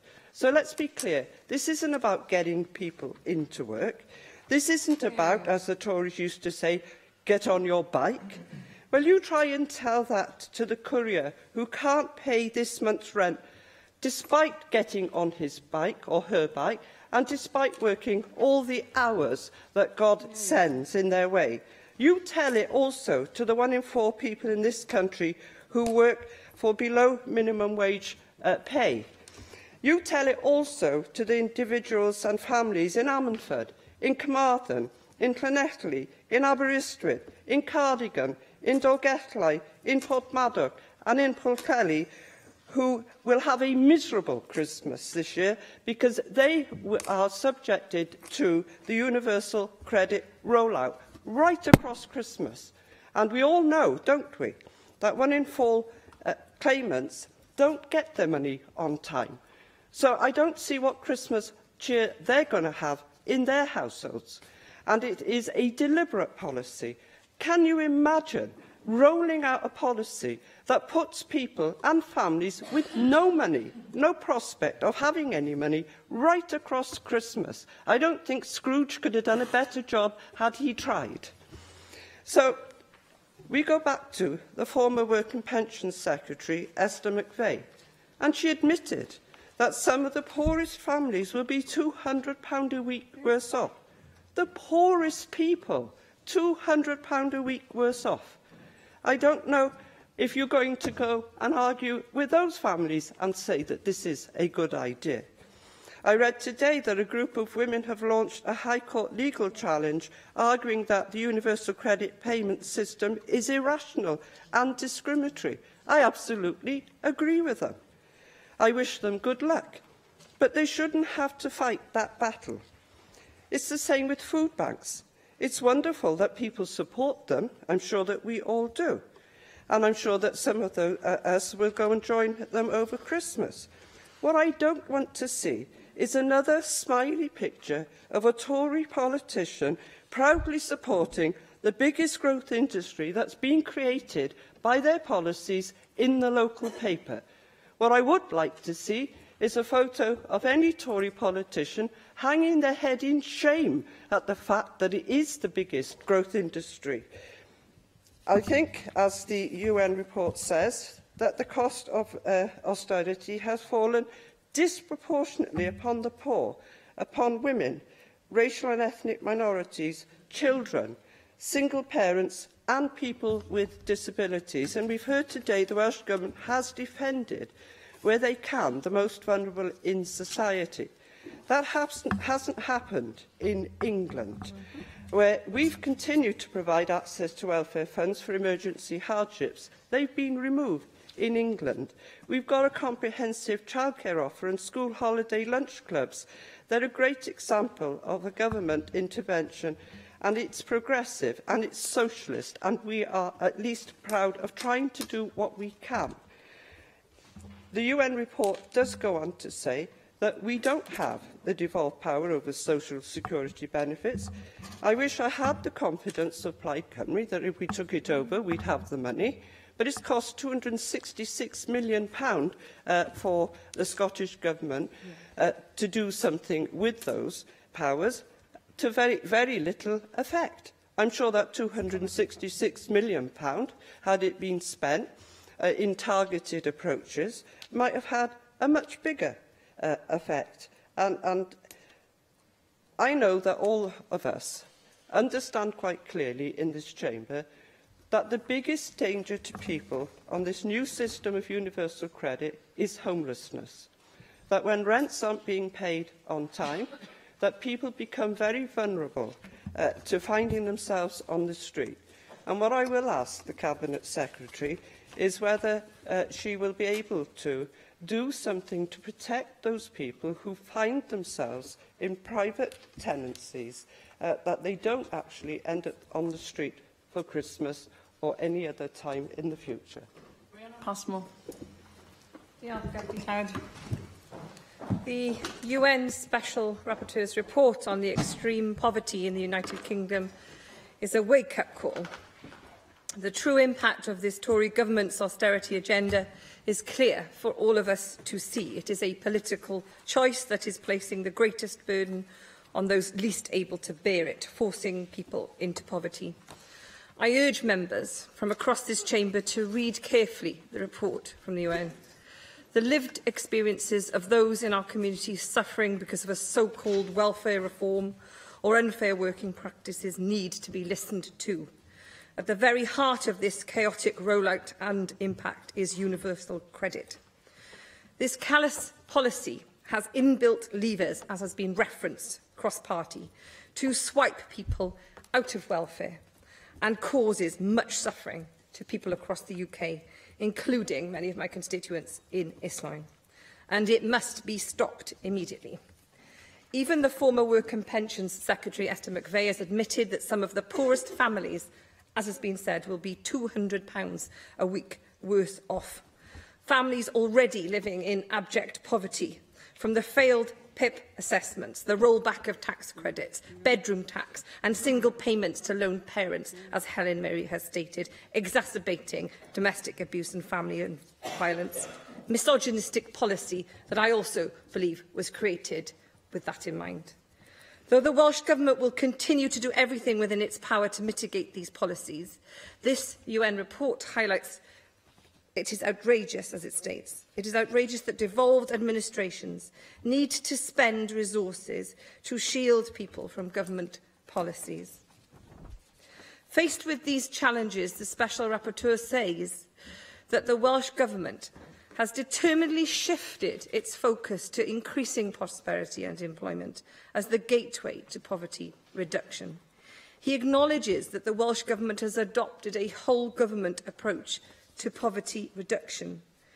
The only way to end this misery inflicted by the Tories' cruel universal credit is to elect a Labour government in Westminster.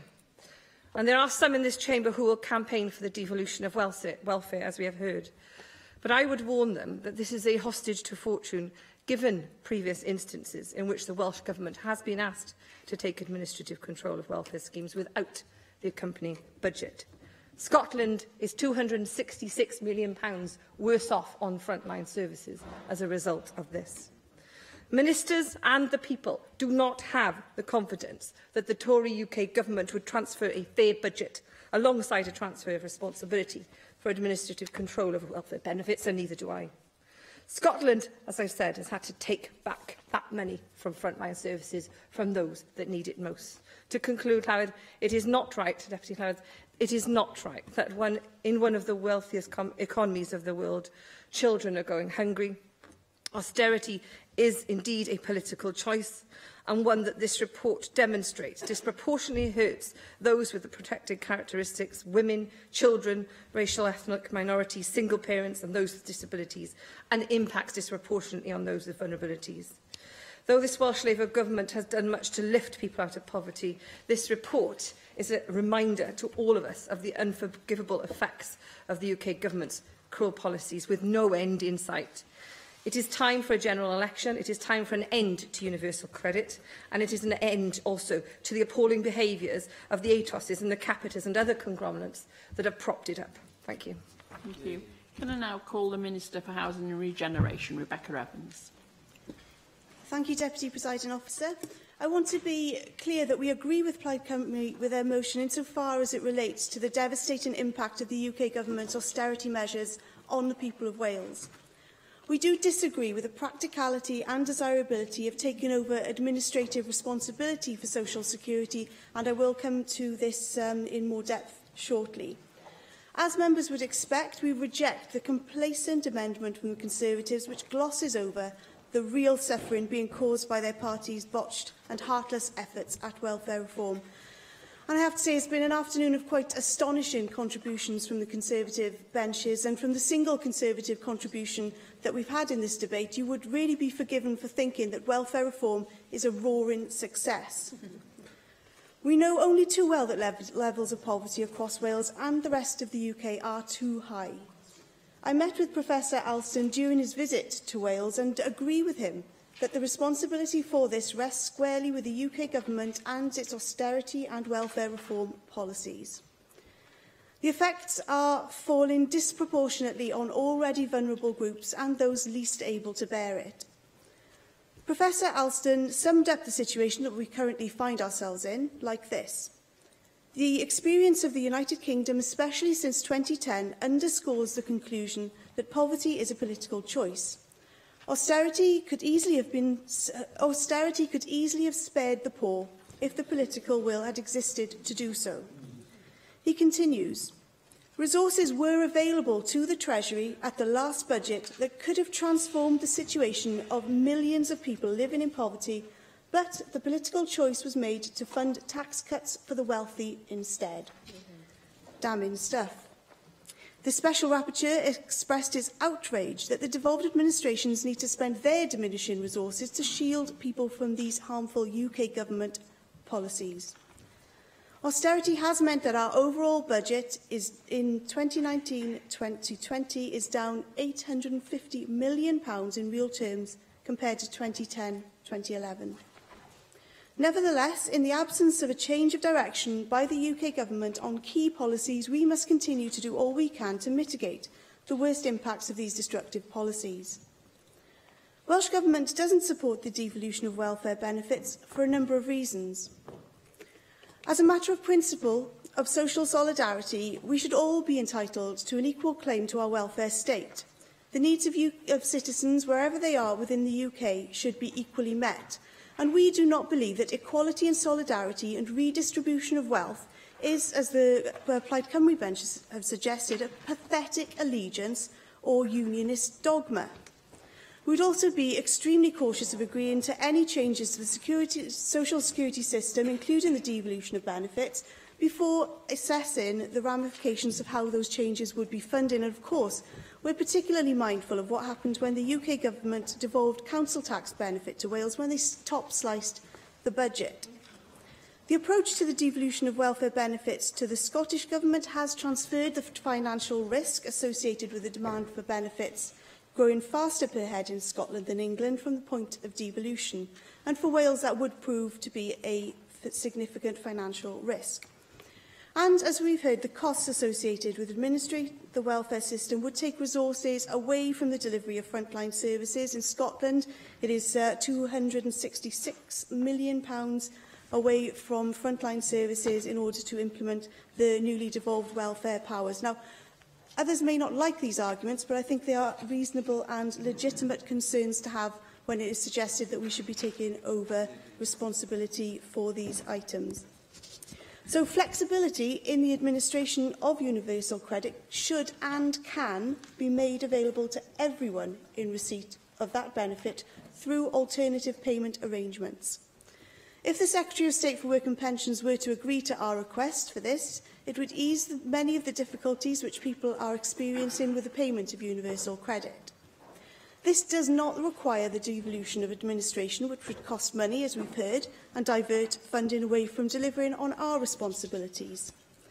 I've written to Amber Rudd, Secretary of State for Work and Pensions, who acknowledged that there are problems with universal credit, urging her to consider how universal credit can better support people and recognise that many claimants want and need to choose the frequency of their payments. I also stress the need to ensure that all legacy claimants receive the maximum transitional protection top-up payments as and when they are moved over to universal credit, to ensure that no one is disadvantaged and worse off on universal credit. Our approach to tackling poverty is that it should be inherent in the way that government and its partners work and deliver for the people of Wales. That's why we've made tackling poverty fundamental to taking Wales forward and prosperity for all. Prosperity for all recognises that reducing levels of poverty and growing our economy are interdependent. It sets out those actions we'll take as a government to create the conditions and opportunities for people and for communities to succeed, flourish and thrive. Our fundamental commitment is prevention of poverty. We're doing this through investment in giving children the best possible start in life, helping people to improve their skills, supporting people into fair employment, and taking action to mitigate the impact of poverty in the here and now. And these are all embodied in our national strategy. Yes. Well, thank you for taking intervention. I mean, one of the main findings of this report, of course, is that disabled people are falling further behind and being denied the right to independent living. Now, you've listed some of the things that you've done. Another thing that you have done as a government, contrary to your own party policy, of course, is to do away with the Welsh Independent Living Grant. Now, you know, there have been many accounts of disabled people falling behind. So can you give this Assembly a cast-iron guarantee that those who have been in receipt of the Welsh Independent Living Fund will not be a single penny worse off following your decision? Thank you very much for that intervention. And of course it was the UK Government which abolished the Independent Living Fund, and Welsh Government then sought to support people who are already on that fund. But this is an example of where if you have this pot of money and you actually only allow those people who are on that benefit or in receipt of that benefit to continue on it, then you have a two-tier system for disabled people in Wales, which is something that we wouldn't want to support. People should be able to have their needs met and met well through the Social Services and Wellbeing Act and the provisions that they would receive underneath that. No guarantee at all. So both of the motion and the Conservatives' amendments call for clear performance targets and indicators to measure progress in tackling poverty. The national indicators, which underpin the Wellbeing of Future Generations Act, will help measure our progress as a country towards achieving the 7 wellbeing goals. Many of these indicators will help us assess progress in tackling poverty. These will measure, for example, relative poverty, material deprivation, levels of employment, and healthy lifestyles, amongst other things. In addition, the Wellbeing of Future Generations Wales Act places a duty on Welsh ministers to set national milestones which will indicate the scale and pace of change needed if we are to deliver the 7 goals by 2050. So, Presiding Officer, as we have set out in our own amendment, we are working hard to mitigate the worst impacts of the UK Government's continuing austerity measures, whilst the UK Government needs to urgently address the fundamental flaws we have identified in universal credit. Can I now call on Leanne Wood to reply to the debate? Diolch. This report should have been a wake-up call for the Tories, but it's not. So I'm not even going to address the Conservatives' denial. As for the points made by the far right, you are a complete joke. You have no idea about poverty or how the world's poorest will suffer as a result of your climate change denial, or how poor people with protected characteristics will be harmed by your hateful rhetoric. Your contribution and the recent new, even further right advisor to your party shows that you are unfit to represent people. You have no place in the kind of Wales that I want to see. You are part of the problem and not part of the solution. As for the Tories, you are so out of touch. You have no idea of the pain that people are being put through with universal credit. Despite the evidence, and the DWP's own impact assessment in 2011 showed that universal credit does not make work pay, more people face higher disincentives to work than under the old system. Despite the evidence, you still claim that this system is great. Anyone watching this will form their own view, I'm sure. I want to say thank you to the members who contributed to this debate in a positive way, in particular to those who highlighted the impact on other devolved services from the fallout of universal credit, and those who spoke about specific groups being discriminated against. And a special thanks goes to Helen Mary Jones for putting the gendered nature of this debate so forcefully. And I also support Jane Hutt's call to put further pressure on Amber Rudd on this. I have to address the point made by Joyce Watson and the Minister about what Scotland has done in terms of mitigating these problems. In Scotland, they now have powers to deliver 11 benefits. They are going to introduce an increased carers allowance, followed by the Best Start grant and the Funeral Assistance grant from September 2019. They've had the money and they are spending more. Why? Because they are prioritising poverty. Now, Scottish Labour want the SNP to go even further, to be even more generous, to mitigate even further the effects of these benefits. So why are you opposed? This is yet another example of Labour facing in a number of different directions. The changes that we want to see in terms of the devolution of the administration of benefits would save this government money. Get this right and you could save the NHS, you could save money in housing, you could save money in education and much, much more. Given where we are with all of this poverty, and it's likely to be made much, much worse post-Brexit, the fact that the government has no strategy and no dedicated minister to tackle either poverty or child poverty is an absolute disgrace. I want to finish with a quote from the report from Professor Philip Alston himself, who says, "In the absence of devolved power over social security benefits, the Welsh Government's capacity to directly mitigate the reduction of benefits is limited, thereby shifting the burden to low-income households. There is a wide consensus among stakeholders that the benefits changes are one of the structural causes behind the increase in poverty, rough sleeping and homelessness in Wales. Parliamentarians and civil society voiced serious concerns that universal credit may exacerbate the problem, particularly in the light of the Welsh Government's inability to introduce flexibilities in its administration, unlike its Scottish counterpart." That says that you have the power to do something about this. Just do it. Thank you. The proposal is to agree the motion without amendment. Does any member object? Object. Thank you. Therefore, we defer voting under this item until voting time. We have reached voting time, so unless 3 members wish for the bell to be rung, I will proceed to open the votes. Right. Okay, thank you. The first vote then this afternoon is on the debate, a National Contemporary Art Gallery Wales feasibility study and a Sports Museum for Wales feasibility study. And I call for a vote on Amendment 1, tabled in the name of Darren Miller. Open the vote.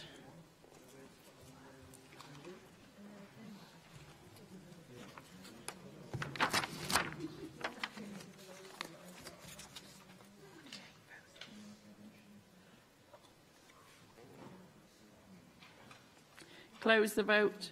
For the motion, 12. No abstentions, 36 against. Therefore, the motion is not agreed. I call for a vote on Amendment 2, tabled in the name of Rhun ap Iorwerth. Open the vote.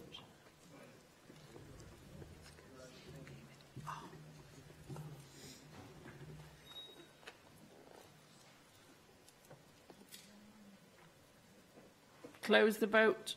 For the motion, 47. No abstentions, no against. Therefore, Amendment 2 is agreed.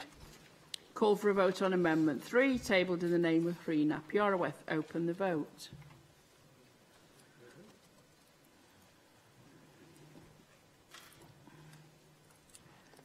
Close the vote. For the motion, 10. 10 abstentions, 28 against. Therefore, Amendment 3 is not agreed. Call for a vote on Amendment 4, tabled in the name of Rhun ap Iorwerth. Open the vote.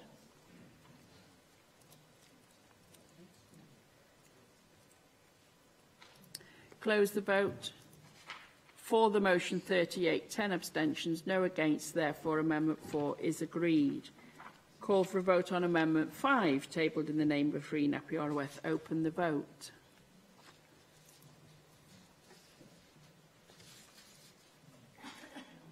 Close the vote.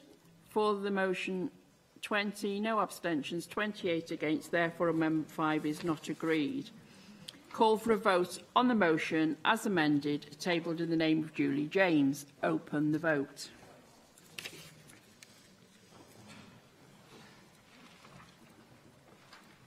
Close the vote.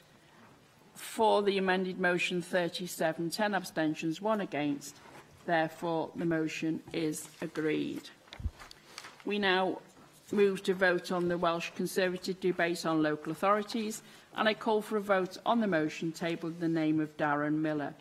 If the proposal is not agreed, we will vote on the amendments tabled to the motion. Open the vote.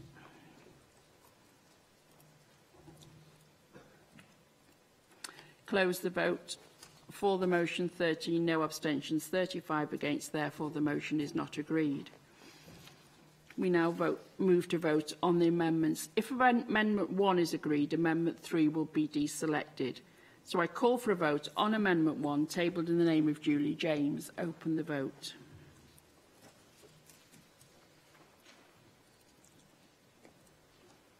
Close the vote. For the Amendment 29, no abstentions, 19 against. Therefore, Amendment 1 is agreed. Call for a vote on Amendment 2, tabled in the name of Rhun ap Iorwerth. Open the vote.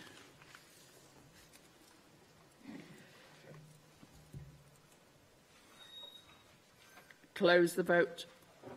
For the motion, 47, no abstentions, 1 against. Therefore, Amendment 2 is agreed. I now call for a vote on the motion as amended. Open the vote.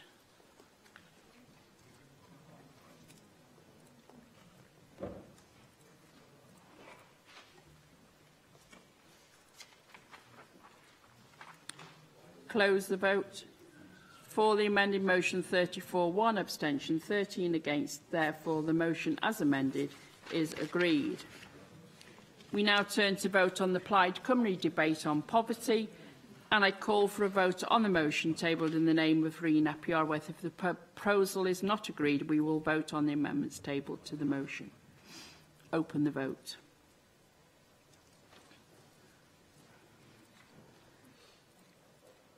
Close the vote.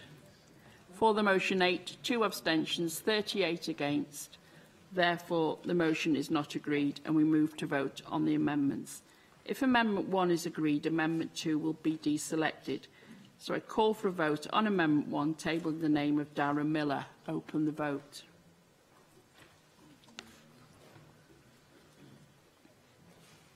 Close the vote. For the motion, 10, 2 abstentions, 36 against. Therefore, the motion is not, the amendment is not agreed.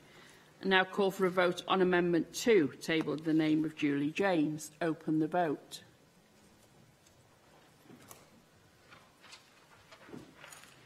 Close the vote. For the amendment, 28, no abstentions, 20 against. Therefore, Amendment 2 is agreed. And I now call for a vote on the motion as amended. Open the vote.